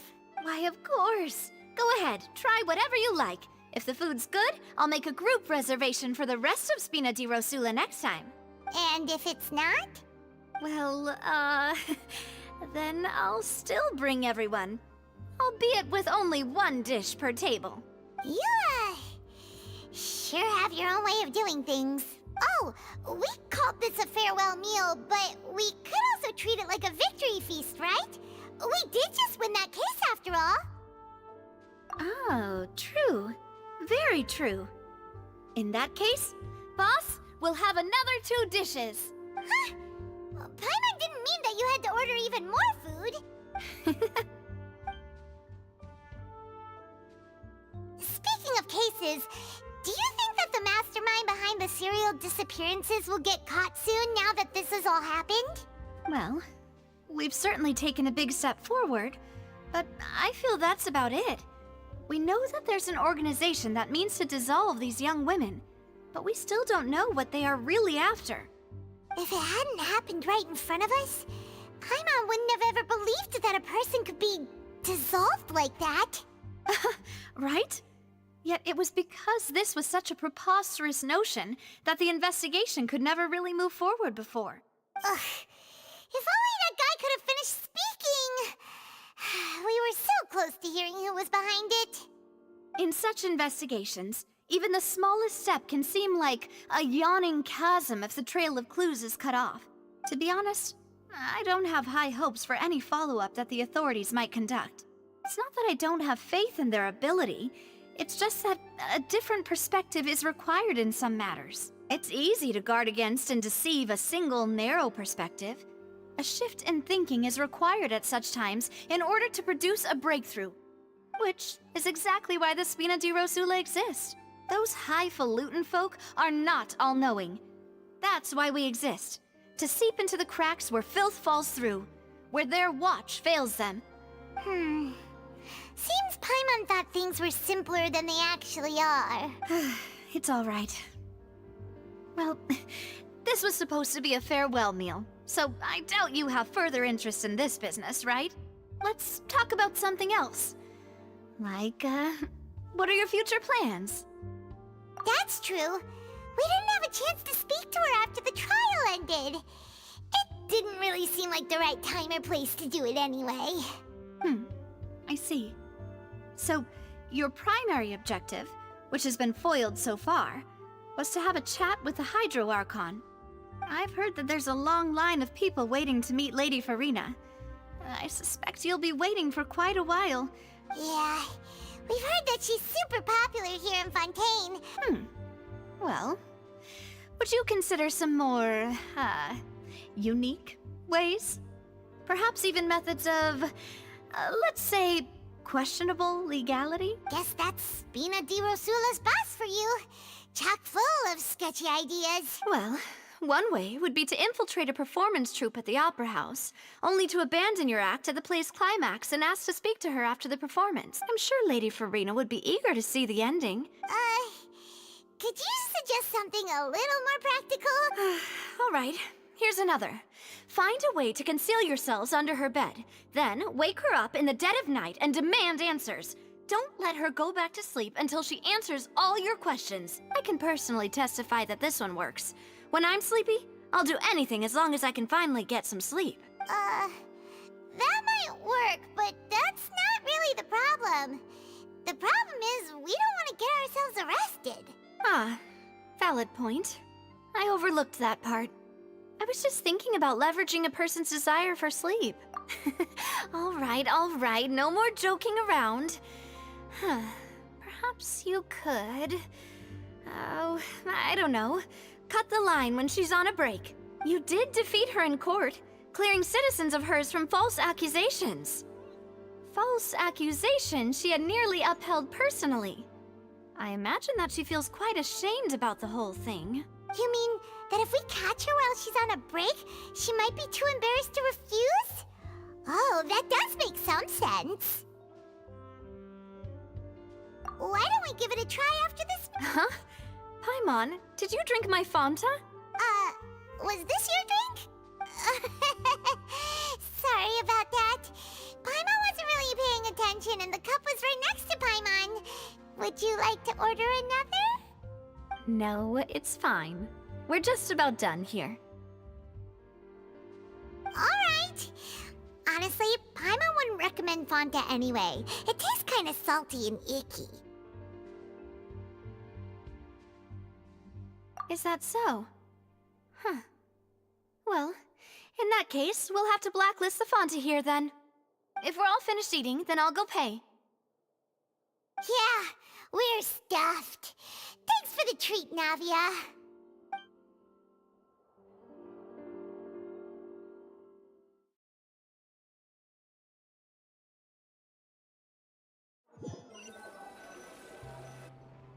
Oh, so full.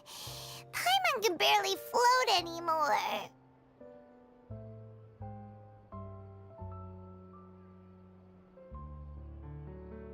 Nah, that would be so... normal. You know, like you. Okay. As for expenses this month, we're left with... Hey, Navia! What are you doing over there? Oh, nothing. It was just a meal, you know? Nothing the Spina di Rosula can't cover.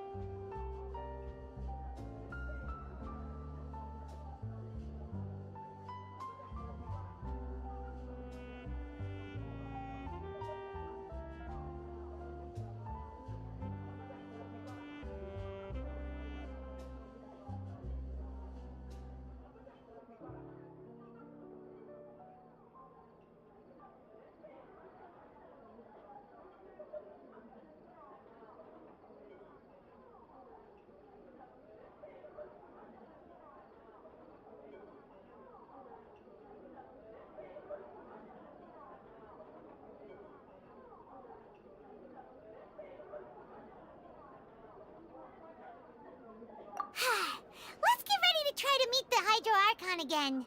Bye, Navia! So this is goodbye, huh? Well, if you do encounter any other trouble in Fontaine, you're always welcome to contact the Spina di Rosula.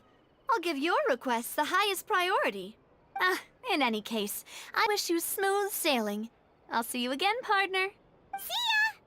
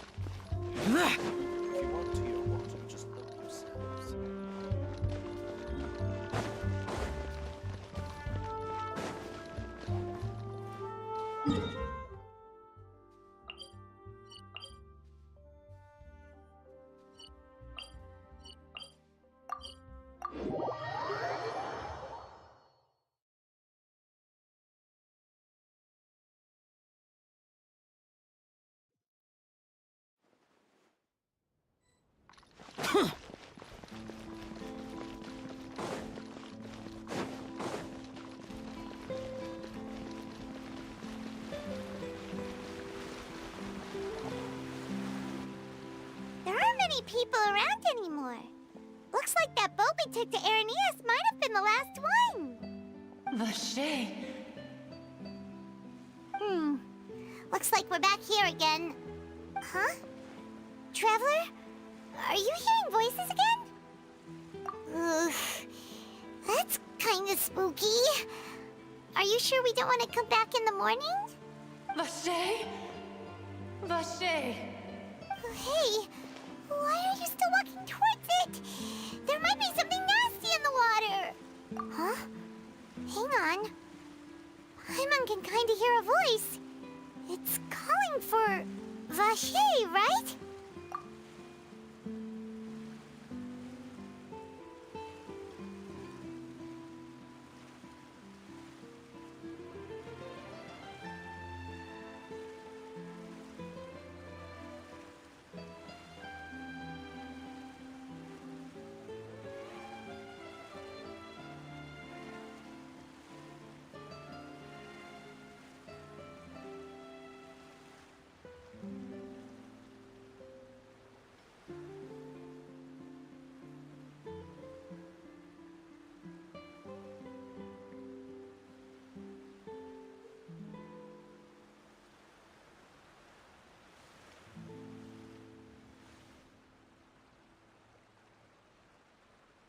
Hey, Traveler?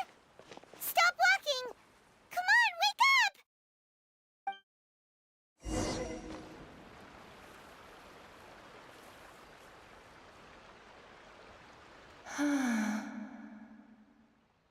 Vache, are you... my dear Vache? No, wait. You seem to be someone else. Do you know Vache? Do you know where my love is? Wait. Who am I? I'm very sorry. I fear I do not know.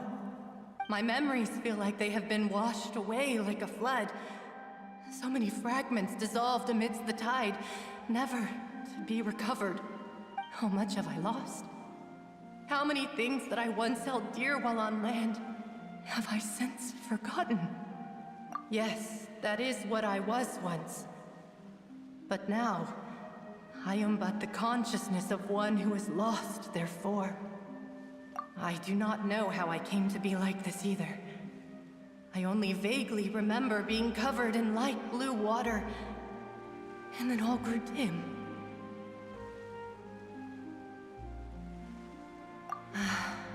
I also remember going to many places. I loved adventure, loved exploring places of peril. No matter where I went, Vache would go with me. I knew how dearly he loved me, and I also loved him equally as much. But now, we can no longer go back. The pain of such parting. No, our reunion no longer has any meaning. There is no way for us to create any new memories. The thought of me gives him no succor. So let it lie forgotten beneath the waters. If you meet Vache, tell him not to look for me. Tell him to move on. That is the only thing I still remember. Perhaps that is so. As I was submerged in the waters, losing consciousness, I saw Vache above the surface.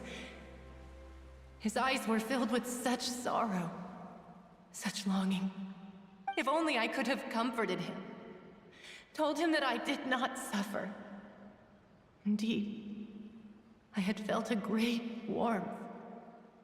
Is that what you call it? Dissolving? If anything, I consider it a form of release. It was a state of neither fear nor frenzy, with only an endless peace, like the water's still surface.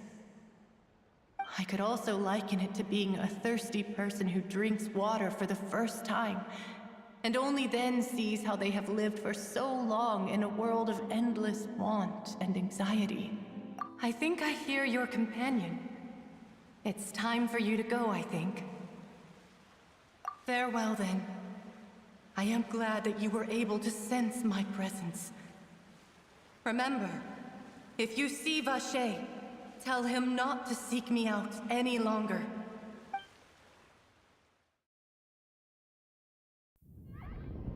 Wake up! Come on, hurry! Navi is outnumbered!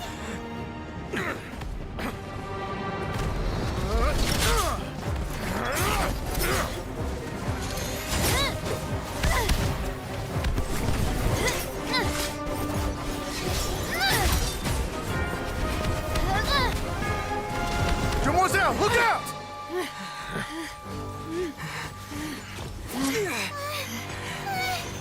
Dear God, it's a whole army of Gardamex.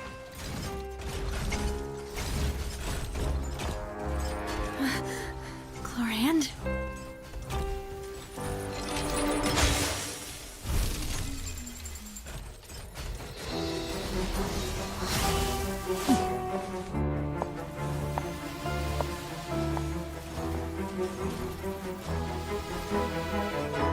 Quick, now's our chance!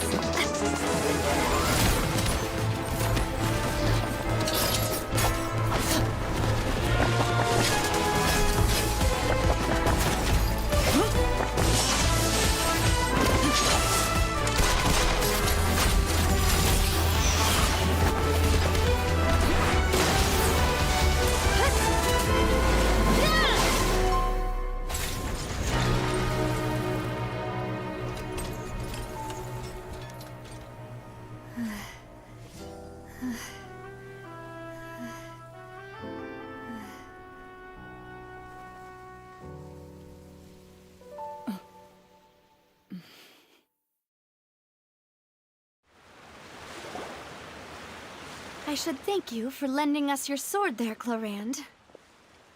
But before I do so, could you explain how you managed to show up here? I followed you. It seemed to me that danger has followed you more closely as of late. I believe that following someone without their knowledge is actually called stalking, is it not? Mr. Callus's last wish was for me to ensure your safety, and I will not betray his trust. He would do the same, were he alive today. Do not speak of my father! Sorry, Demoiselle. I was not strong enough. Thank you for your aid, Miss Clorand, but do keep an eye out for your manner of speech. I believe we all wish to avoid unnecessary emotional harm. Sorry, I did not consider your feelings. Whatever. What else do you know? How did you come to the conclusion that I'd be in grave danger? I doubt I know much more than you, but I believe that the mastermind behind the serial disappearances is very powerful. Your performance tonight will almost certainly attract their attention. Huh. I'm sure they've known about me. To be honest, I'm shocked it's taken them this long to act against me. And what about these Gardamex? I thought only those associated with the Maison Gardiennage could control them. None of these mecha have serial numbers. I was sure to check a moment ago. They are not the ones used by the authorities to enforce the law. I can only conclude that some powerful or wealthy party must have obtained them via illegal means, deploying them as a private force of sorts. What? Your point being that they're out of Spina di Rosula's league, then? Yes. Be careful, and do not act rashly. I will continue investigating no matter what. We will bring the truth to light. That's my father's true last wish. Regardless, thank you for your help today, Clorand. But if you get any ideas, tell me first. I don't much appreciate being followed. I do not think that they'll strike again anytime soon. So I shall stop following you. Good day, all.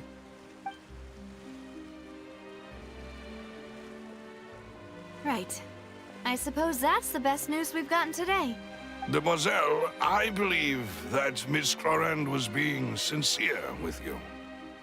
If... I know, I just... She's... Oh,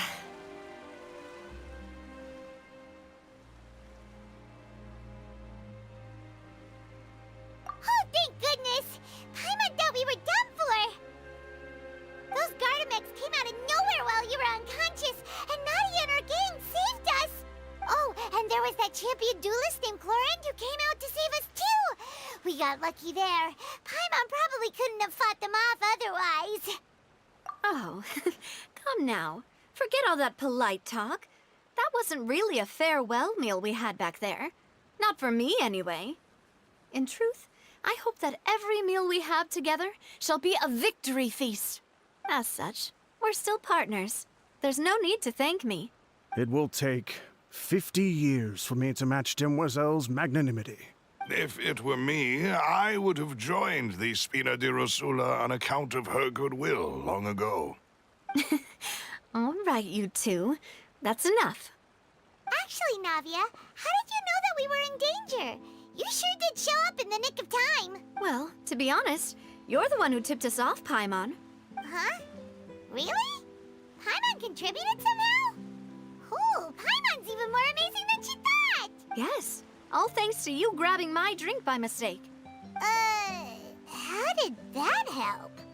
After we parted ways, I was on the way back to one of our bases when I suddenly thought of what you said. That the Fanta tasted kind of salty and icky.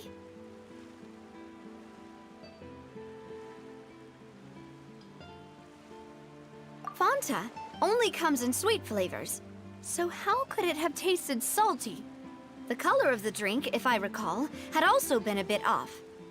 So the Fanta had been spiked with water from the primordial sea? Yes. So if you hadn't drunk that cup for me... Spina di Rosula is preparing the grandest of awards for you as we speak for saving the boss. Huh. Really? I sent people to Hotel de Boer to investigate, but whoever did this left no trace at all. That's when I figured out that you might be in danger, and hurried here as quickly as I could. But why would they go after us too? All we did was defend Linny in court and help clear his name. Ugh, now we're caught up in this mess too, aren't we? Well, you did foil a plan that they were probably pretty proud of, and almost got their name in the process. Speaking of which, did anything strange happen when you drank the primordial seawater? Well, it can't be a coincidence that the traveler fainted just now. He said that he heard that voice calling for Vache again. Oh, and this time Paimon heard it too, but it was real faint. Does this situation have to do with the primordial seawater then? Does that mean the primordial seawater raises someone's sensitivity to hydro when it's used on people who are not from Fontaine? That doesn't sound like too much of a bad thing, to be honest. New intel? While you were out cold? Well, let's hear it, shall we? Oh, that is important. Vache. That name doesn't ring a bell. I suppose he hasn't stepped forward as a witness in court lately. Since he saw that young woman dissolve, he was at least at the crime scene. But he never gave testimony or any information regarding people dissolving in the primordial seawater. Could he have been... Yes, thank you. This is very important information indeed. We will continue to investigate. Oh, you mean you'll help us investigate? Well, you did say that our farewell meal didn't really count. That means we're still partners, right? And besides, we're in this now whether we like it or not. You're not gonna let those people who targeted us get off the hook so easily, are you, Traveler? Demoiselle, do try not to look quite so pleased. You are the face of Spina di Rosula, after all. You talk too much. Well, in that case, let's head back to one of our bases, shall we? I'll arrange accommodations for you. We also have some plans to go over, and hopefully we can deepen our bonds as partners. But we'll take that one step at a time, I guess. Don't worry, you two. With us around, our base is definitely secure.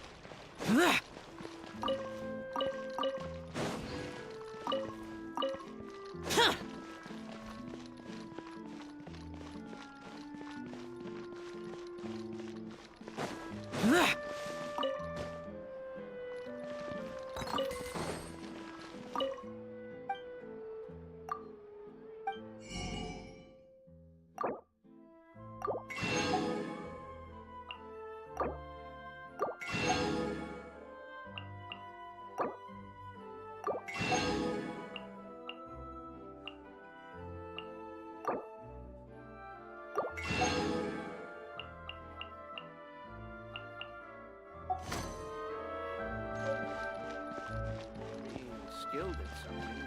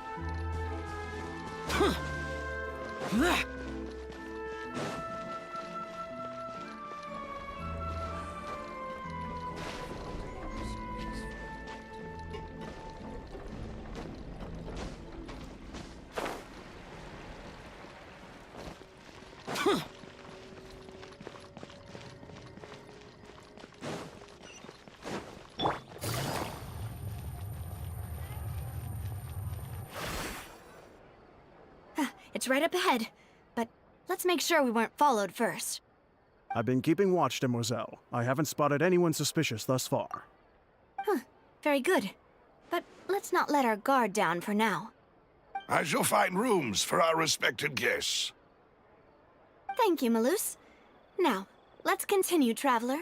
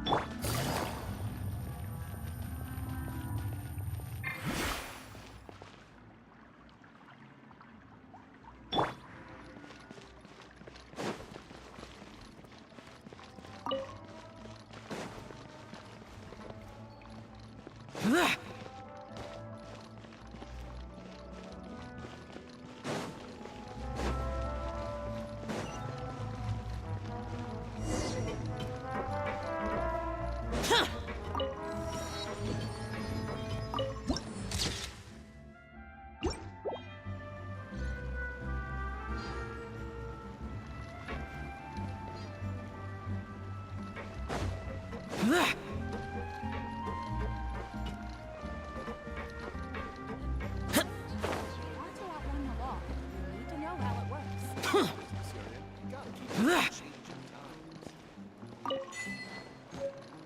Say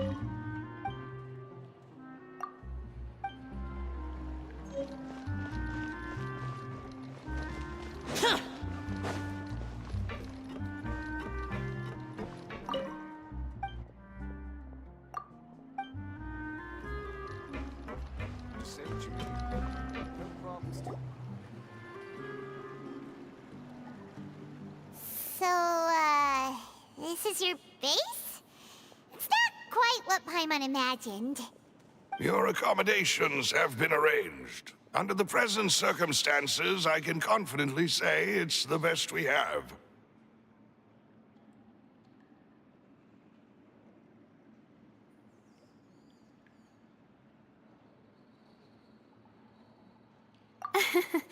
Well, our funds have been a little tight lately. After all, we don't allow illegal or unethical profiteering. In fact, our funds often come from citizenry who support us.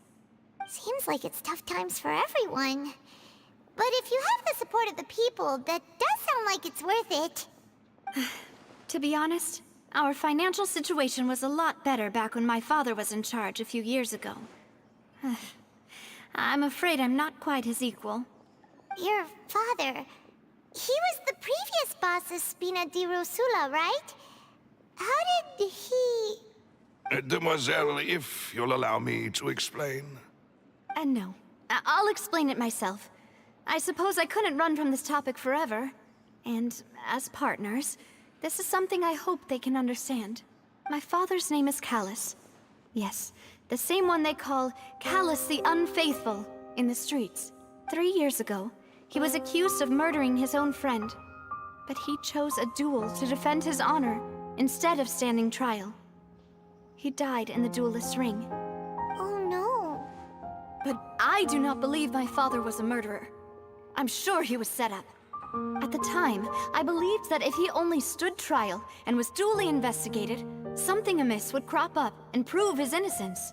But strangely, he not only requested the duel himself, but rumor has it that even after being seriously injured, to the point where he could be deemed as having lost the duel, he refused to surrender, determined to die in the arena. 3 years later, I still don't understand why he did that. How could he protect his honor if he's dead? If anything, he gave up his chance to defend himself. The closest piece of info I have is that my father had been investigating the serial disappearances case at the time of his death. Ah, so that's why you're so determined to get to the bottom of that case. That's right.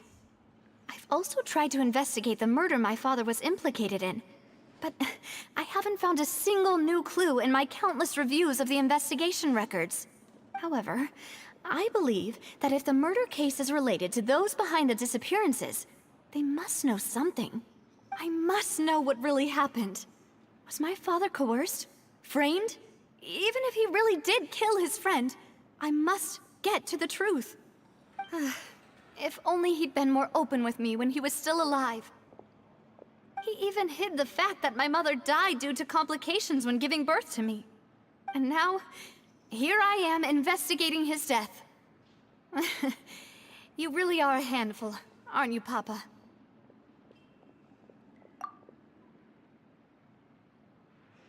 Demoiselle, please, if there is anything I can do, anything at all. I also will never believe that Master Callus murdered anyone. There are none whom I respect more than the two of you, Demoiselle.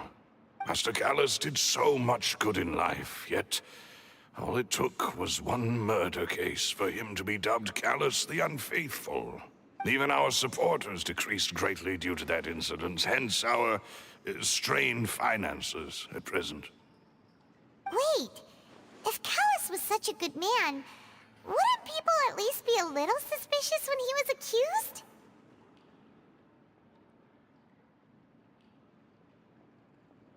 No. Perhaps people just revel in that kind of drama. It's not something exclusive to people from Fontaine, really. Everyone's like that. People love watching the evil turn over a new leaf, but they also enjoy watching good people fall into an abyss from one slip-up just as much. But how could... Never mind. If Callus was really falsely accused, we have to find the truth. He didn't deserve to have that happen to him. There is one other thing. Master Callus's opponent in the duel was Ms. Clorand. Oh, her? Well, then, isn't that as good as saying that she was the one who killed him? Yeah, that's not the sort of thing that you can just let go and move on from. Ms. Clorand has always placed great emphasis on the honorable nature of the duel. If her opponent doesn't yield, she will not stop either.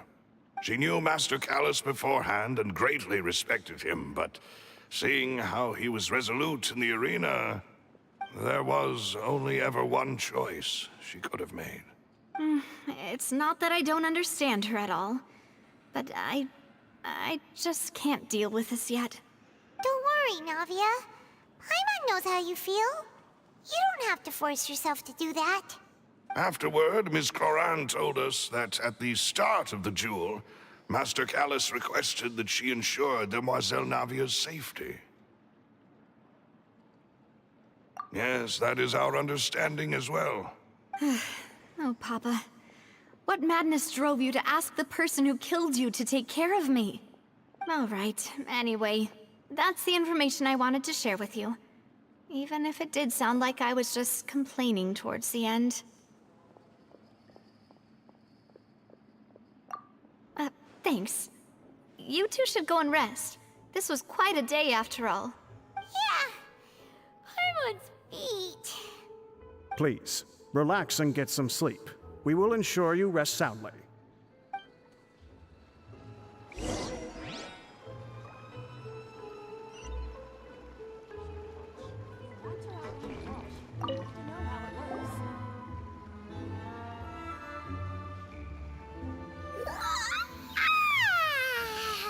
Paimon slept so well.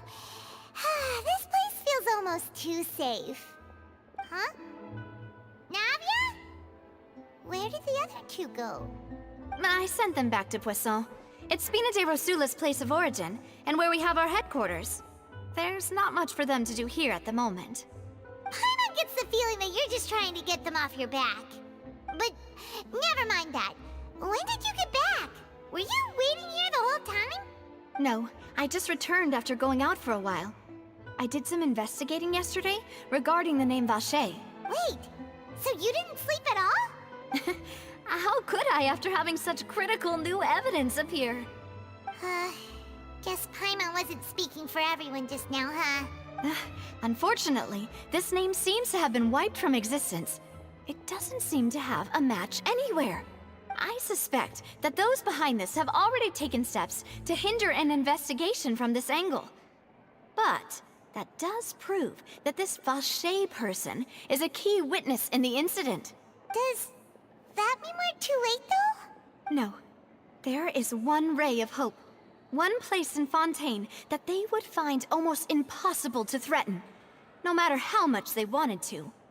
And that is the archives kept by Chief Justice Neuvillette. A place where detailed files on all the cases in recent years are kept. If the Oceanid you met is one of the young women who went missing recently, we should be able to find some related information there. So Neuvillette maintains an archive of case files? Whew. Guess that's the hard-working Chief Justice for you. In that case, let's go talk to him, shall we? Aren't you coming along, Navia? Did you get tired? No, it's nothing. Let's go see the Honorable Chief Justice.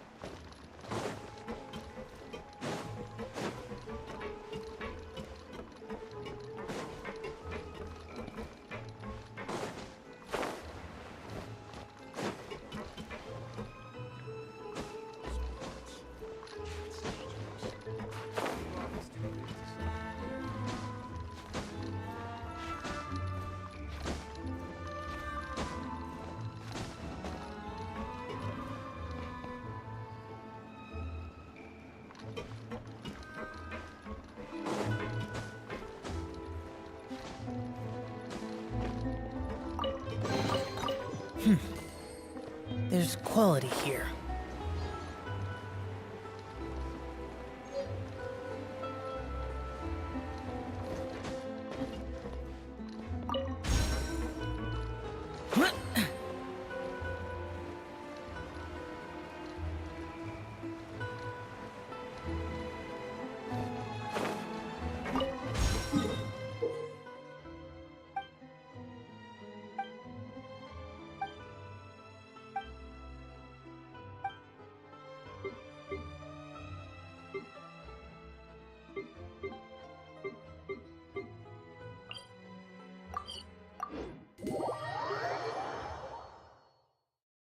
The palais is right up ahead. Come on.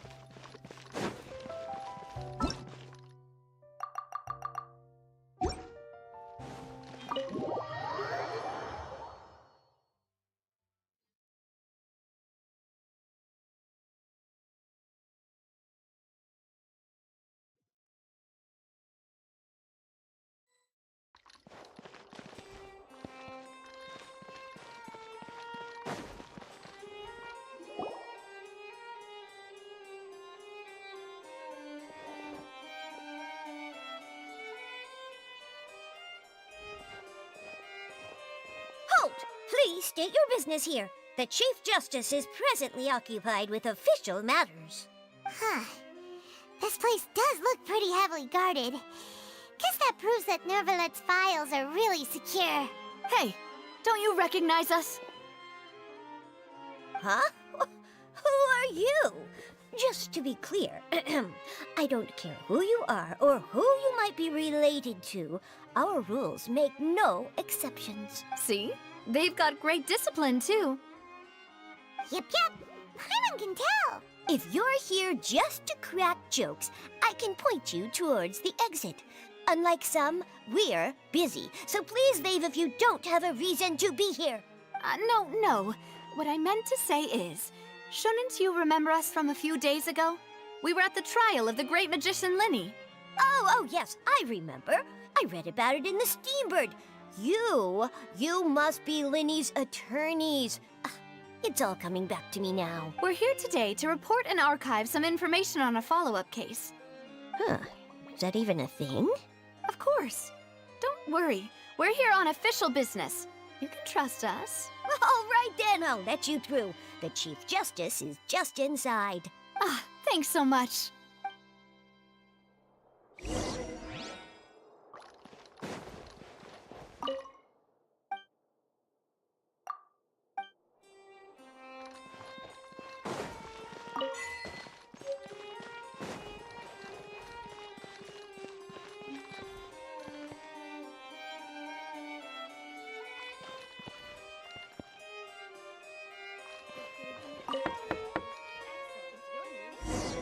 Please come in.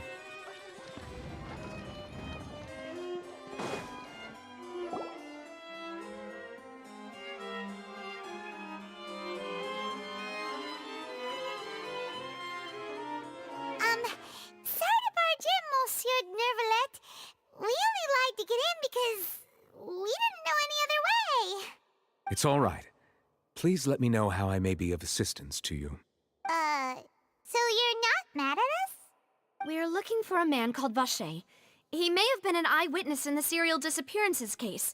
If we can find him, we may be able to unearth some key information on the case. Ah, I see. In that case, please wait here a moment while I browse through the files.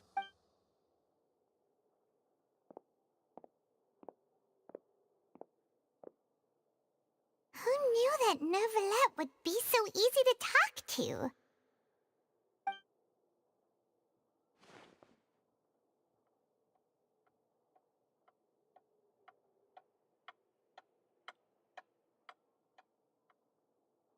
Unfortunately, I'm quite certain that no one by the name of Vacher has been involved in any case, criminal or civil, in the past several years. There are no records of him either in the files or in my memory. Traveler, what if it was really just a dream? Is that so? All right then. Thank you so much, Monsieur Neuvillette. We'll take our leave now. Ahem.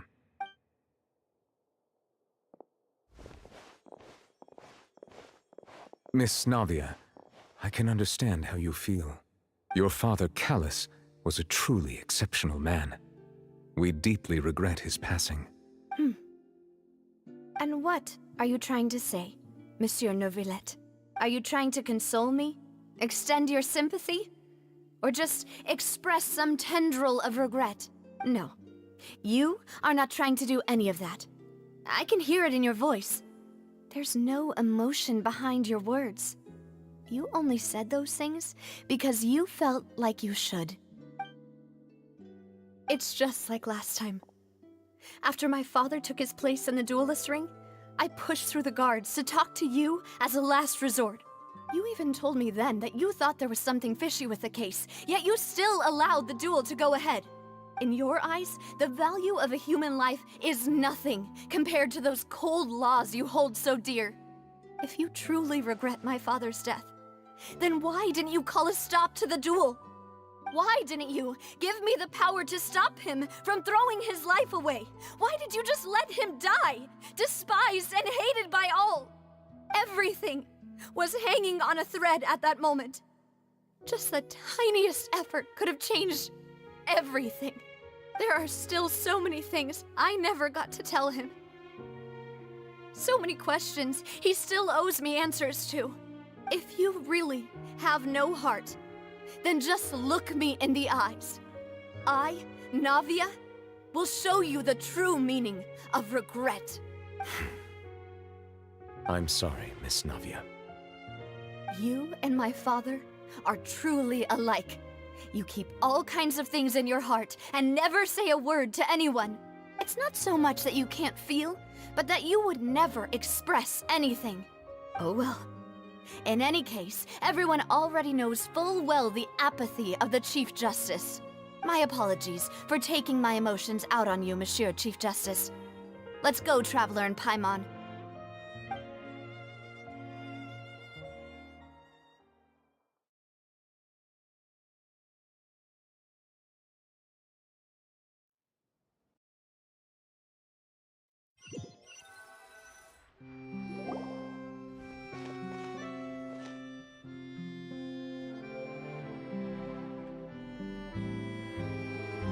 Navia, are you okay?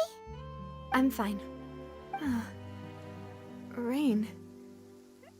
It's raining. You're right. Wasn't it still sunny when we went into the building? And there shouldn't be any active trials today.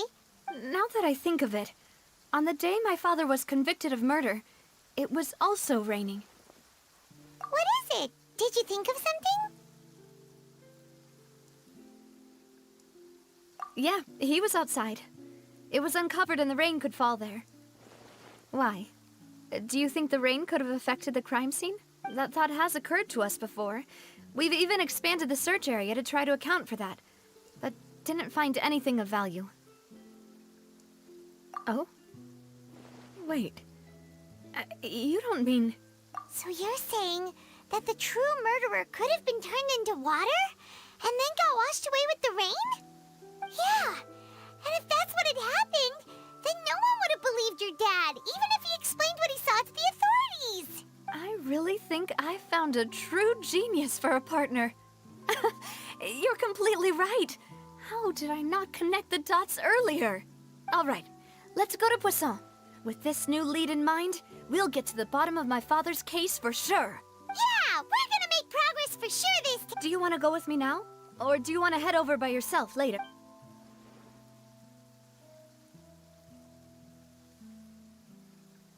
Great. Let's go then.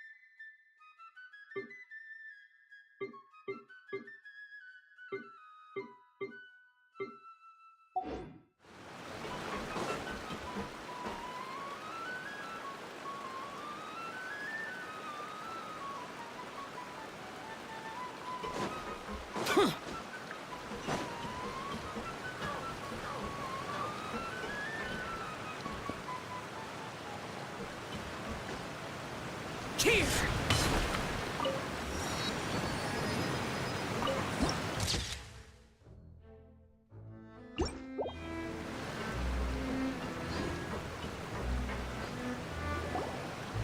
Whoa! What a huge ship! Why would a ship be anchored at a place like this? There's no need to be so surprised. While it may look like a ship, it's actually Spina di Rosula's headquarters. My father was the one who asked for it to be built like this. Perhaps our taste in exterior design is the only thing we occasionally had in common. A gigantic and glamorous ship embodies discovery, opportunity, ambition, and conquest.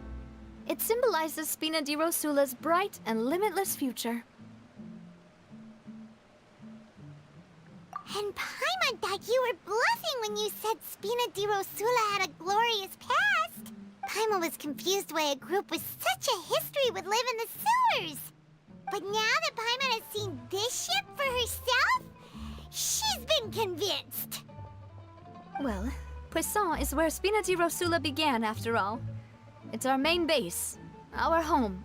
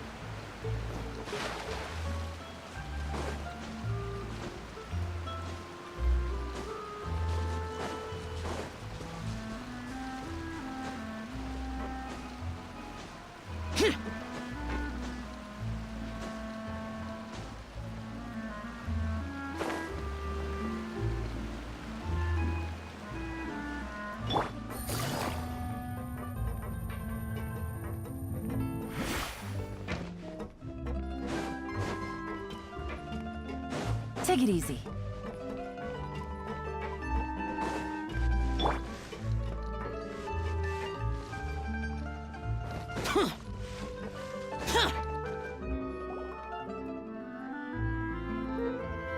Maloose, we're back! Apologies for the wait, demoiselle, and our most important partners. You said before that you still had some business at the court. What brings you back to Poisson so quickly? About that. It's because my partner here reminded me of something really important. You see, what if my father's case had something to do with water from the primordial sea? You still remember, right, Maloose? On that night, it was raining? Yes, the case was quite similar to that of Mr. Linney's. Both were what you'd call impossible murders. Could you tell us a bit more about what happened before? Yeah, of course. Many years ago, something called synth began to gain popularity in Poisson. At a glance, it was a kind of drink that could excite your mood and produce many pleasant hallucinations. Wait! Didn't that guard guy who turned into water also mention that the primordial water could be used to produce some kind of potion? Yes, he did. Considering what we know now, it's almost certain that synth is created using water from the primordial sea. If you drink synth for an extended amount of time, you'll suffer many side effects, such as losing the ability to focus or control your emotions. And if you were to stop drinking it completely, you'll experience flashes of paranoia and anxiety while lacking energy to do anything. It's an extremely dangerous substance. As he oversaw Poisson, my father was compelled to put a stop to synth abuse, and called for a complete ban of it. Boss's uncompromising attitude incurred the synth vendor's wrath, but no matter how much they threatened or bribed him, he refused to yield. Not only that, Boss became determined to find the mastermind behind the synth operation and put an end to the problem once and for all. Yes, but the enemy was very cunning. So he could never get anything out of the dealers, all of whom only sold the stuff and weren't privy to the rest of the operation. Recognizing that, my father decided to contact the dealers in secret and cultivate personal relationships with them. Finally, he was able to convince someone to become his informant. The man's name was Jacques.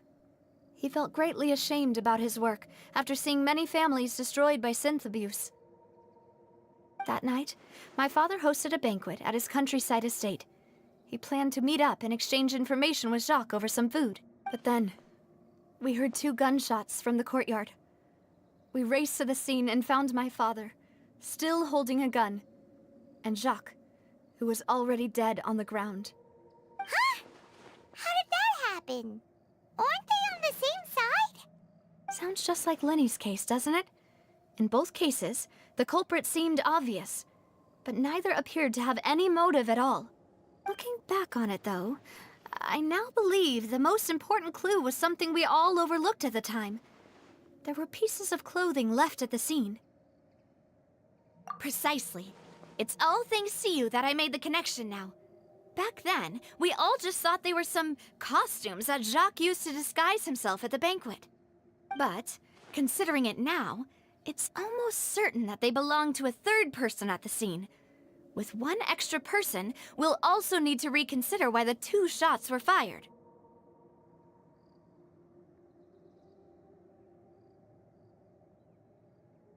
You're right. We still don't know what happened. But my intuition tells me that we're on the right track to figuring it all out. Jacques was an empathetic man who was infinitely remorseful for his past actions. It's unlikely that he turned on Boss with 0 warning. I think this third person is probably the key to the full truth. On that note, however, even though this will not please you, demoiselle, as your and your father's butler, I must still offer a word of warning. Our opponent is insidious and cruel.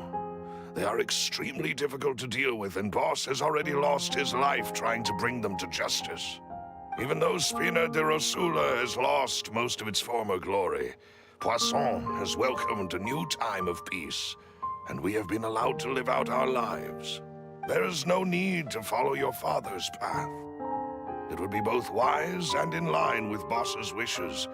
If that's indeed what he wished for, then he should have told me that himself. Was I not the closest person to him? And yet, I was the one most kept in the dark.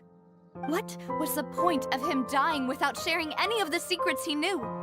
Did he manage to protect anything in the end? Synth is still here. Callus the Unfaithful is still his epithet. And Spina di Rosula is barely getting by. Nothing has changed. Did he think I'd just accept his meaningless death and live out my life just as meaninglessly? I've never accepted that. Ever. Not since that day, and certainly not now. I want to find out the real answer for everyone's sake. For the missing girls, for the victims, and for myself. Navia. This is indeed the best moment to act. Your partner appears to be quite reliable, and more importantly, demoiselle, I think you're also ready to take this on. So you do know something else, Malouse? Yes, I do.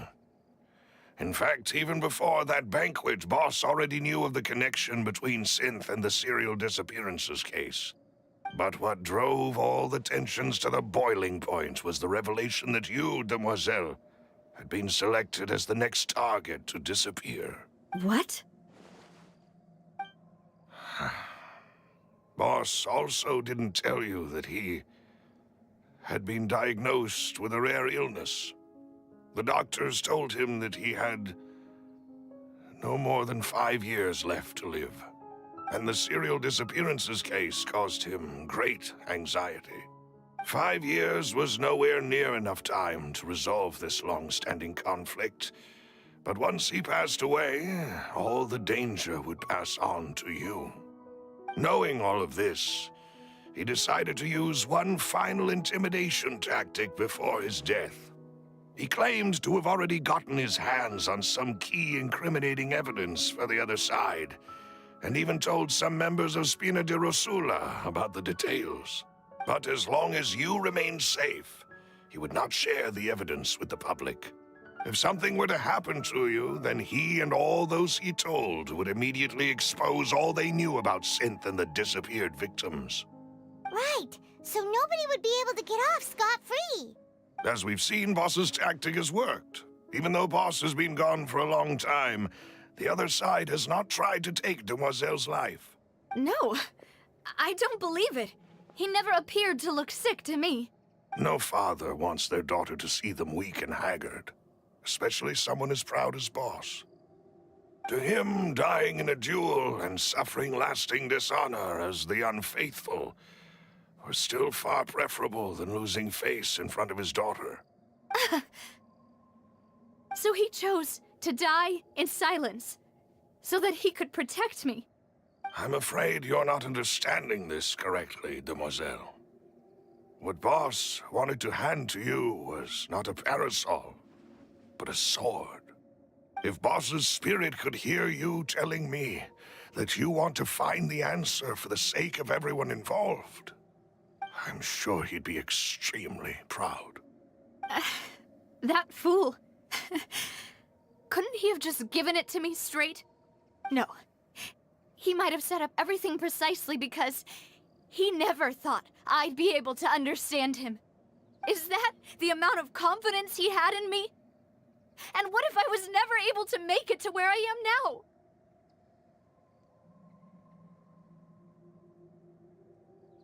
Yeah. I suppose that's true.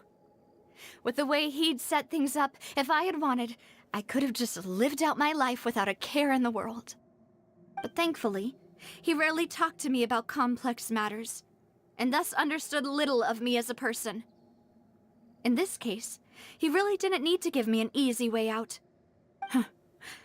Malus, what was the key evidence that he shared with you? It's the location where Synth is produced. Essentially, it's the enemy's headquarters. When he was threatening the enemy, Boss didn't share the specifics of the incriminating evidence he found. But if you want to use it against the enemy, you'll still have to take several things into consideration. Why? If we know where the place is, can't we just go storming in? You mustn't forget that we're fighting against a mysterious and dangerous organization that's been in operation for decades. There's no telling what might be lying in wait at their headquarters. We also have no idea what kind of evidence we may be able to find inside, nor what people we may be able to capture. But a single visit to their headquarters would be tantamount to a formal declaration of war. The worst case would be that we leave empty-handed, but also open ourselves up to full retaliation. Then, in that case, why not work with the Fontaine authorities? Well, you saw one of them dissolve during Mr. Linney's case. We have no idea just how thoroughly they may have been infiltrated. Huh. That's true. Seems my father really had no choice. But things are different now. It should be a lot easier to prove the other side's guilt, now that we've connected Synth with the disappearances case. You sound like you've put a lot of thought into this, Malus. I am the butler, after all. I live but to serve the boss and Demoiselle's will. I've always been willing to take on any kind of risk for your sake. But considering my relative lack of ability, I've spent my time keeping secrets, performing basic investigations, and waiting for the right time to come. Thank you for all of that, Malus. Have you discovered anything new in the past few years? Let me think. One conclusion I came to was that the enemy must be quite familiar with Spina di Rosula, or at least have an informant planted here. When I announced orders to the organization's members on Demoiselle's behalf, I used to deliberately keep a few people in the dark and observe the reactions of the synth vendors. If the vendors didn't change their plans, then the individuals informed of our orders must be innocent. If the vendors packed up and fled, however, then someone must have given them the news. After several rounds of testing and investigative tracing, I've narrowed the suspect list down to 3 people. The first is Florent, Spina di Rosula's senior advisor. Huh? Florent? Yes, surprising, isn't it? He was one of the people Boss trusted the most, which also means that he was someone who understood Boss really well. Thanks to his position within Boss's innermost circle, he always knew our upcoming plans. There's someone else like him too. Marcel, the head of Confrérie of Cabrières. Uncle Marcel.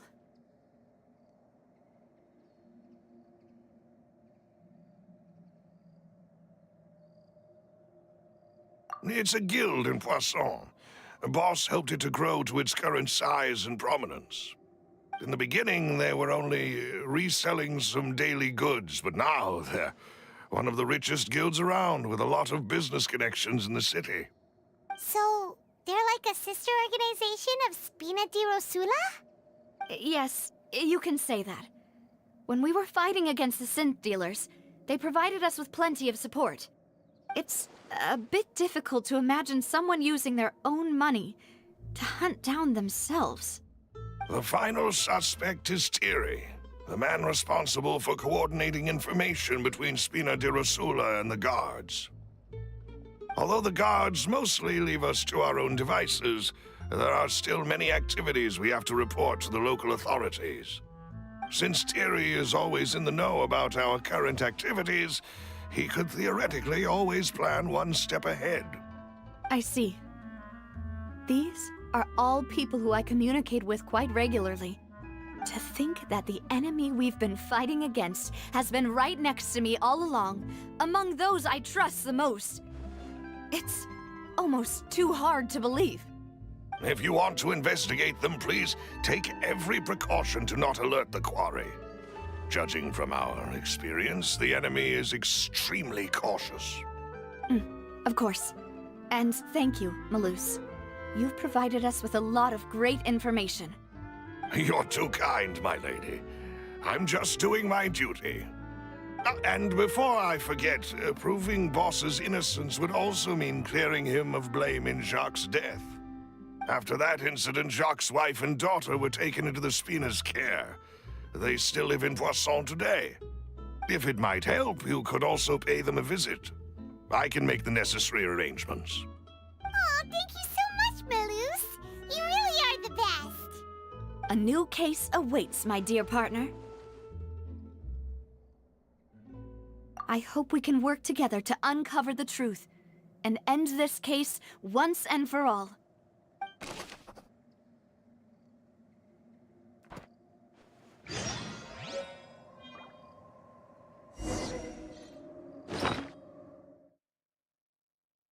Here we go again, trying to crack an impossible case. All proof and no motive. Who would have imagined that people could really turn into water?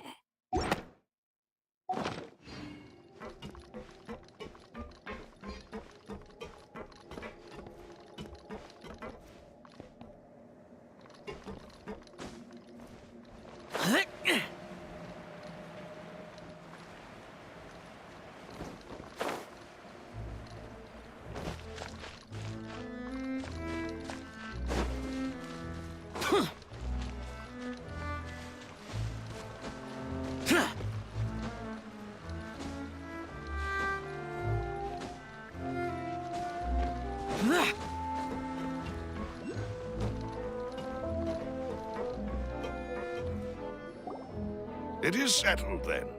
Please excuse me, and enjoy your conversation at your leisure. Thank you for arranging everything for us, Malus. Excuse me, miss. Do you need anything from us? Oh. Hey, Navia's all quiet. This isn't like her at all. I'm sorry that I only came to visit after all this time. After what happened, I didn't know how I was supposed to face the two of you. Ah, if it's about that, there's no need to apologize. After my husband died, Spina di Rosula sent us a lot of mora and support. I understood your guilt and apology to be genuine. But aren't all of those things nothing compared to the loss of Jacques? I can understand the kind of pain that comes with losing a father so needlessly. You don't understand at all. I didn't know how to face you, because I didn't know what I could possibly bring as a consolation gift. I know only the full truth could bring closure to you. And to all of us. I'm sorry. I appreciate the sentiment, but you don't have to carry all that guilt. On the matter regarding my husband, my daughter and I have more or less found our answer already. Would you mind sharing it with me? I really can't believe that my father could ever bring himself to shoot Jacques. I always knew that my husband's money was earned through others' suffering. He told me countless times that if he could turn back the clock, he would never go into the synth business again. He had many regrets, and felt that he took the idea of providing for his family too literally. For the longest time, he thought Mora was everything. So when Mr. Callis came to him with a proposal, he accepted it almost immediately. He tried to be as careful as he could, but even so, he was still found out by the higher-ups. They found out about his betrayal? Papa didn't say that exactly, but Papa did tell me that I should never be ungrateful.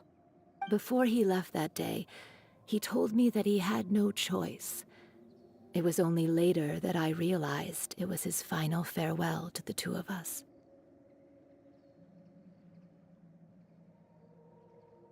I don't know that for sure, but you could say that's the conclusion I eventually came to. Which is why I'm the one who should feel guilty. Callis had always taken great care of us, both when he was still alive and after he passed away. Even if he fired the shot that killed my husband, it was likely in self-defense. It is impossible for me to hate him for what he had done. But Mama, why is Papa still the bad guy if he did the right thing? Papa always wanted to be a good man, so why did he have to do a bad thing in the end? Well, things aren't always as they seem. You still feel like your papa was a good man, right? Yeah. Papa was a really good man. The best in the whole world. Then you should hold on to that. If a good man had to do a bad thing, then he must have had his reasons, regardless of whether he left you a parasol or a sword. He must have done so to give you a better life. Oh. Thank you for everything you've told me. I will definitely find the truth. Thank you. I'm very grateful to hear this from you. Even though your personality is quite different from your father's, your determination when you speak is really similar. You really think so? That's the first time anyone said that to me.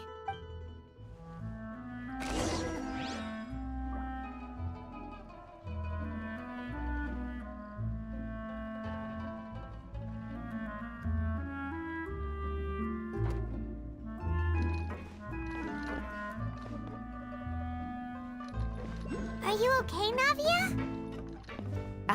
I'm fine. Don't worry. Let's investigate the 3 suspects next.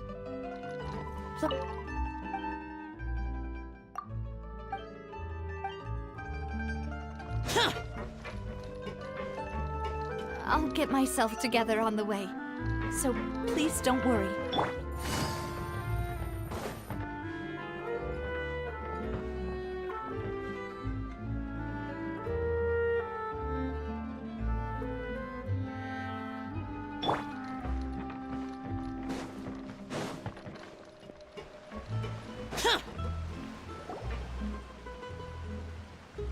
Greetings, boss.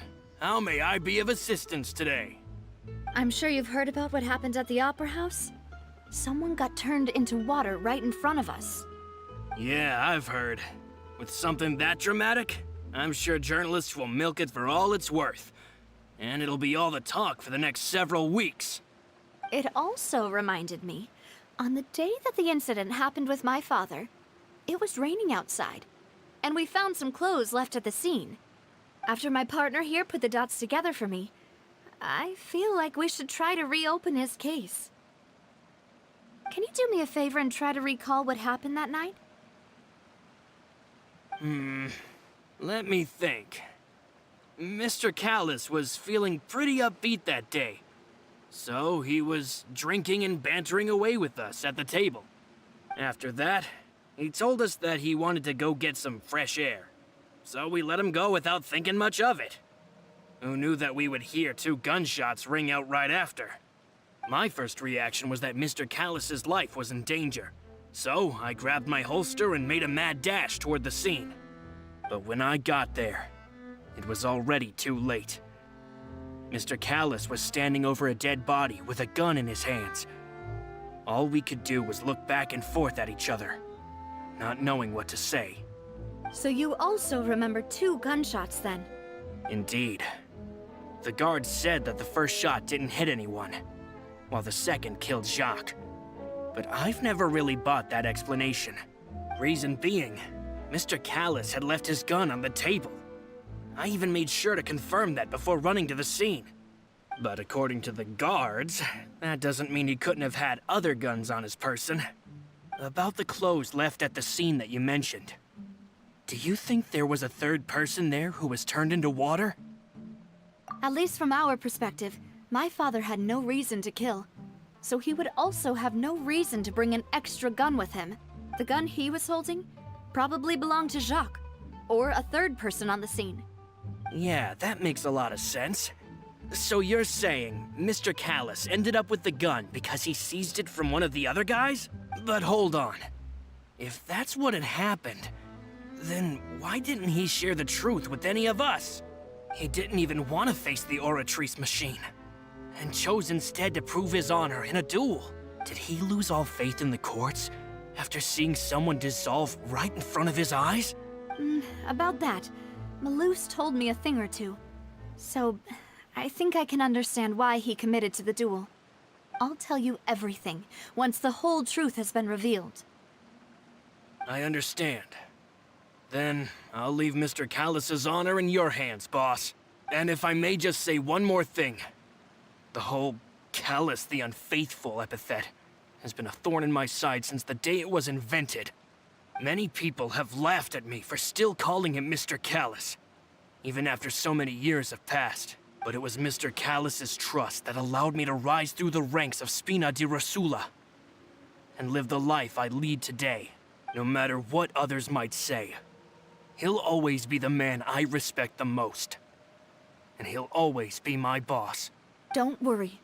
I will definitely find the truth. You and all our other comrades at the Spina deserve to know the truth as well.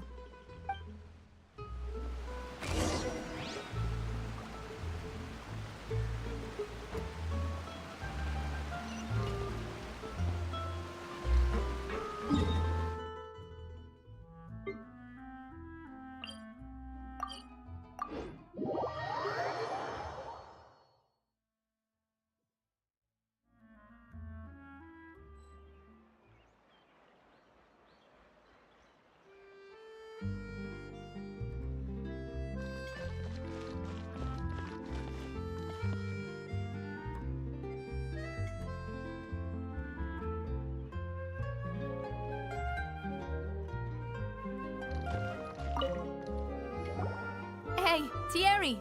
It's me! Oh, now, what brings you here, Miss Navia?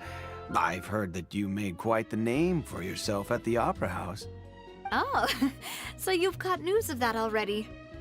Oh, okay. Hey, I'm also a member of the guards, you know. The way you make it sound, people would think I was sent off to Poisson because I had done something wrong. Are you sure there isn't a little bit of truth in that? Under normal circumstances, shouldn't you have been called back to the city already? I mean, where I work is really up to me. Let's just say I enjoy the ambiance of Poisson. Callis did a fantastic job running the town, building Spina di Rosula from the ground up and clearing many obstructions in my way. It would be next to impossible for me to find a similarly easy but high-paying job in the city.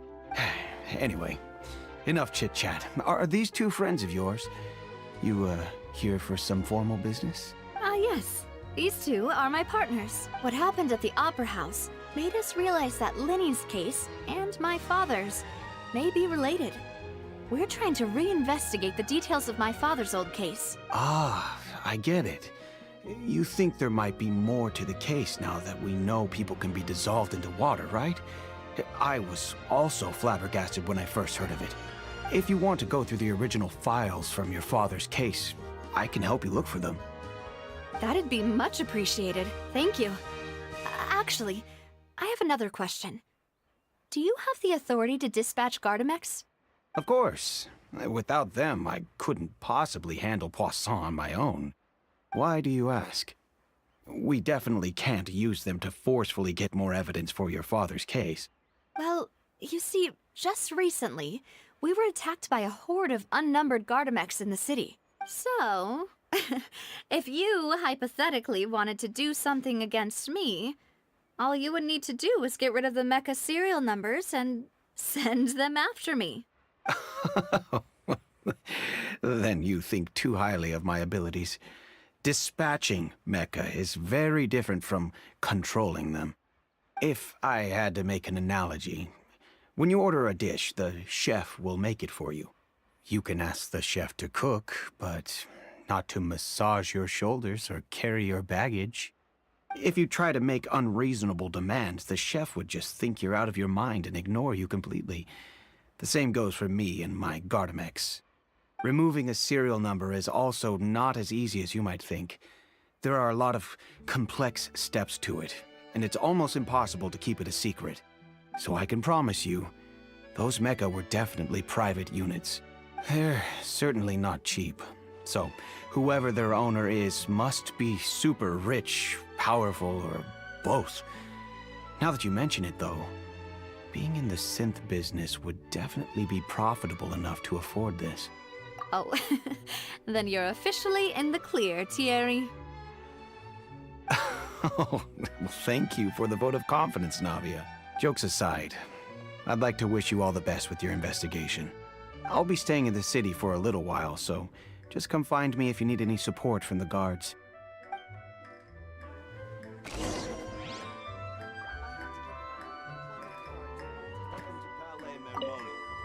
I'll see what I can do for you in Spina di Rosula when it comes to guard stuff, but don't go advertising it to everyone else.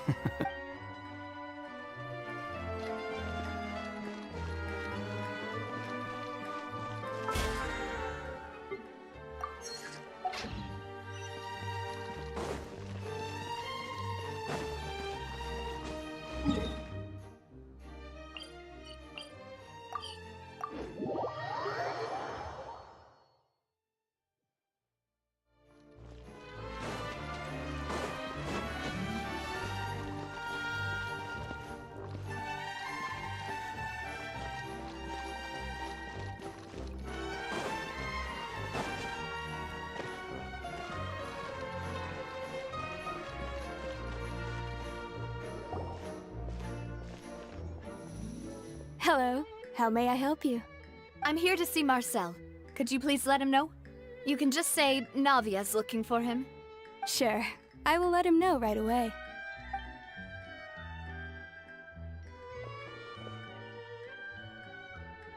Ah, Navia, hello. Sorry to keep you waiting. I'm not as young as I used to be, so my legs are giving out a bit. Oh, it's all right, Uncle Marcel. There's no need to stress.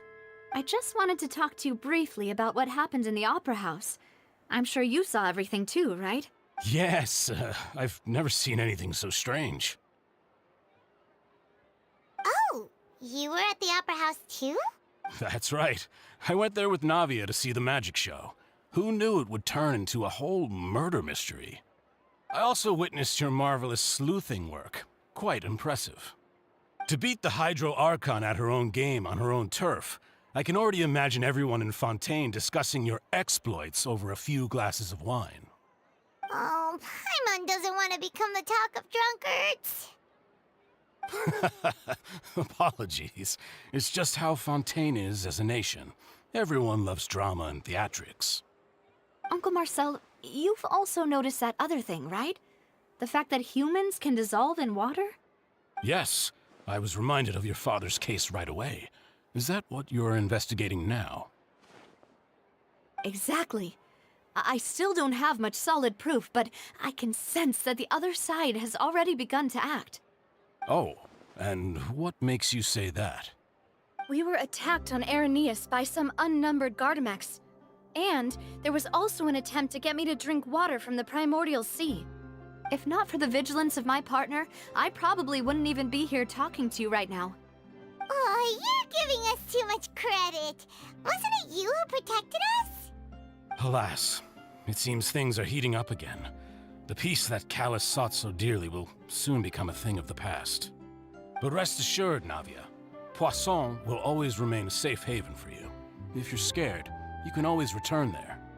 If anyone dares to lay their hands on you there, the Confrérie of Cabrières will use its funds to the last Mora to bring them to justice. Thank you, Uncle Marcel. But I don't intend to go into hiding. I'm going to strike while the iron's hot. Do you have any new thoughts on my father's case? About that. Sorry, my age is catching up with me, so it'll take me a while to recall my memory.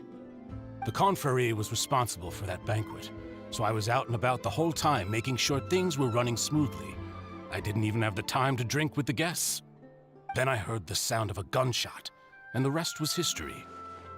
Oh, it's okay. No need to push yourself. We'll ask around some more, see if there are any valuable clues elsewhere. Sounds good. Just let me know if you ever need Mora.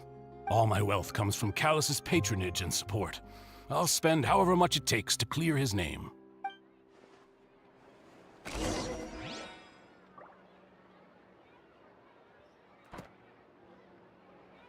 Alas, why do these kinds of things happen to the kindest people?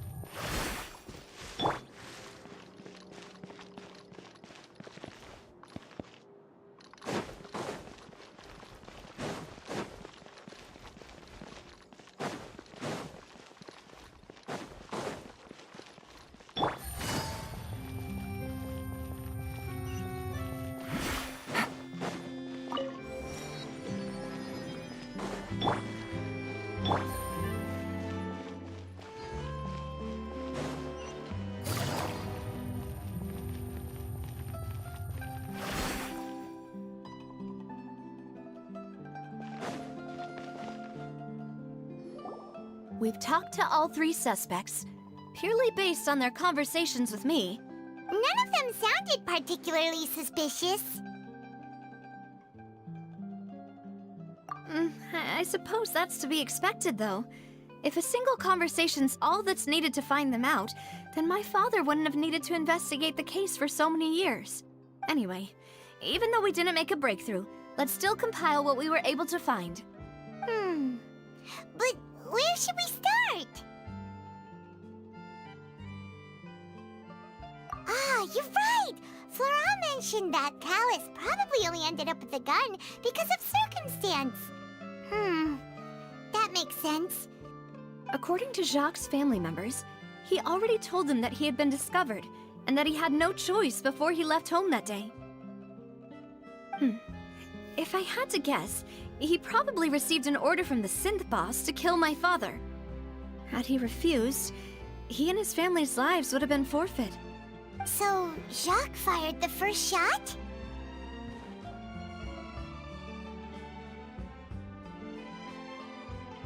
Oh? And why is that?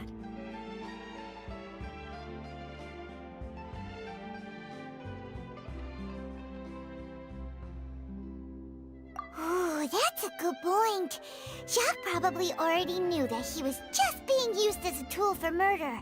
And once he had completed his mission, he'd be of no more use to his boss. Huh.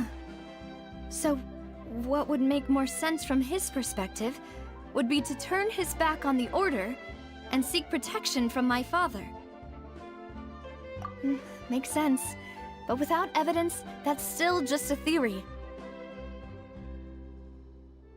Besides Jacques, the attack from the Gardamex has been bothering me quite a bit as well. It's obvious that our enemy has become more antsy after the secret of the primordial seawater was revealed. Do you think he knew, even then, that we'd follow this lead to the end? Given everything that's happened since, it's quite possible. But who among the 3 suspects would have the ability to control privately owned Gardamex?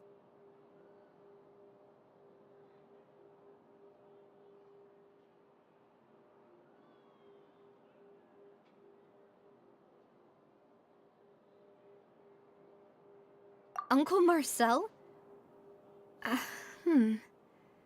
My father did really trust him. And they worked together on a large number of projects. Maybe that's how he got to know Jacques. And with funds from the Confrérie, he could also afford a large number of Gardamex. It's still really hard for me to imagine, though. After all, Uncle Marcel has been around since I was just a child. Also, wouldn't this mean he has been spending a whole lot of mora and energy to fight his own synth business? Florent? It is true that he was closest to my father, and thus had the best chance of learning about his dealings with Jacques. But as Spina di Rosula's advisor, his work mostly deals with personnel and security, so he shouldn't have much means when it comes to finances. So you're saying he's too broke to afford a mecha army? Exactly. He can't. And even if he could, I don't think he would be able to dispatch a whole group so quickly. Thierry, you say? Huh. It is possible that he's figured out a way to convert the Gardamex for personal use. But I didn't feel like he was lying when he was talking to us about the mecha. I also don't think he'd be able to keep that kind of tampering under wraps. Yeah. Had he actually tampered with the mecha, we'd be able to prove it with a simple check of the guard's inventory. If the mecha were taken from the guards, it should be pretty easy to find. Who could it be?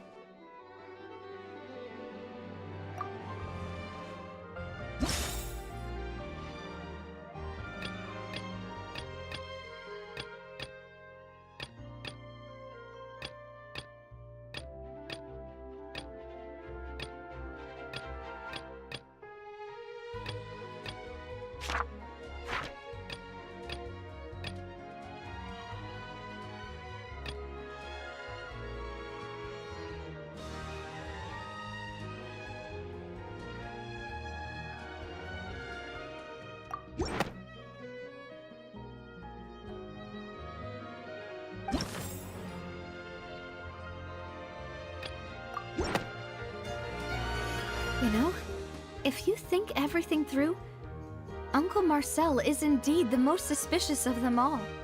Could we be missing other suspects? Malus didn't know about the people turning into water thing when he narrowed it down to these 3, did he? Malus has always been very reliable, and his judgment of others' trustworthiness has been fair and well considered. When he laid out his case for the 3, the rationale he gave me made a lot of sense as well. The suspect is knowledgeable about the Spina's internal affairs, has the means to dispatch mecha to assassinate us, and possesses significant intellect and foresight. Even if I don't want to believe it, I'm starting to see how things could all tie back to Uncle Marcel.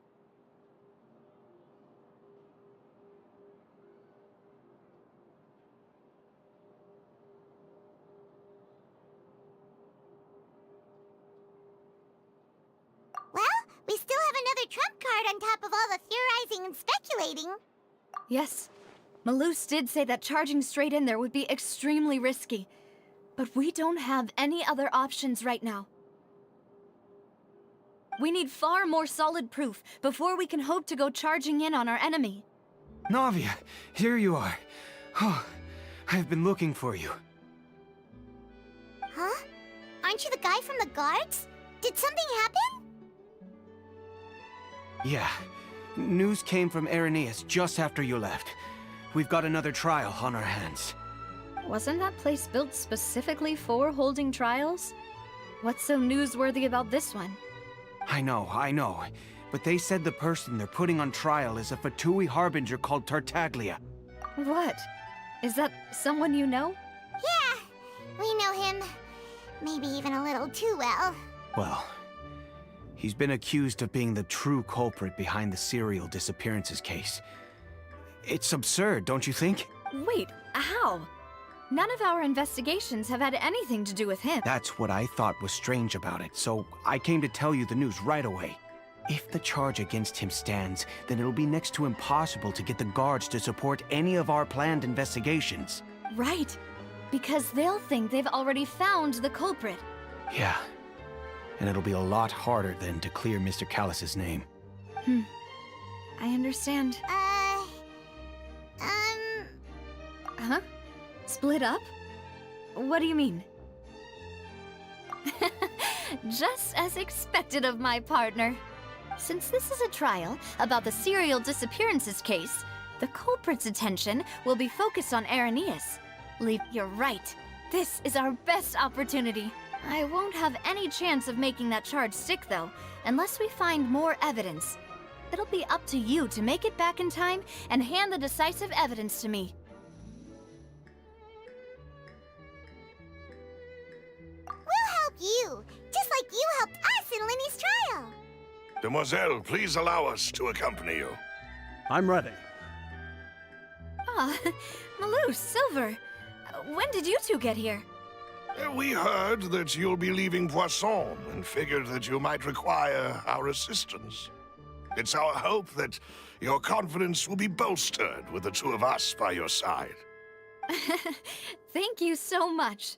Then, let's make haste for Irenaeus. Paimon, Traveler, I'll see you at the Opera House. See you then!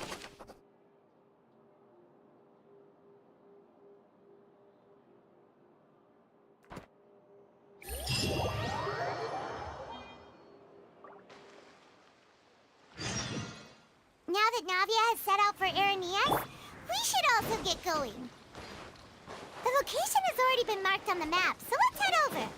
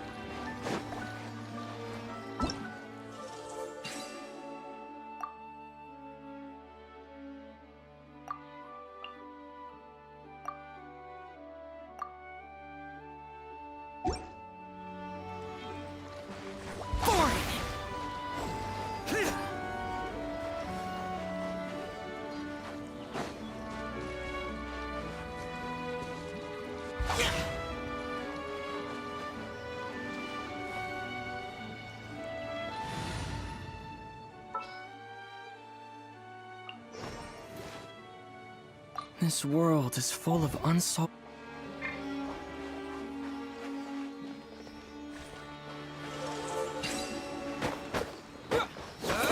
Propagate!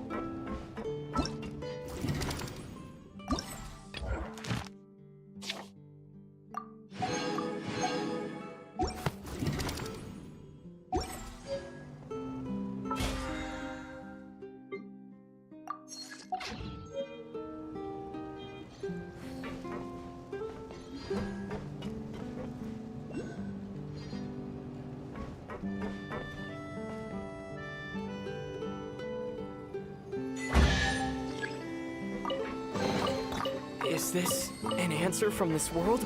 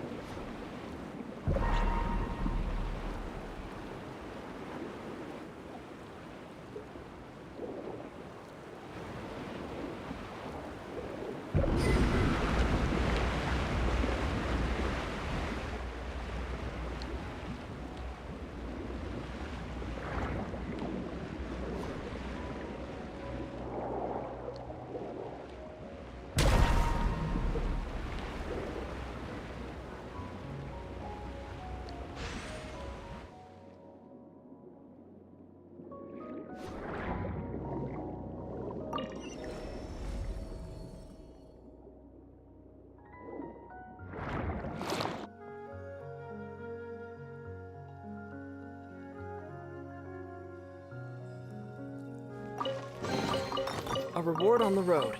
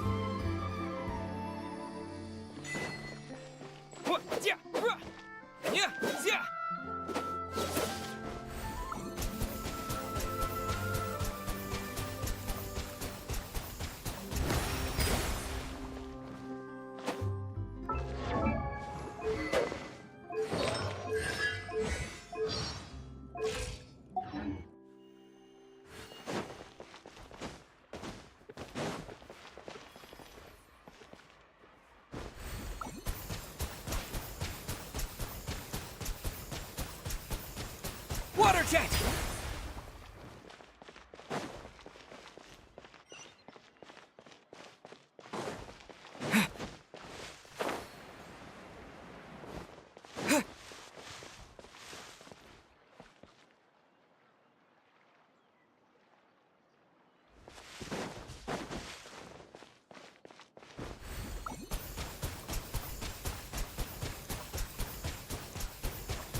Water jet!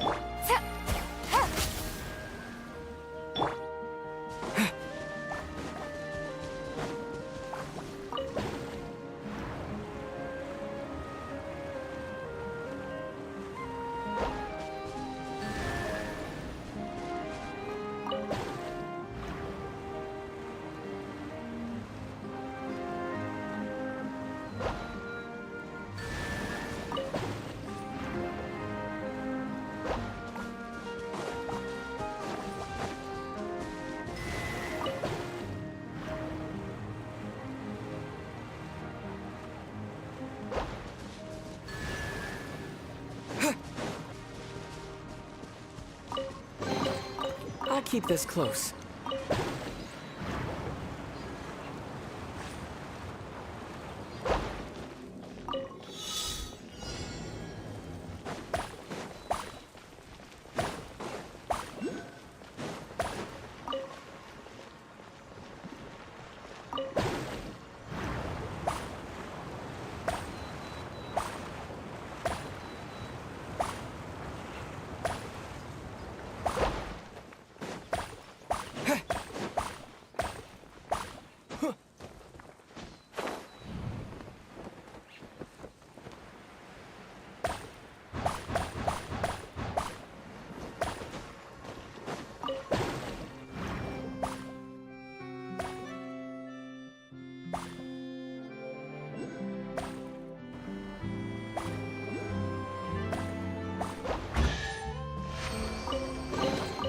I'll keep this close.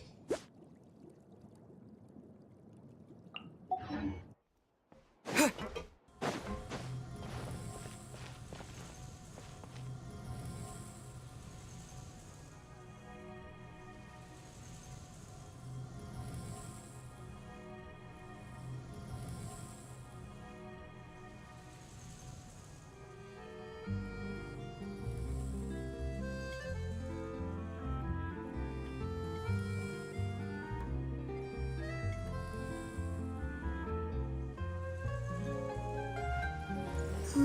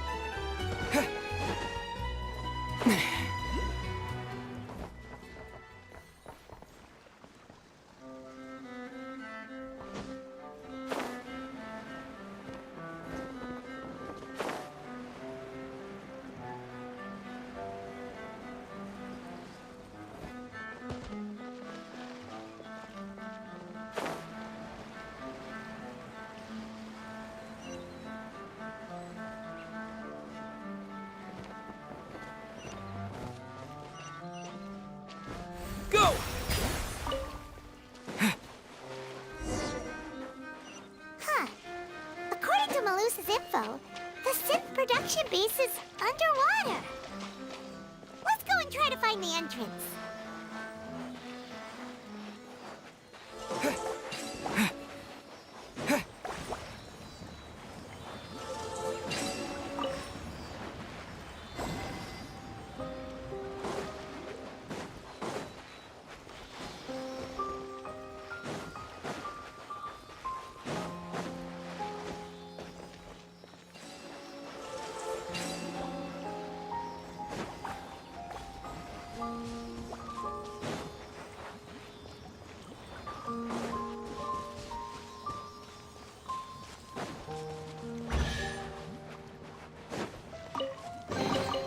I'll keep this close.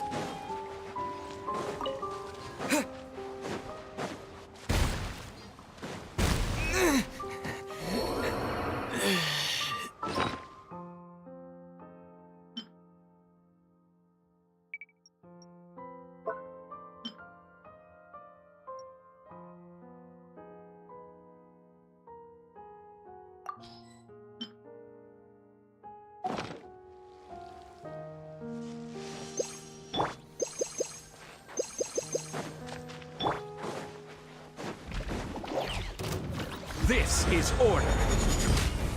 There is no escape! Yeah.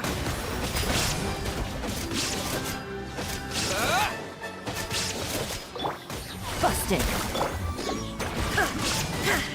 Torn to oblivion!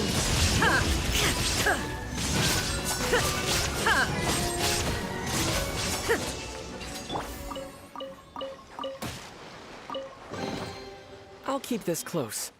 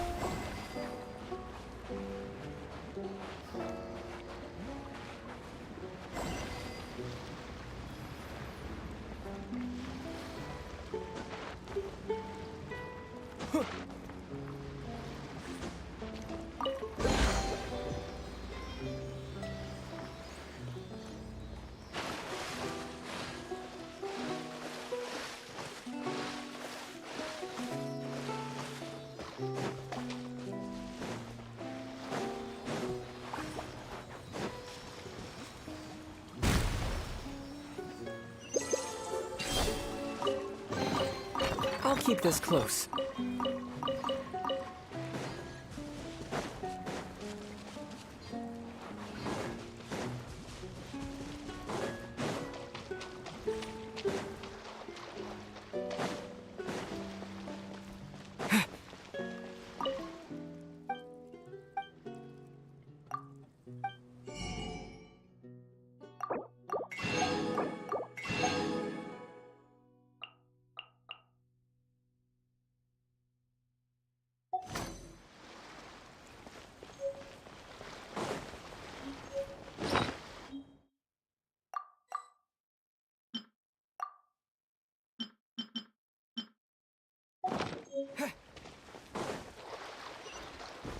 Water jet!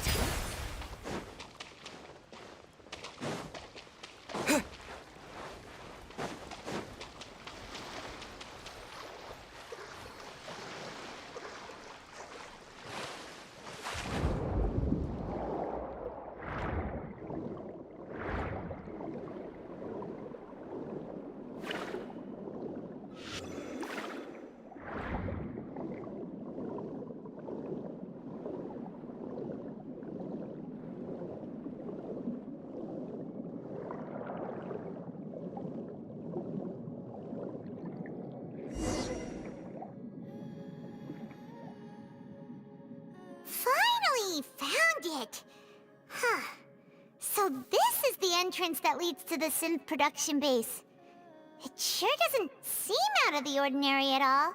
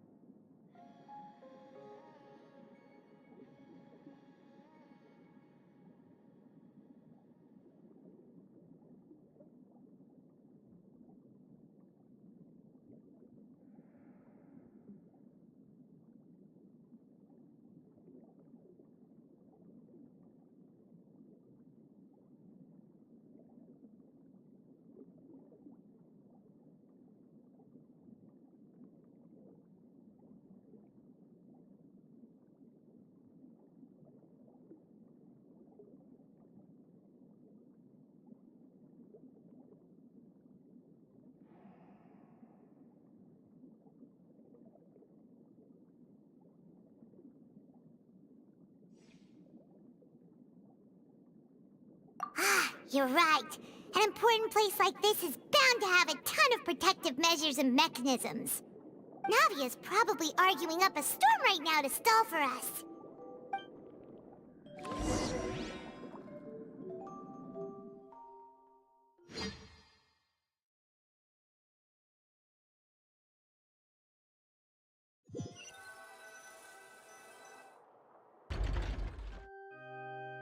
It would appear that I must repeat my question again, Mr. Tartaglia. Do you accept the charge that you are the true culprit behind the serial To be perfectly honest, I don't understand your country's complicated court system, or the reason why I'm being charged with something I've never even heard of. However, I did hear that people who have been charged can choose to participate in a duel to clear their name. Is that right? In which case, as long as I accept the charge, I can have an all-out fight with that champion duelist Clorend, right? I've got to admit, that's one of the most enticing offers I've ever received. When I privately sparred with her last time, she was obviously holding back. Real disappointing. Hey! Don't you understand?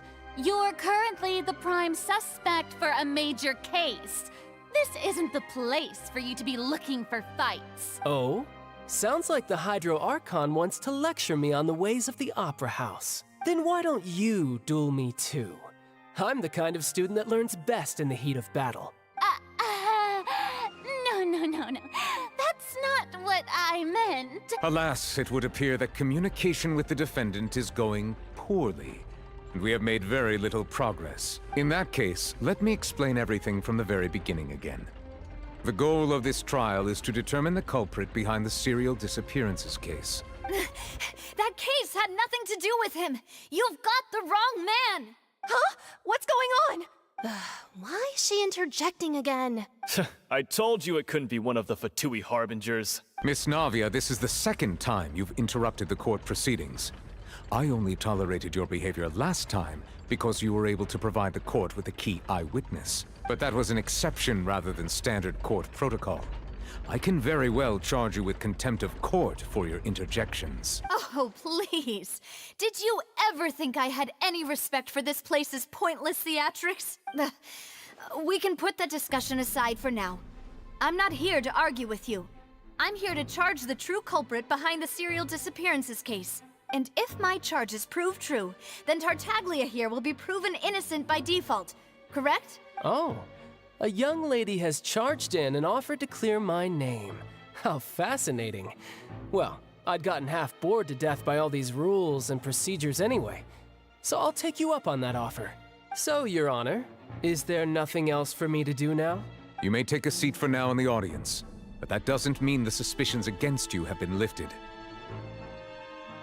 Now then, Miss Navia, who is the person you would like to charge instead?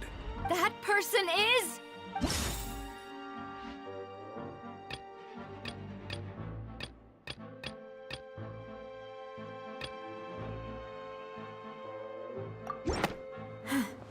Something's not right. Let me think for a little while longer.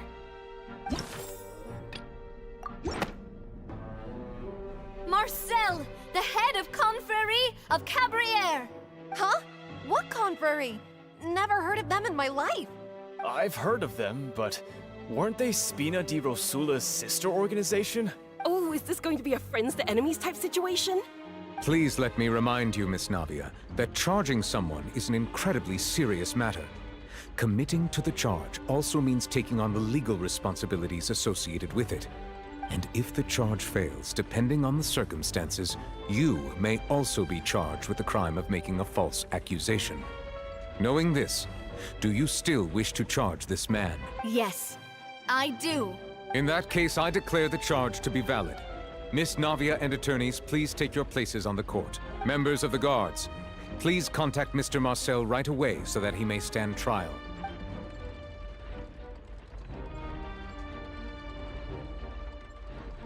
Mr. Marcel, you will not require an attorney. Is that correct? Apologies. It all just happened so quickly. I still haven't figured out what's going on. I think an attorney won't be necessary. This is probably just a misunderstanding between me and Navia. Very well. In that case, since both sides have now arrived, Miss Navia, please present your charges. I would like to take everyone back to 3 years ago, to the case of Callus the Unfaithful. Only through elucidating what really happened in that case can we connect all the dots for the serial disappearances case. Navia, do you really think that I was the one who killed your father? Come on, why would I do that? Callus was my benefactor, and remember both you and I only ran to the scene when we heard the sound of a gun. If that's enough to make me a suspect, wouldn't that make everyone at that banquet a suspect as well? I think there's no point in getting into the specifics right now. The audience doesn't even have the big picture yet. Even I'm struggling to remember some details of that case. Exactly correct, Your Honor. I must refresh everyone's memory about that case before I can explain my charge and reasoning. I see. In which case, I will recount the findings about that case as originally recorded by Maison Gardiennage. On the day of the murder, Spina di Rosula hosted a large banquet in a countryside estate owned by the Confrérie of Cabrières. During the banquet, all attending guests heard 2 gunshots from the courtyard. When the guests arrived at the scene, they found the primary suspect, Callus, holding a gun, while his acquaintance, Jacques, lay dead from a gunshot wound. The guards' investigation did not recover any other firearms from the scene. As a result, they concluded that the suspect's first shot must have missed, while the second must have taken Jacques' life. The suspect did not dispute this conclusion, and also declined to defend himself in court. Instead, he chose to prove his innocence through a duel. Callus was defeated by champion duelist Clarande in the ensuing duel, and soon succumbed to the injuries. These are the known facts about the case.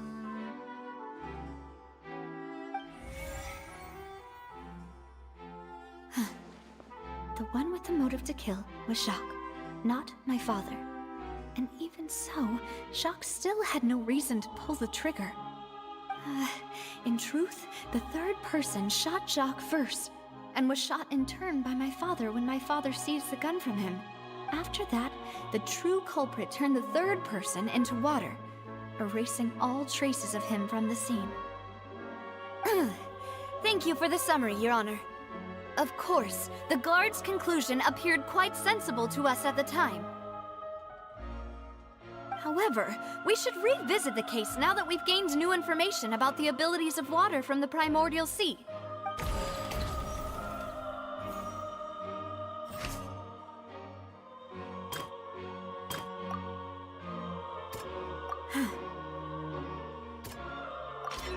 This assassin first shot Jacques, then turned to shoot Callus, only for Callus to wrestle the gun from him and kill him instead.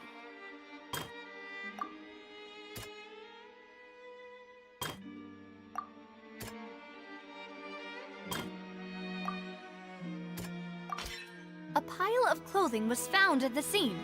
The guards once believed they were used by Jacques as a costume to disguise himself. But now, it is clear that the clothes were proof that there was a third person at the scene, and that they were turned into water after committing the murder. Since it was raining that day, the culprit was confident that they could use the rain to wash away all traces of their dissolved accomplice.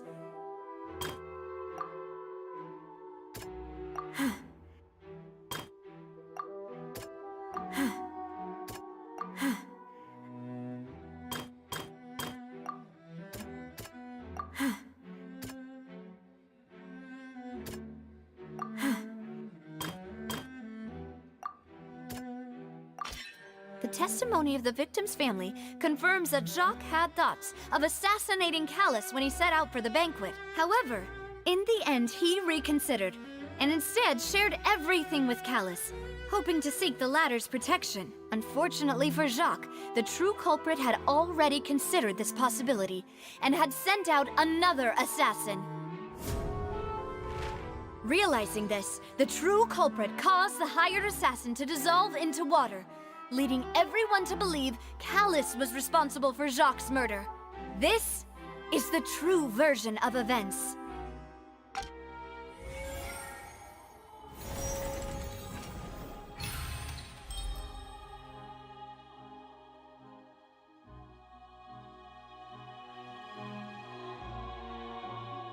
So that's what happened. Wait, you're telling me something as dangerous as water from the primordial sea has been used for all these years? What a great theory. It also explains Callus's and Jacques' respective motives. I guess they didn't shoot each other after all. Mr. Marcel, you are the one being charged with the crime. You should provide a rebuttal if you wish to prove your innocence. But I think I agree with everything Navia just said. In fact, there was nothing in her speech that directly implicated me. Then, may I ask some questions? In my opinion, we primarily need to determine two things. One, do you have the evidence to back up your claims? I'm afraid not. At least not at this very moment. Boo! If you don't have any evidence, you should just go home! I may not have the evidence with me, but I know where I could go to collect it. If we look up the deserted clothes against a record of people who went missing around the same time, we should be able to find a match. Considering the serial disappearances case, the guards probably kept careful records of all missing persons from around that time, regardless of age or gender. That makes sense to me. Monsieur Neuvillette, I would consider this to be a reasonable investigative direction. Why do I feel like Farina's acting a little differently today? Maybe she's scared of embarrassing herself again? Alternatively, she's become more diligent after charging an innocent citizen in the last trial. My second question has to do with the ensuing duel. If the truth is indeed as you described, then why didn't Mr. Callus explain himself in court? If he had testified that a person had been dissolved, he could have at least mounted a defense. I've thought about this too, and the answer is actually pretty simple. He felt there were things that were more important to him, The dissolving power of water from the primordial sea is an important secret for the true culprit of the serial disappearances case. My father could have exposed it for all to see, but he chose to take it to the grave. At that time, Spina di Rosula was in dire straits, and his reputation had already been shattered. He had no guarantee that going forward with the truth would allow the culprit to be brought to justice. What was certain, however, was that it would paint a gigantic target on my back. Boss once told me that Demoiselle had already been selected as the next target of the serial disappearances case. What? If the secret had gotten out, the culprit would have fought an all-out war with Espina right there and then. I wouldn't have been the only one in danger. All of us would have stood to lose our lives. Of course, the guards might eventually figure out the truth of the matter and determine that we were in the right. But what good would that do? How can a hollow verdict protect anyone? Had this opera house ever given my father any kind of confidence in its brand of justice, Spina di Rosula would have had no reason to exist. But by staying silent, we retained the ability to deter our opponents and continue the stalemate. I was able to become Spina di Rosula's president, which made me harder to target, as well as giving me more time to grow and learn. And once I have figured out the truth and stepped up to the challenge, I will do what this opera house cannot, and restore my father's truth and honor back to him. So, you mean to say, your father intended to die in the duelist's ring? That's right. Do you have any proof? Of course. All you need is to ask his opponent, Clarand.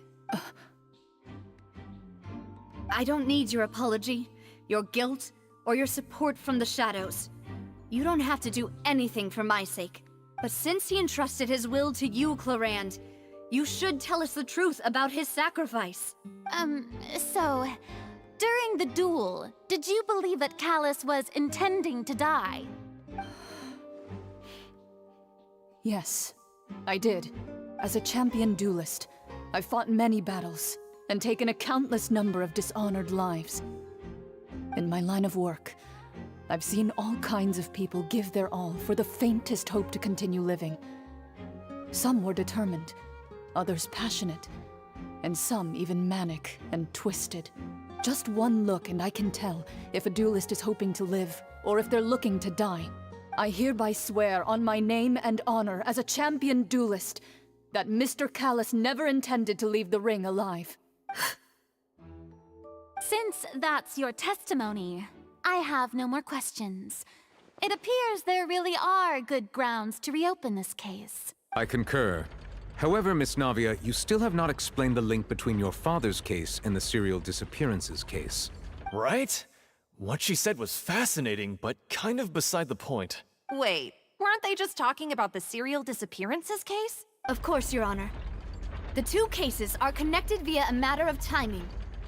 In my father's case, the culprit intended to kill both Jacques and Callus. As a result, they planned to act after hearing 2 gunshots. And, at the end of Linny's trial, the culprit also only dissolved the victim in front of everyone because they realized they were at risk of being identified. The culprit could only time their actions so precisely if they were already at the scene.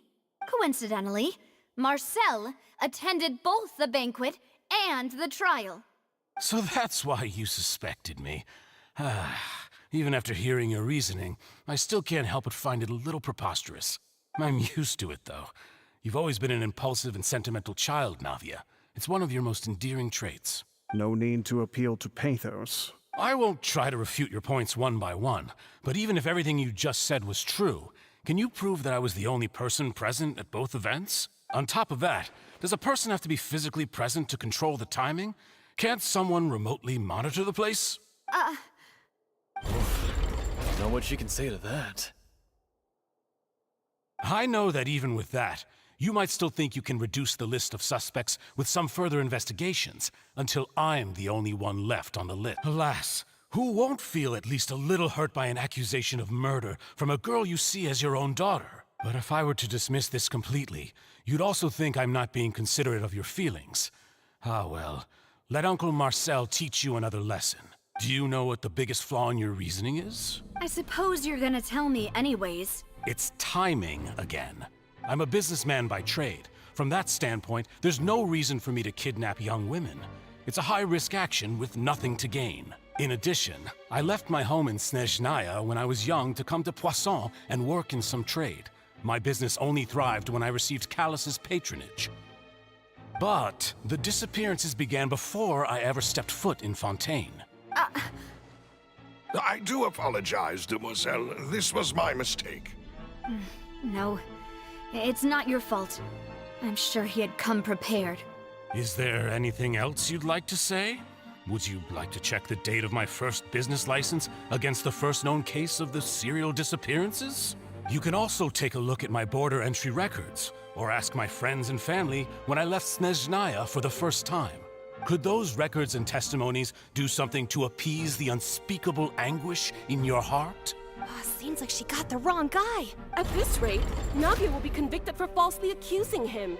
I think you've done a superb job of dissecting your father's feelings as he neared the end of his life. But aren't you going against all of his wishes and expectations right now? He wished for you to become more rational, collected, and conscientious, instead of dwelling only on your own feelings. Once you've learned to be more considerate of others' feelings, and to stop rushing headlong into things, you'd have met most of his expectations. This isn't just about me, and it never has been. The biggest difference between me and the rest of the victims is that I still have the ability to search for the truth, while that same agency has long been taken from them. The people whose families were destroyed by synth abuse, the people who lost their loved ones to the serial disappearances, and the people who suffered tragic ends due to their sense of justice. Many people's images are flashing before my eyes. I'm sure some are coming to those of you in the audience as well. And whose image do you see, Marcel? Is it a man named Vacher? Oh, so you do know that name. I'm merely surprised you'd suddenly say the name of someone I've never even heard of. I was waiting for you to say that.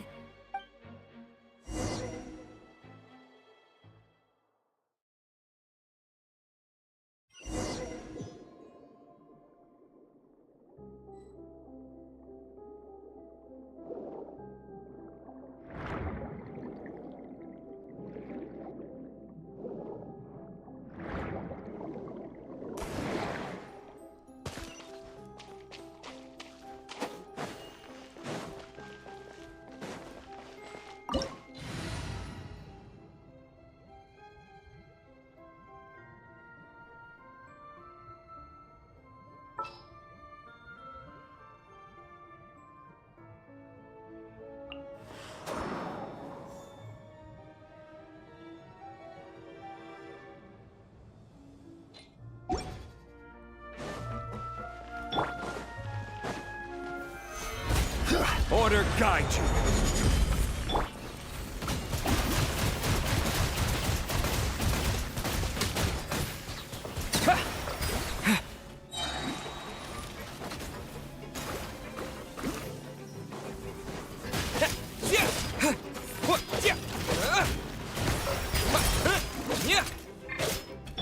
Shine down! Quietly now.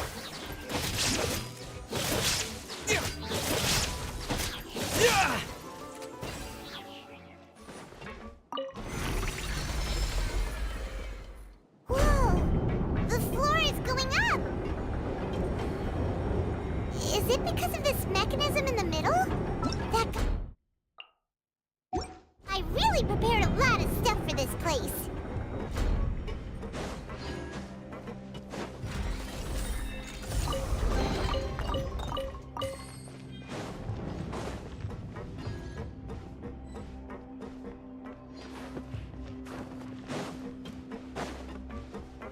Paimon thinks we need to go up, but Paimon doesn't see a way.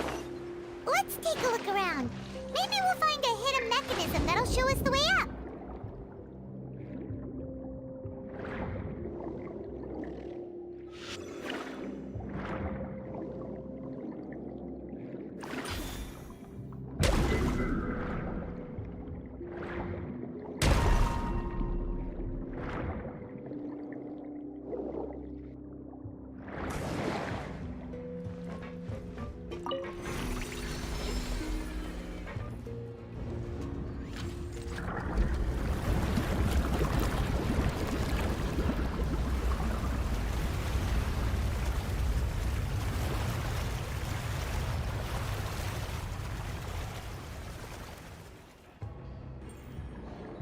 the water level is rising.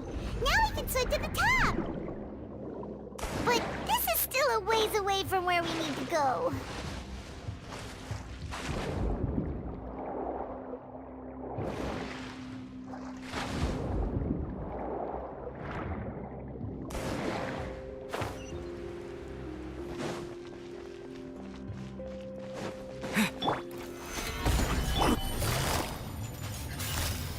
Busted. Illusion shattered.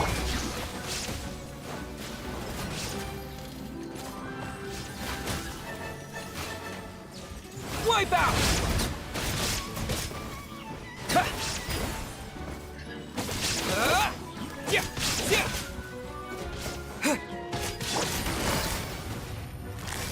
Quietly now.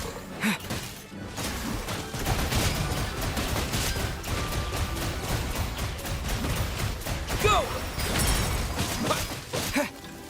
Shine down. Solidify! This is order!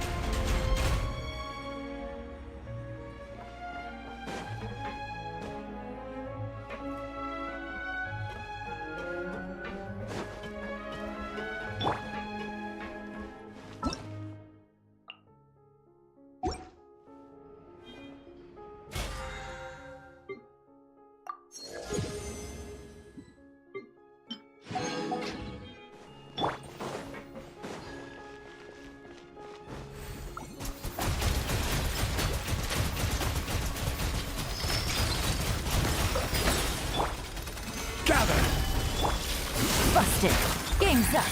Fun's over. Illusion shattered! Bombs away! Go!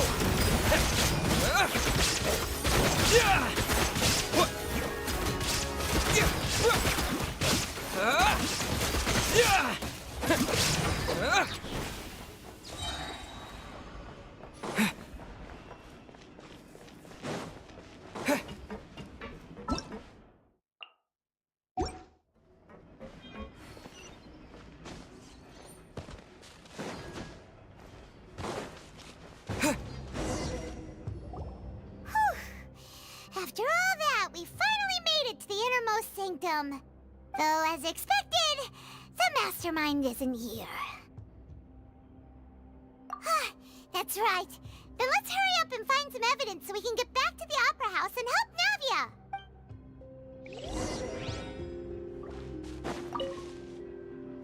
What's all this? It's a bunch of really cute things. Pink accessories, a hair tie, a necklace, even a makeup box. Oh, Paimon sees it too, but why are all the... Huh? You mean the girls from the serial disappearances? They were brought here? And then they were turned into water. And all the boxes of things. These names.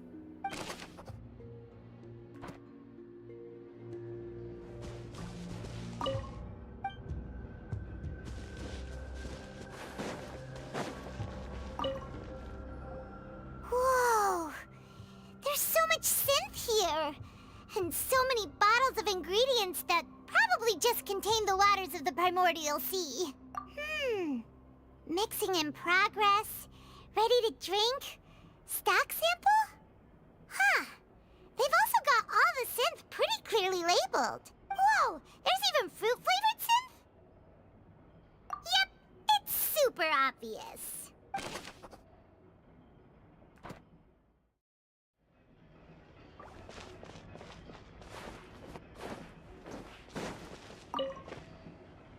What's this over here? Looks like some kind of place for research.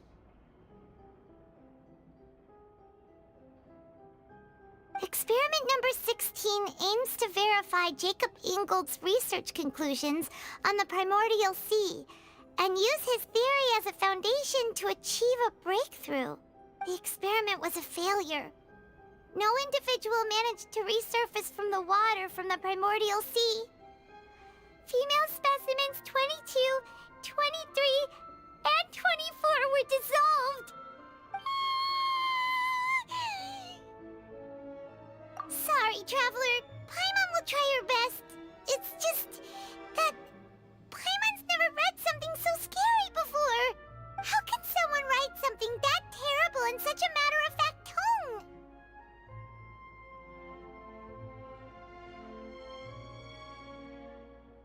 You read the rest. Paimon's too scared to keep going.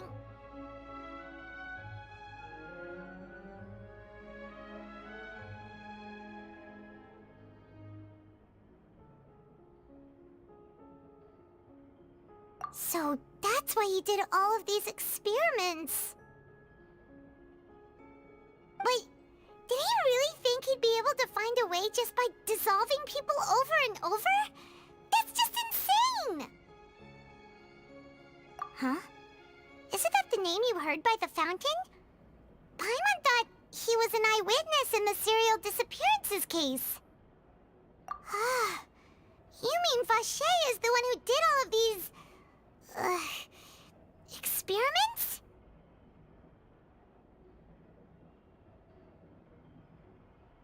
So that's it!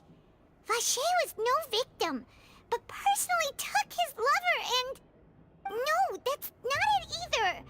If that's the case, why would he want people to resurface from the water? In any case, Paimon will write it all down.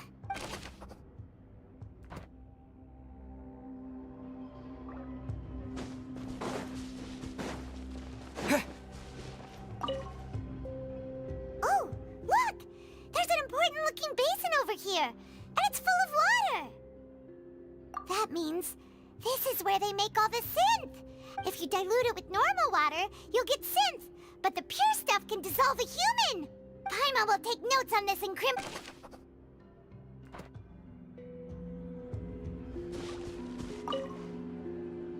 Let's see what's written here. Nothing escapes Detective Paimon's eyes.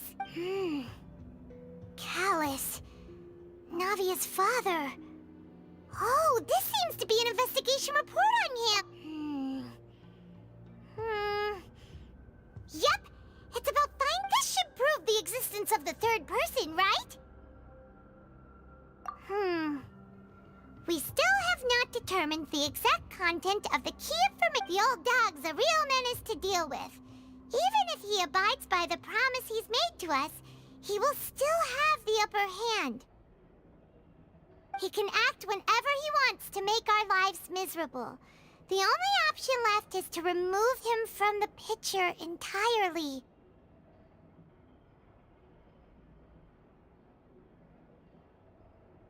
I concur. Let's send someone to kill him. He won't declare war as long as we don't touch Navia. Oh, seems like we've got a bunch of correspondence between the higher-ups. They're all just so evil.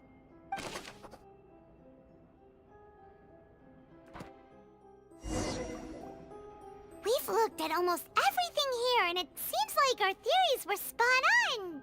Yeah, we haven't found anything that reveals his true identity. No wonder even Neuvillette wasn't able to find anything. Whoever it is probably destroyed everything to do with that name a long time ago. That way, even if we bring all this back to the opera, we won't be able to identify the true culprit. Sure thing.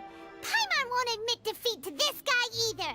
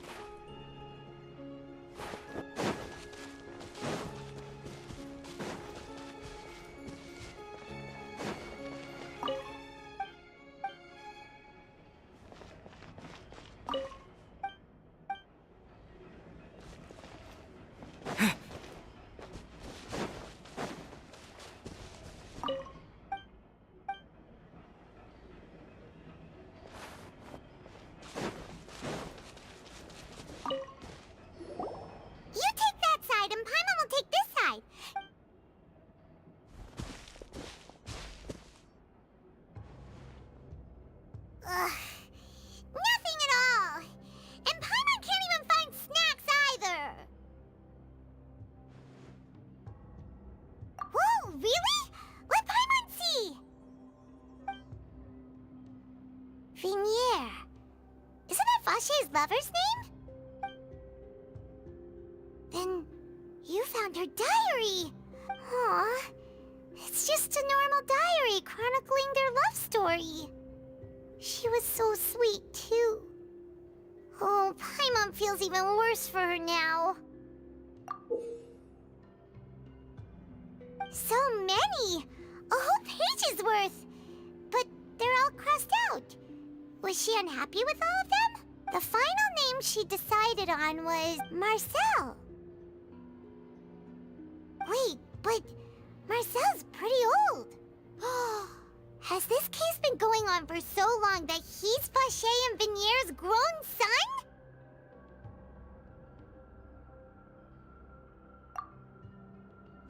Hey!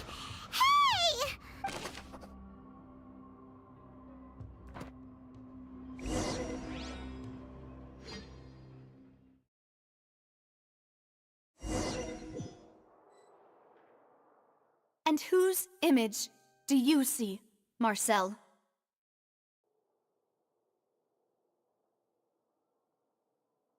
Is it a man named Vache? Oh, so you do know that name.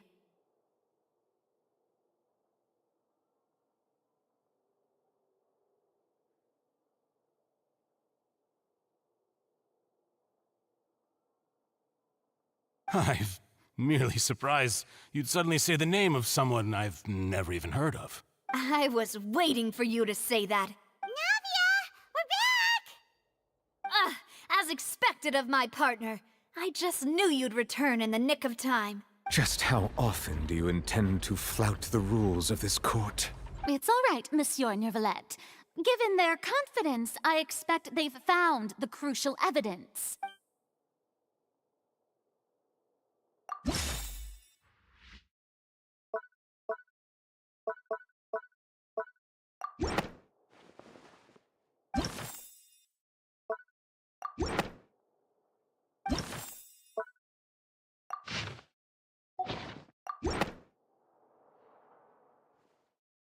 But the truth of it, Marcel, is that you've always been Vacher.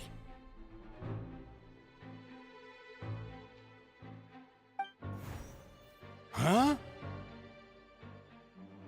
We've investigated your lair and we already know everything! After your lover, Veneer, was dissolved, you kept abducting young women to experiment on the hopes of bringing her back to you! You even created Marcel as a new identity and destroyed all records of your past as Vacher! So that's it. Even the villains in opera performances rarely go that far. And with that, Marcel's motive has now been established.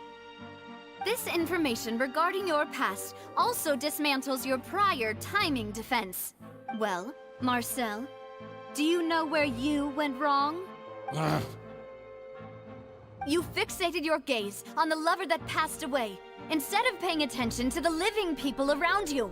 So, you never noticed how we changed, or how we grew as individuals. You also never understood Boss's real expectations for his daughter.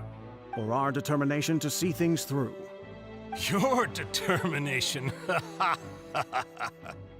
Mr. Marcel, please speak up now if you would like to defend yourself. Otherwise, the trial will move on to the next stage. Do you really think I wanted to do any of this? Pay attention to you? What for? Have you ever paid attention to me? Ever empathized with my pain? Ever known how it feels to watch the love of your life dissolve right in front of your eyes? No one helped me. No one even believed me. All those decades ago, even the officers from the Maison Gardiennage were laughing at me. They said there's no way a human being can turn into water. So I must have gone mad from grief. Vignere's death was brushed away by all of you as if it didn't matter at all. Well, now you know, don't you? Ha! Well, it's too late now. All those who were dissolved are gone forever. You only have yourselves to blame. You set up this ornate opera house in pursuit of your so-called justice, your beloved drama, while turning a blind eye to the suffering of the people. Vignere is dead. We promised each other that we would always be together. Wherever she goes, I will follow. But I'm not from this blasted place. So I can't be dissolved. No matter what I do. Hey, is that water from the primordial sea that he's drinking? I can't dissolve! Can't dissolve! Can't dissolve! Do you all see? I can't go, I can't follow. So if I can't go where she is, what choice do I have but to try to bring her back? I did all of that, and in the end, that accursed Callus still got the better of me. I spent my entire life living on pins and needles, only to get stabbed by his idiot daughter at the very end. The suspect is exhibiting signs of mental distress. Guards, please restrain him. Don't touch me! Don't anybody come near me! I still need to save Vignere. I promise. We made a promise. Vignere. Vignere. Please, Vignere. Don't think badly of me. All I want to do is fulfill our promise. At this point, the verdict of this trial is clear. With Mr. Marcel's conviction, the charges against Mr. Tartaglia no longer have any basis. Fine by me. I was in a bad mood, but after a show like that, I'm actually feeling pretty good. Traveler, please submit all the evidence you have collected to the guards, so that I might review and summarize the truth behind the serial disappearances case. The man now known as Marcel was originally named Vacher and worked as an adventurer with his partner and lover Vignier. During an underwater expedition, Vignier accidentally came into contact with water from the primordial sea and was dissolved in front of Vacher as a result. Vacher learned of the primordial water's existence through the work of others and began to kidnap young women for research, with the goal of discovering a method to restore Vignier back to life. To cover his tracks, he invented the new alias of Marcel and began to operate a business in Poisson. During the course of his research, Vacher discovered that a diluted concoction of water from the primordial sea can induce feelings of euphoria, and began to manufacture and market synth. However, as he accumulated wealth to fund his continued research and expanded the scope, he came into conflict with Spina di Rosula. After exchanging blows with Spina di Rosula for many years, Vacher decided to assassinate their president Callus at a banquet. Although the assassination did not go as Vacher expected, he was able to turn Callus into the murder suspect by dissolving the assassin he sent to the scene. And just recently, Vacher attempted to frame Linny as the culprit of the serial disappearances case, using a similar method. However, his attempt to frame Linny failed, and the power of water from the primordial sea became public knowledge. This case also exposed enough of Vacher's machinations that he was eventually successfully charged in court. Thus concludes the enigmatic history of the serial disappearances case, with the truth revealed to all.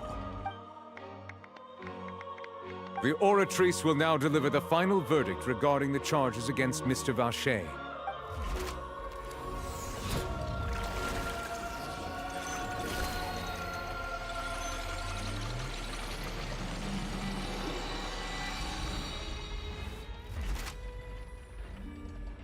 According to the judgment of the Oratrice Mécanique d'Analyse Cardinale, Mr. Vacher is guilty. Guards! Take Vacher away. Good. It's what he deserves. With that, the serial disappearances case is over now. We really just witnessed history. Who would have thought the true culprit would be such a polite and well-spoken guy? Yippee! We helped Navia bring the bad guy to justice! He's hurt so many innocent people and now he's finally getting what he deserves! Huh? Are you okay? Demoiselle, you were absolutely brilliant. The day our late boss had always hoped for has finally come. You can rest easy now, knowing justice has been served. Yeah. It's finally over. It's all thanks to you guys. And my partner. See, Papa? Spina di Rosula's still doing well with me at the helm.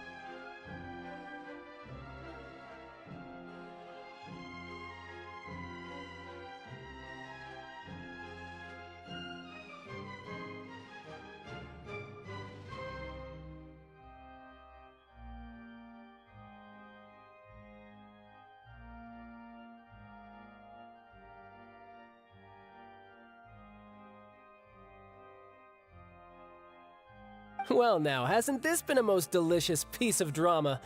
The villain has been caught, justice has been served, past wrongs have been righted, and it's a big ol' happy ending. Since it's been such a great show, I'll just let the false accusations against me slide. Either way, I've still got some business to attend to. So, if you'll excuse me... Please wait just one moment, Mr. Tartaglia. Ugh, what now? None of this has anything to do with me. According to court protocol, since this trial was initiated due to a charge against you, a verdict must also be made regarding the initial charge before the trial can conclude. Oh, come on. Is this really necessary? Haven't you already caught the real criminal? Isn't it time for side characters like me to exit stage left? Please respect the laws of Fontaine. This has always been the rule. All right, but this sure is a lot of hassle.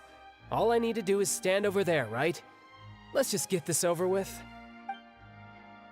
Through evidence presented in the public trial that was just held, it has been established that Mr. Tartaglia has no direct connection to the serial disappearances case.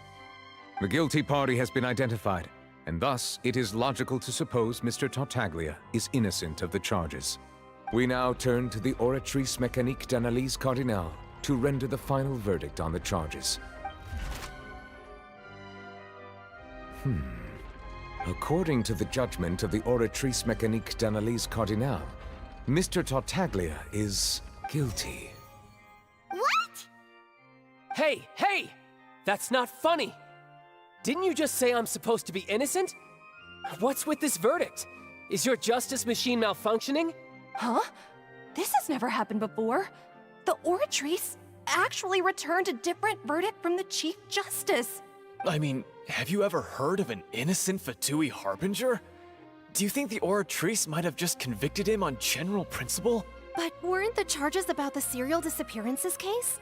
No matter what else he's guilty of, it shouldn't affect the verdict in this case, right? The judgment of the Oratrice Mécanique d'Analyse Cardinale is, by law, the final verdict of the court. We must accept the guilty verdict. Guards, please take the suspect into custody per court protocol.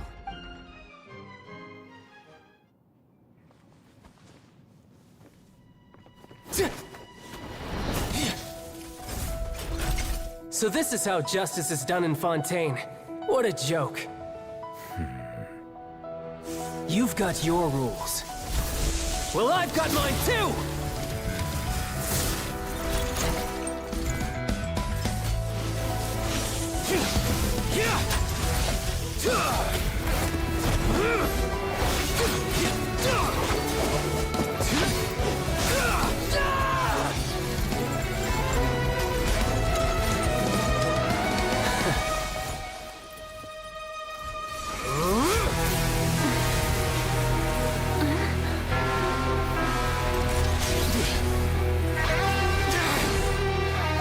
He's activating his spell legacy!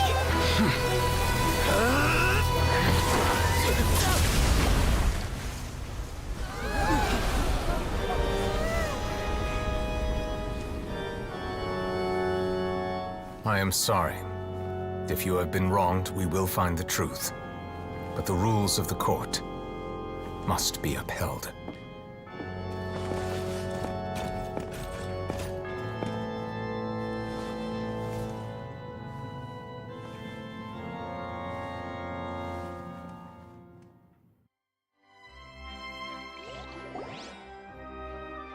Hey, Monsieur Novelette, what's going on?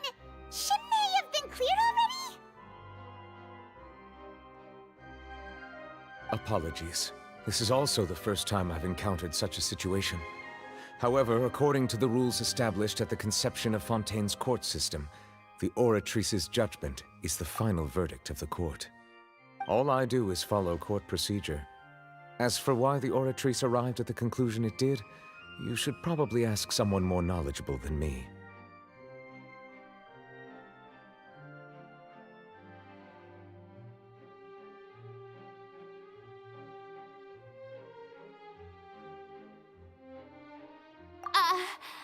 Why are you looking at me? I had nothing to do with it! I don't know what happened there either! Hey, stop staring at me! What does Lady Farina mean by that? She says she has no idea either, but that's impossible. Didn't she create the Oratrice herself? Yeah, so are the verdicts reliable or not? Can results like this really be called justice?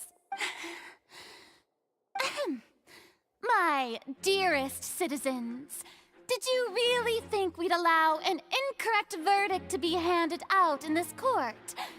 Did you really believe that the judgment could be mistaken or be the result of some sort of random mishap? Don't tell me you thought even I had been blindsided by the Oratrice's result. But the way she looked just now, it was pretty obvious she had no idea what was going on. However, given the state of things, I shall give you an explanation.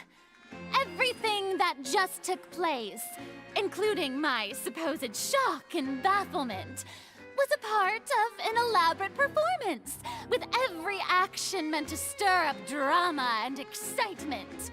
And, of course, for every performance, there is a script. Everything has unfolded exactly as I expected from the very beginning. As the embodiment of the very concept of justice, the Oratrice shall never render an arbitrary judgment! If you thought Child had nothing to do with the serial disappearances case, it is only because you've been blinded by the superficial appearance of innocence. Everything he's done, not to mention the danger he poses, are beyond ordinary comprehension and completely unforgivable! All shall be revealed in time. You will come to understand my noble intentions, as well as the absolute correctness of the Oratrice's verdict. Now, having said that, although I hate to leave things hanging in suspense, it is now time for this performance to end. As the lead actress, I shall be the first to take my leave. Toodaloo! So she chose to make her escape after all, did she? So you're saying we shouldn't put much stock into what she just said?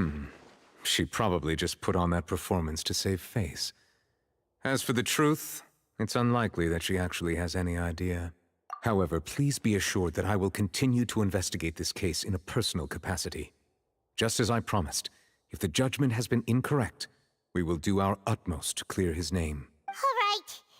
Even though we feel pretty badly for him, we'll take your word for it for now. After all, he's done plenty of bad stuff, so he should have known he'd go to prison someday, right?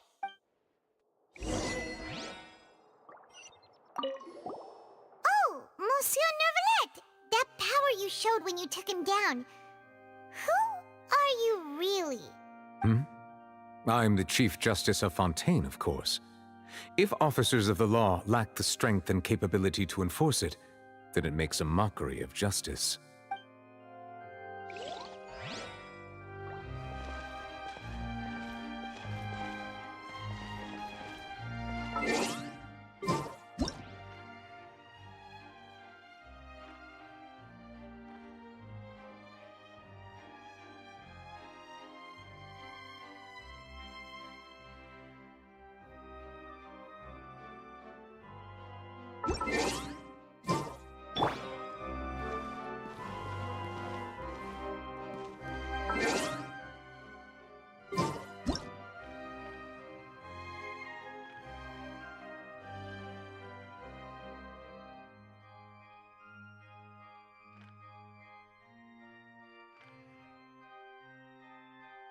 Osmanthus wine tastes the same as I remember. But where are those who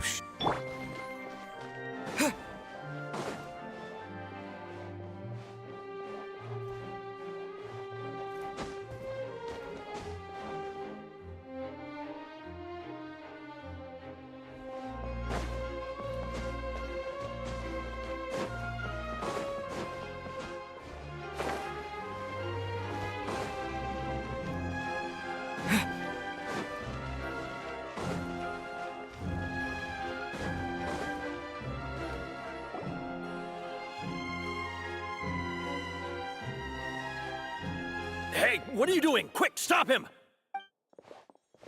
Traveler, hey! Traveler! Marcel! What are you doing over here? Stop resisting arrest! Cease, or we'll add another charge to the list. No, wait! I just want to ask the Traveler something. I'm not looking to run away. Please, just let me ask this one small thing. Go on. Thank you. I was being led away when I finally realized something. Where did you first hear the name Vache? I erased all records of that name. So, unless... Are you still trying to prove your innocence? Give it up. You've already been convicted. Really? You did? You're sure? You met her?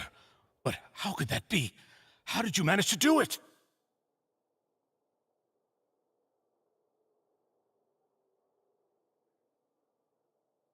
The Fountain of Lucine? Then she's been so close to me all along. And I just never... Please give me a chance to talk to her again. Just let the Traveler take me to the fountain to see her one last time. This is the last request I'll ever make in my life. You can do whatever you want to me afterwards. I don't care. What? Give an inch and you want to take a mile? Do you think serial killers get to make requests like that? Paimon agrees. Why should we give him what he wants when he's only done a ton of super terrible things? This request, is it worth as much to you as your life? Of course! Wait, no. It's worth even more than my life. Humans? Will they betray the instinct to live just to satisfy spiritual needs? Very well. I will grant your request. Your Honor, I fear that... I will go with him. You do not need to worry about any escape. In that case, I shall leave him in your most capable hands, Chief Thank you, Your Honor.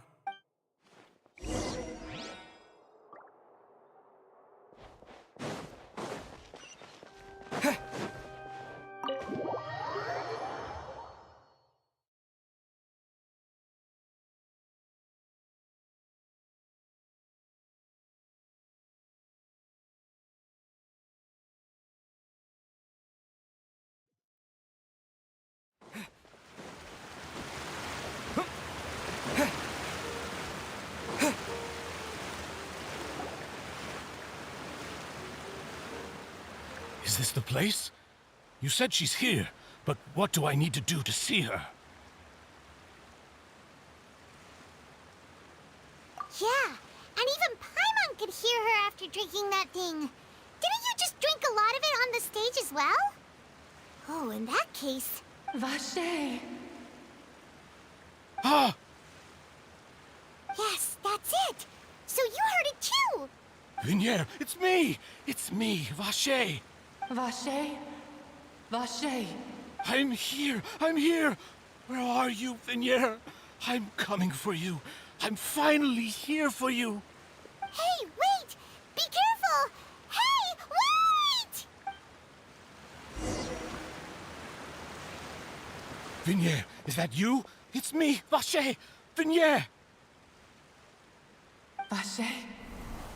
Why did you come? Didn't I say? You don't need to look for me. You look a lot older than I remember. How long has it been? It's been more than 20 years. I've suffered for over 20 years since the day you left. All this time, only the thought of bringing you back has kept me alive. Nothing else mattered to me. I must be dreaming. Who would have thought I'd get the chance to tell you all of my feelings like this? Vinier, you are my everything. I really don't know how I could live without you. But Vache, if you ask me, this world would be better off without you. What are you saying? If not for you, I would have finished my law degree and probably become a top-tier attorney one day. If not for you, I would have continued to pursue my love of the arts, and my works would have been displayed in the Palais Mermonia itself. If not for you, I would at least have been able to take care of my mother. And she would not have grown old and died alone. with nothing but the tears on her cheeks. It's all because of your selfishness, Vache.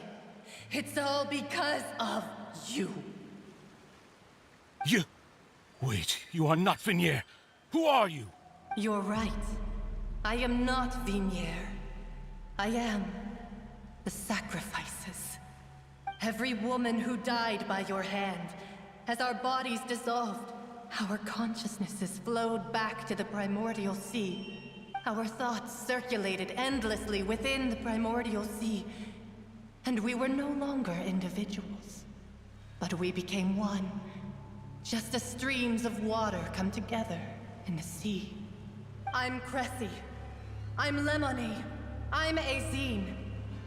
The only one I am not is Vignier. Why?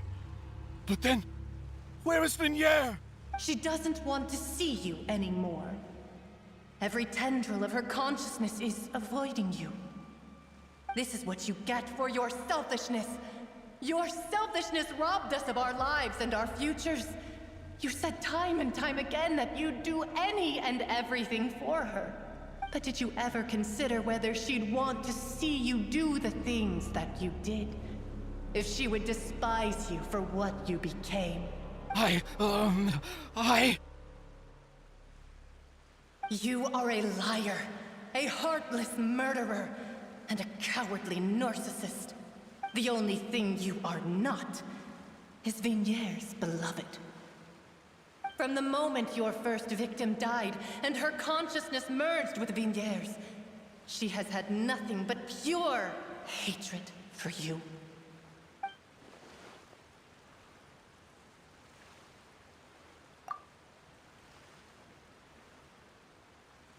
No! Vignier! She can't hate me. Let me see her, please. Have mercy. You still don't understand. When I said don't look for me, that came from the real Vignier. She really doesn't want to see you anymore. But on top of that, she also said that because it's her final drop of pity for you. She said that because she knew that if you did come here, we will show no mercy to you. Vache. Vache? Vache. Vache. Vache. Vache. Drown.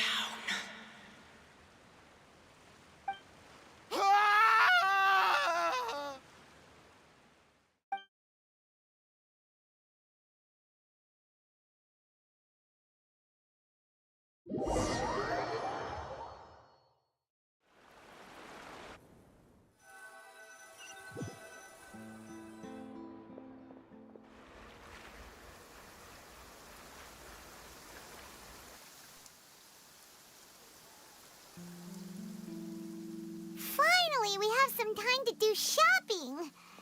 Gosh, it's really been a long time since we've been able to relax. Well met, partner. I knew something great was going to happen when I woke up in such a good mood today.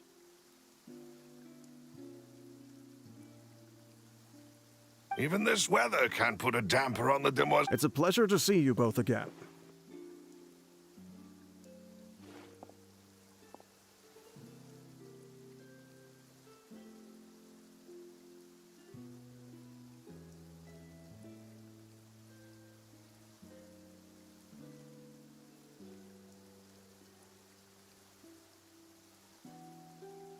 Oh, hey, Navia!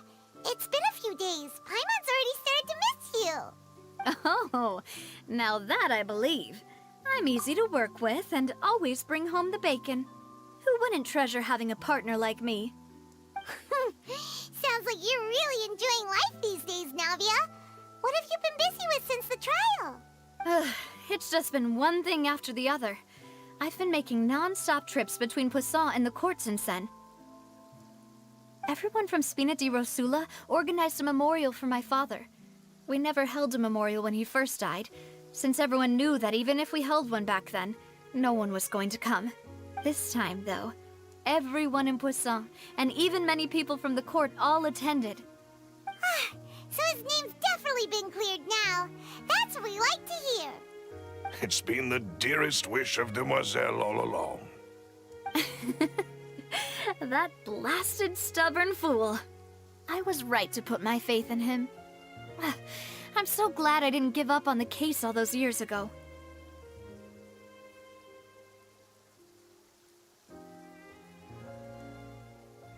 Oh, by the way, I ran into Charlotte just after I left the memorial service. Well, maybe it'd be more accurate to say I knew she would be there, and there was no way she'd just let me go. Huh? So you know Charlotte too? The Charlotte? Journalist from the Steambird? Yeah, way back when I first became the president of the Spina di Rosula, she was all over me. Wouldn't take no for an answer. I believe the story was called The True Heart of Darkness, Secret Tales of the Yellow Rose. To be fair, though, it was a really flattering feature. So, we've been on pretty good terms ever since. She was trying to lean on our friendship to get me to do an exclusive piece on the serial disappearances case. Oh yeah, she told us about that. She's always been super interested in that case, so now her wish has finally come true too. Anyway, I told her to make sure that when she writes about you guys entering the opera house with the critical evidence, that you both sound really cool. Now that's another thing to look forward to. We trust Charlotte's skills with a pen for sure. Oh, and in other news, I also took Clarand out for a meal. Oh, are you two on better terms now? While you were investigating Vacher's headquarters, Clarand gave testimony on my father's behalf. It was thanks to her that we were able to turn the tide. I wanted to thank her. I mean, there's also no point in being awkward all the time, so we took the chance to reconcile with each other. Oh, that's great. Paimon also thought Clarand wasn't actually a bad person. Anyway, now that the case has finally been solved, perhaps it will slowly begin to fade from the public consciousness. Oh, actually, there's still one last thing I need to do. What is it? I should pay a visit to my father's grave and tell him the truth of what happened, as well as how it all ended. And on top of that, just how much people still look up to him to this day. That includes me, too. Miss Navia. Indeed. We want to go too! We also think Callus is a really admirable person. Sure thing. I'd like you two to share the moment with me. After all, without you, there might not have been such a positive ending. And in that case, everyone, let's be off. Considering the recent weather, we'll be lucky if we can reach Poisson before dark. Yeah, you're right. It's been raining non-stop for a few days now.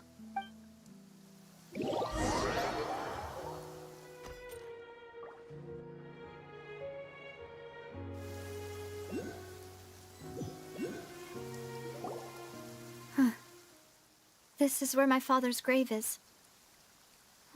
To be perfectly honest, even I haven't been back here for a long time. Huh? There's someone there already. Wait. That figure. It can't be... Isn't that Neuvillette? Why would the Chief Justice be here? Huh? Navia?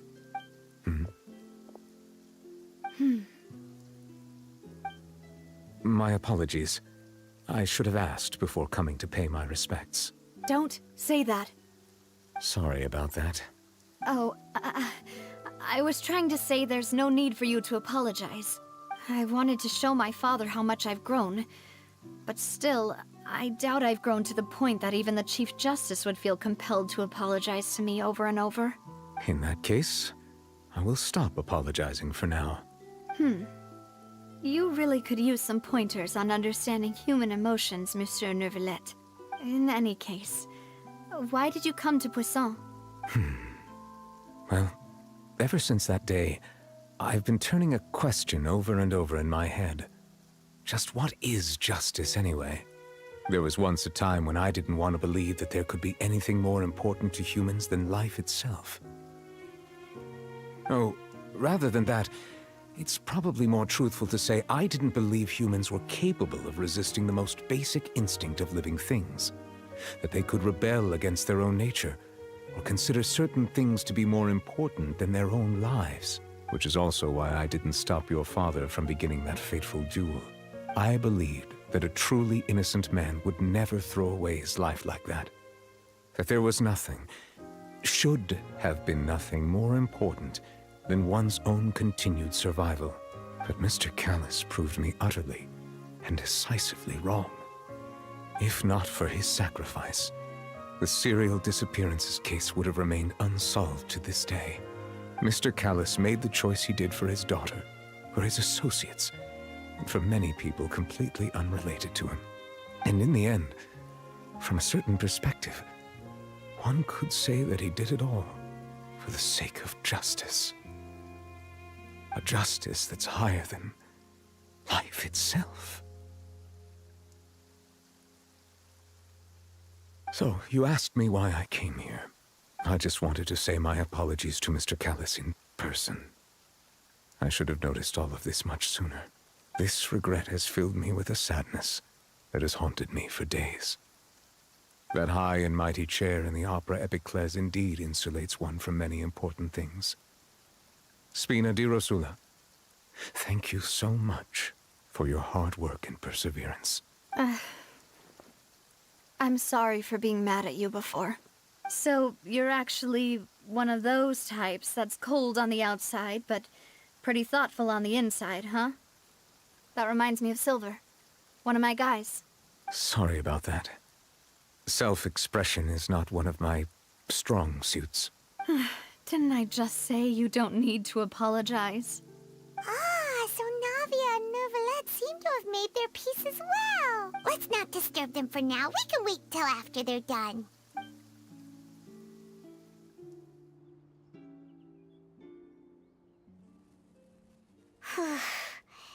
Paimon's never paid respects at someone's grave before. Did Paimon do anything rude there?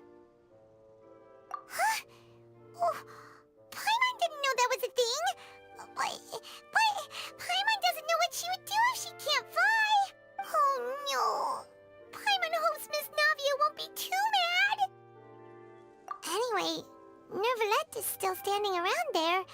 It's not often that we can catch him alone like this, so why don't we go talk to him for a bit? If we can't talk to Lady Farina, we can at least talk to him, right?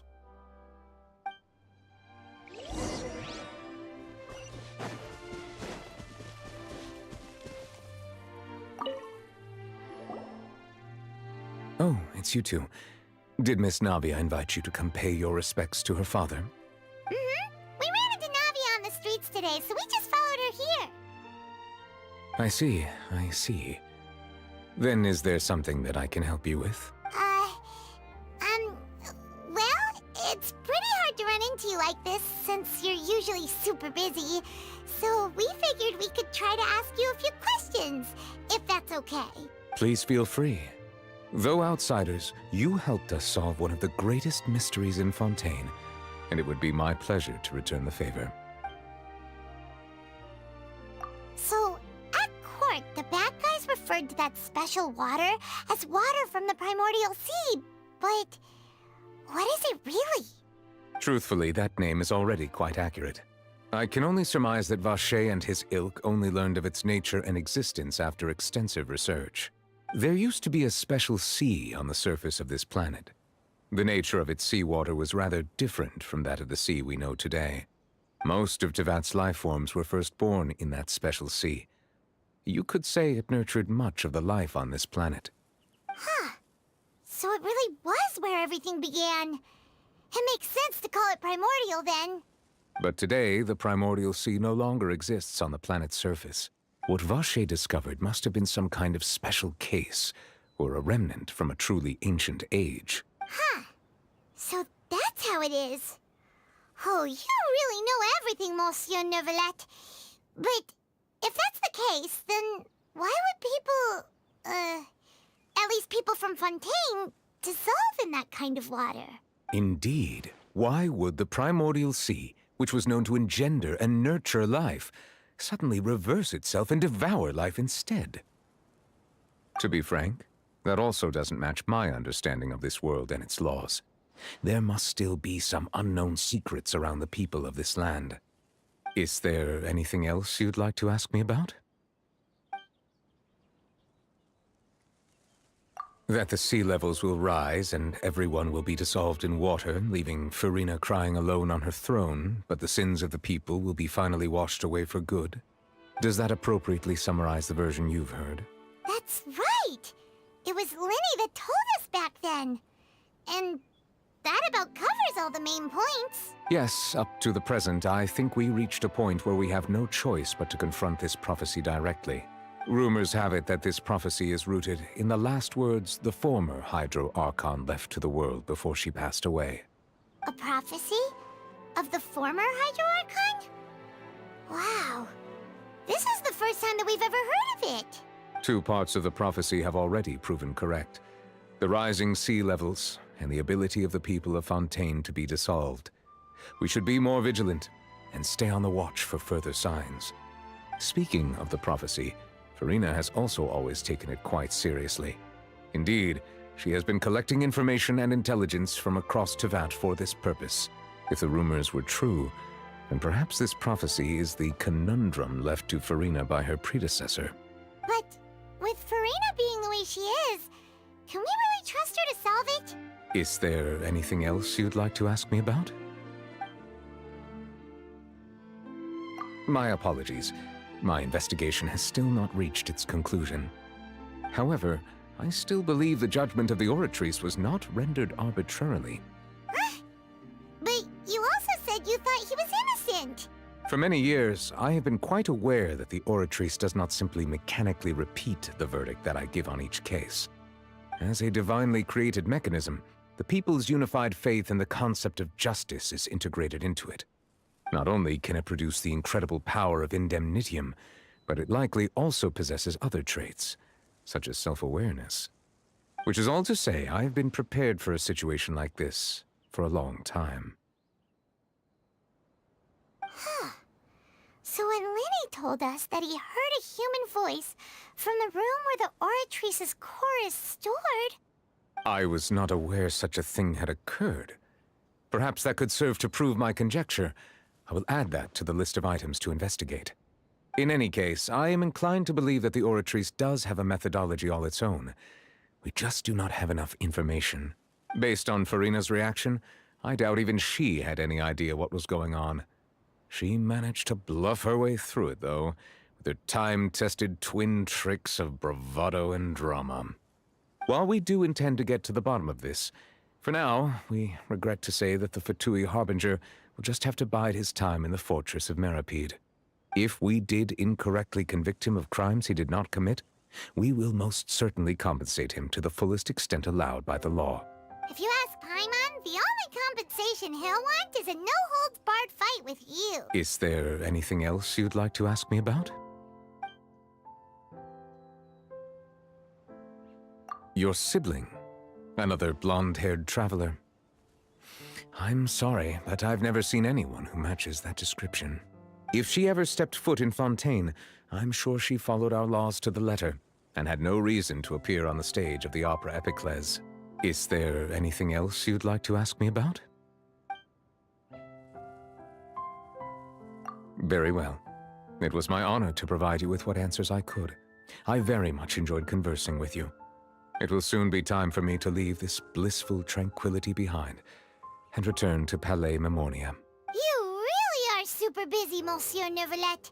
Paimon thought you only came here to pay your respects today because you had the day off. Crime and villainy do not have the day off, and so justice must work around the clock as well. This is merely the nature of a justice's work. All right, you've got a point. Huh? Paimon just noticed that the rain has stopped.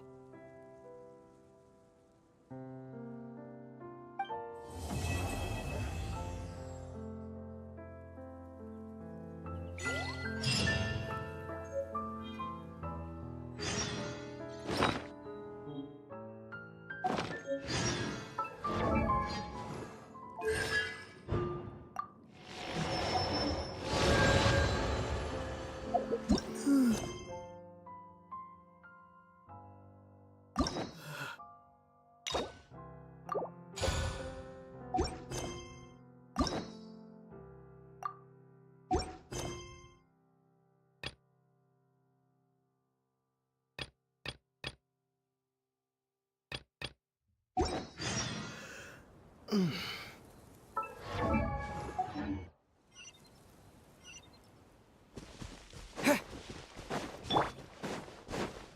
is no escape! Now you shall perish! Ha!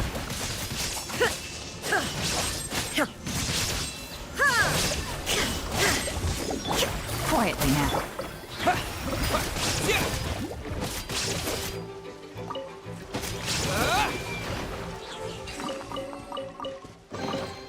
Is this an answer from this world?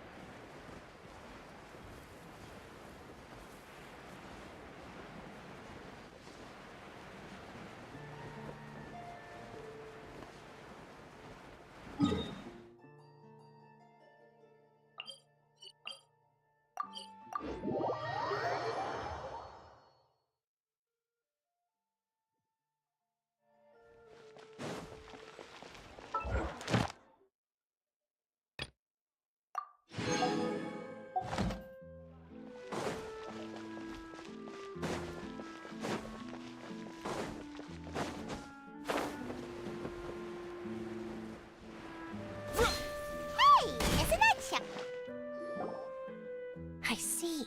So you believe that this warning letter was sent by the Phantom Weasel? Absolutely. I've said it before and I'll say it again. The Phantom Weasel never acts as you expect. He must have faked his own death 10 years ago using a body double. Now that he's back, I'm sure the guards who worked on his case back in the day are in for a headache, but... Couldn't agree more. As a journalist, I'm gonna get a lot of mileage out of this one. Thank you, sir, for your time. Now, whom should I interview next? Huh? Hey! What a coincidence! Fancy meeting you here. Perfect timing. So, the Phantom Weasel's latest warning letter. What are your thoughts? Yeah, this is the first time we're hearing of this one. Could you clue us in? Huh? Oh, sorry. Yes, this case is from a decade ago. I guess you wouldn't know about it. Well, not to worry. You're in good hands because I'm a professional. The story goes like this. 10 or so years ago, a phantom thief became active in the court of Fontaine. Known only as the Weasel, nobody knew his true identity, and the authorities never managed to catch him. Wow, cool! He sounds like one of those mysterious night burglars that you read about in novels. Precisely. Well, except the part where they actually have a good reputation. Our Weasel targeted whatever people held dear, and no one was safe from his predations. He would just as soon steal a necklace from a rich merchant's safe as he would a toy doll given to a commoner child for their birthday. I know. The phantom thieves you read about in novels rob the rich to pay the poor, but this guy did not discriminate. Unsurprisingly, this didn't work wonders for his public reputation. Every man and his dog wanted to see him behind bars. Yeesh. So, did they catch him? Not exactly. There's a good chance that the Weasel would still be at large to this day if it hadn't been for an accident 10 years ago. A magician named Caesar fell to his death in a botched high-altitude escape performance. When the police went through his personal effects, they found a hoard of stolen loot and gadgets used for criminal activities. And that was how the Phantom Weasel's identity was revealed to all. Sure enough, thefts in Fontaine went down after Caesar's death. But today, 10 years on, the notorious thief has once again issued one of his warning letters and pasted it on the gate of the Opera Epiclese for all to see. I had to squeeze through the crowd this morning to get a photo as soon as I heard.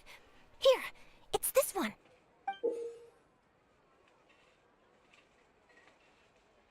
So, this is the warning letter, huh? Let's see what he wrote. 3 days from now, when evening falls, I shall take from you that which you hold most dear at the Opera House, just as you did to me 10 years ago. This is, without a doubt, a clear declaration of criminal intent. What once seemed like an open and shut case has been blown wide open again. But why has he reemerged now? And what does he want? Uh-oh. If this thief will steal anything that other people value, does that mean even we might be targeted?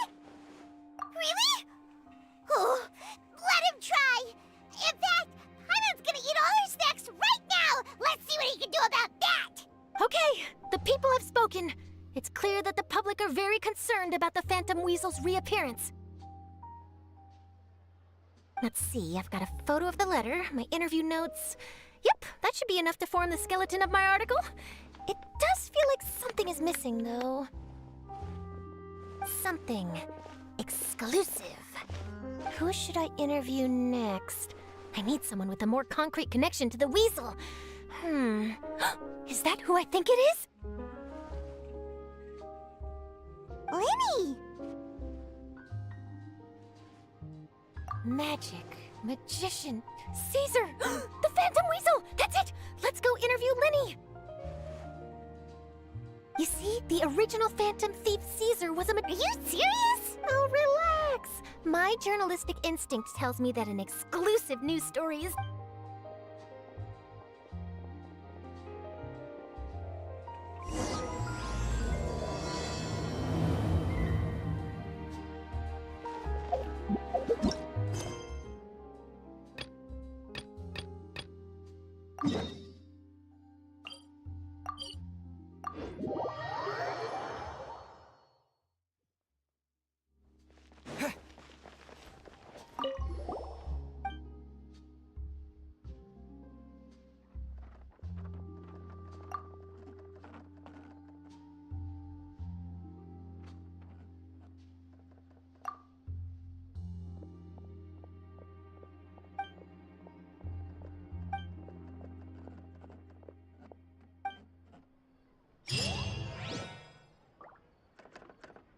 Add as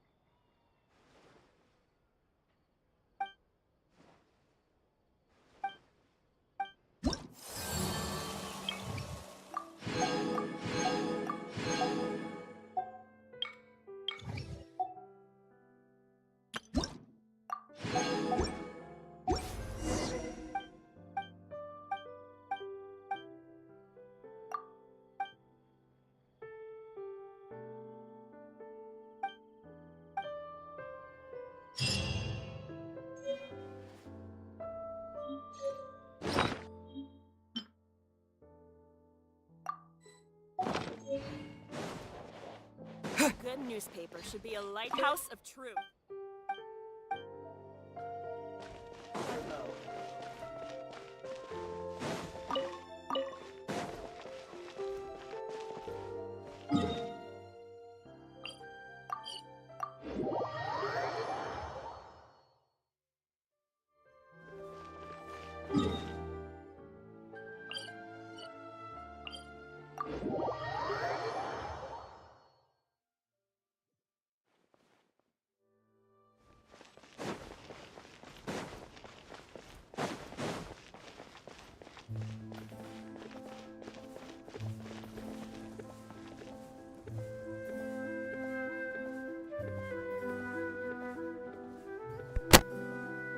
Hey guys, I think we're at the end, like we've completed everything, and so here's my initial thoughts about the entire quest. So the quest wasn't that bad. I was expecting a whole different scenario about the justice and the thing, and I thought that the traveler would actually bring up the topic that their justice mechanism is actually from Sumeru, from the Deshrat civilization.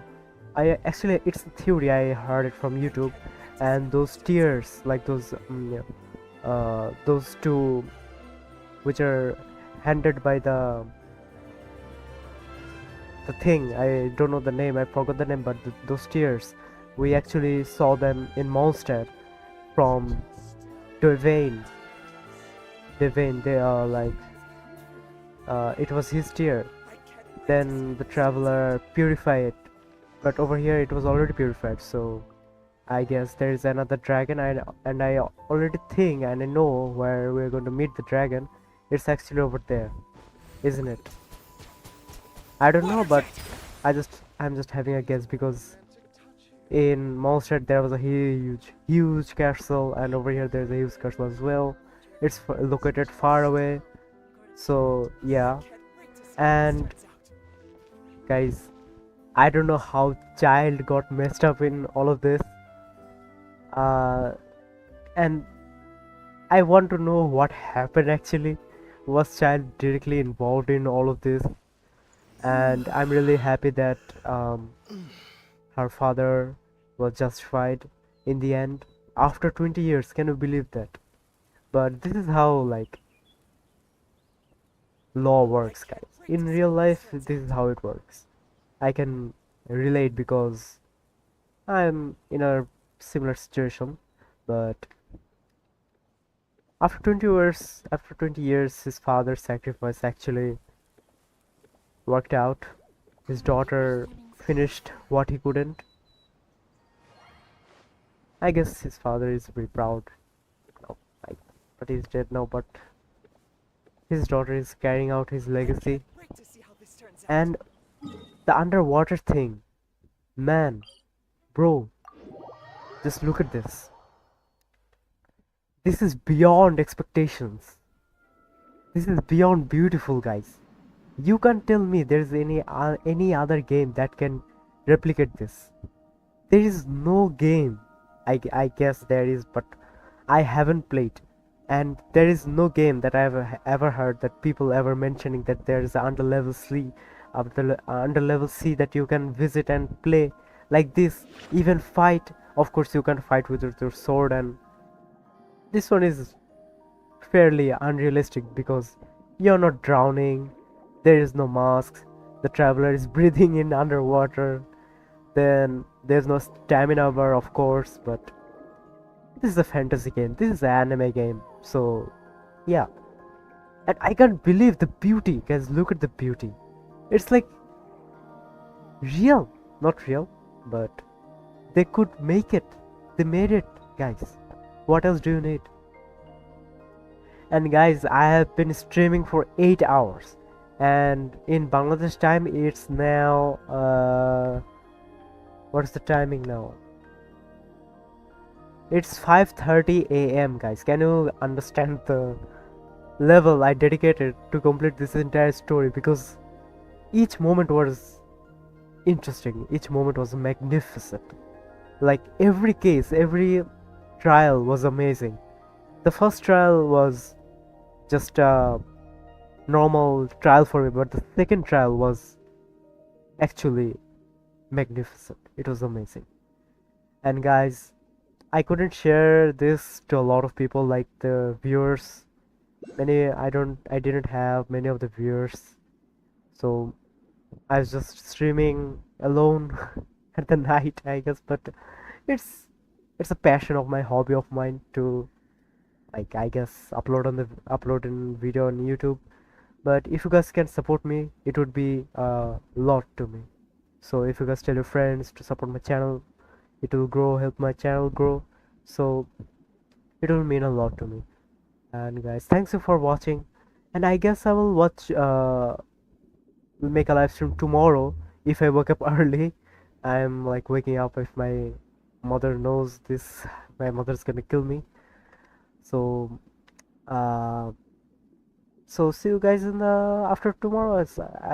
Not tomorrow, like at evening, I guess, or afternoon. I don't know. It depends on I wake up.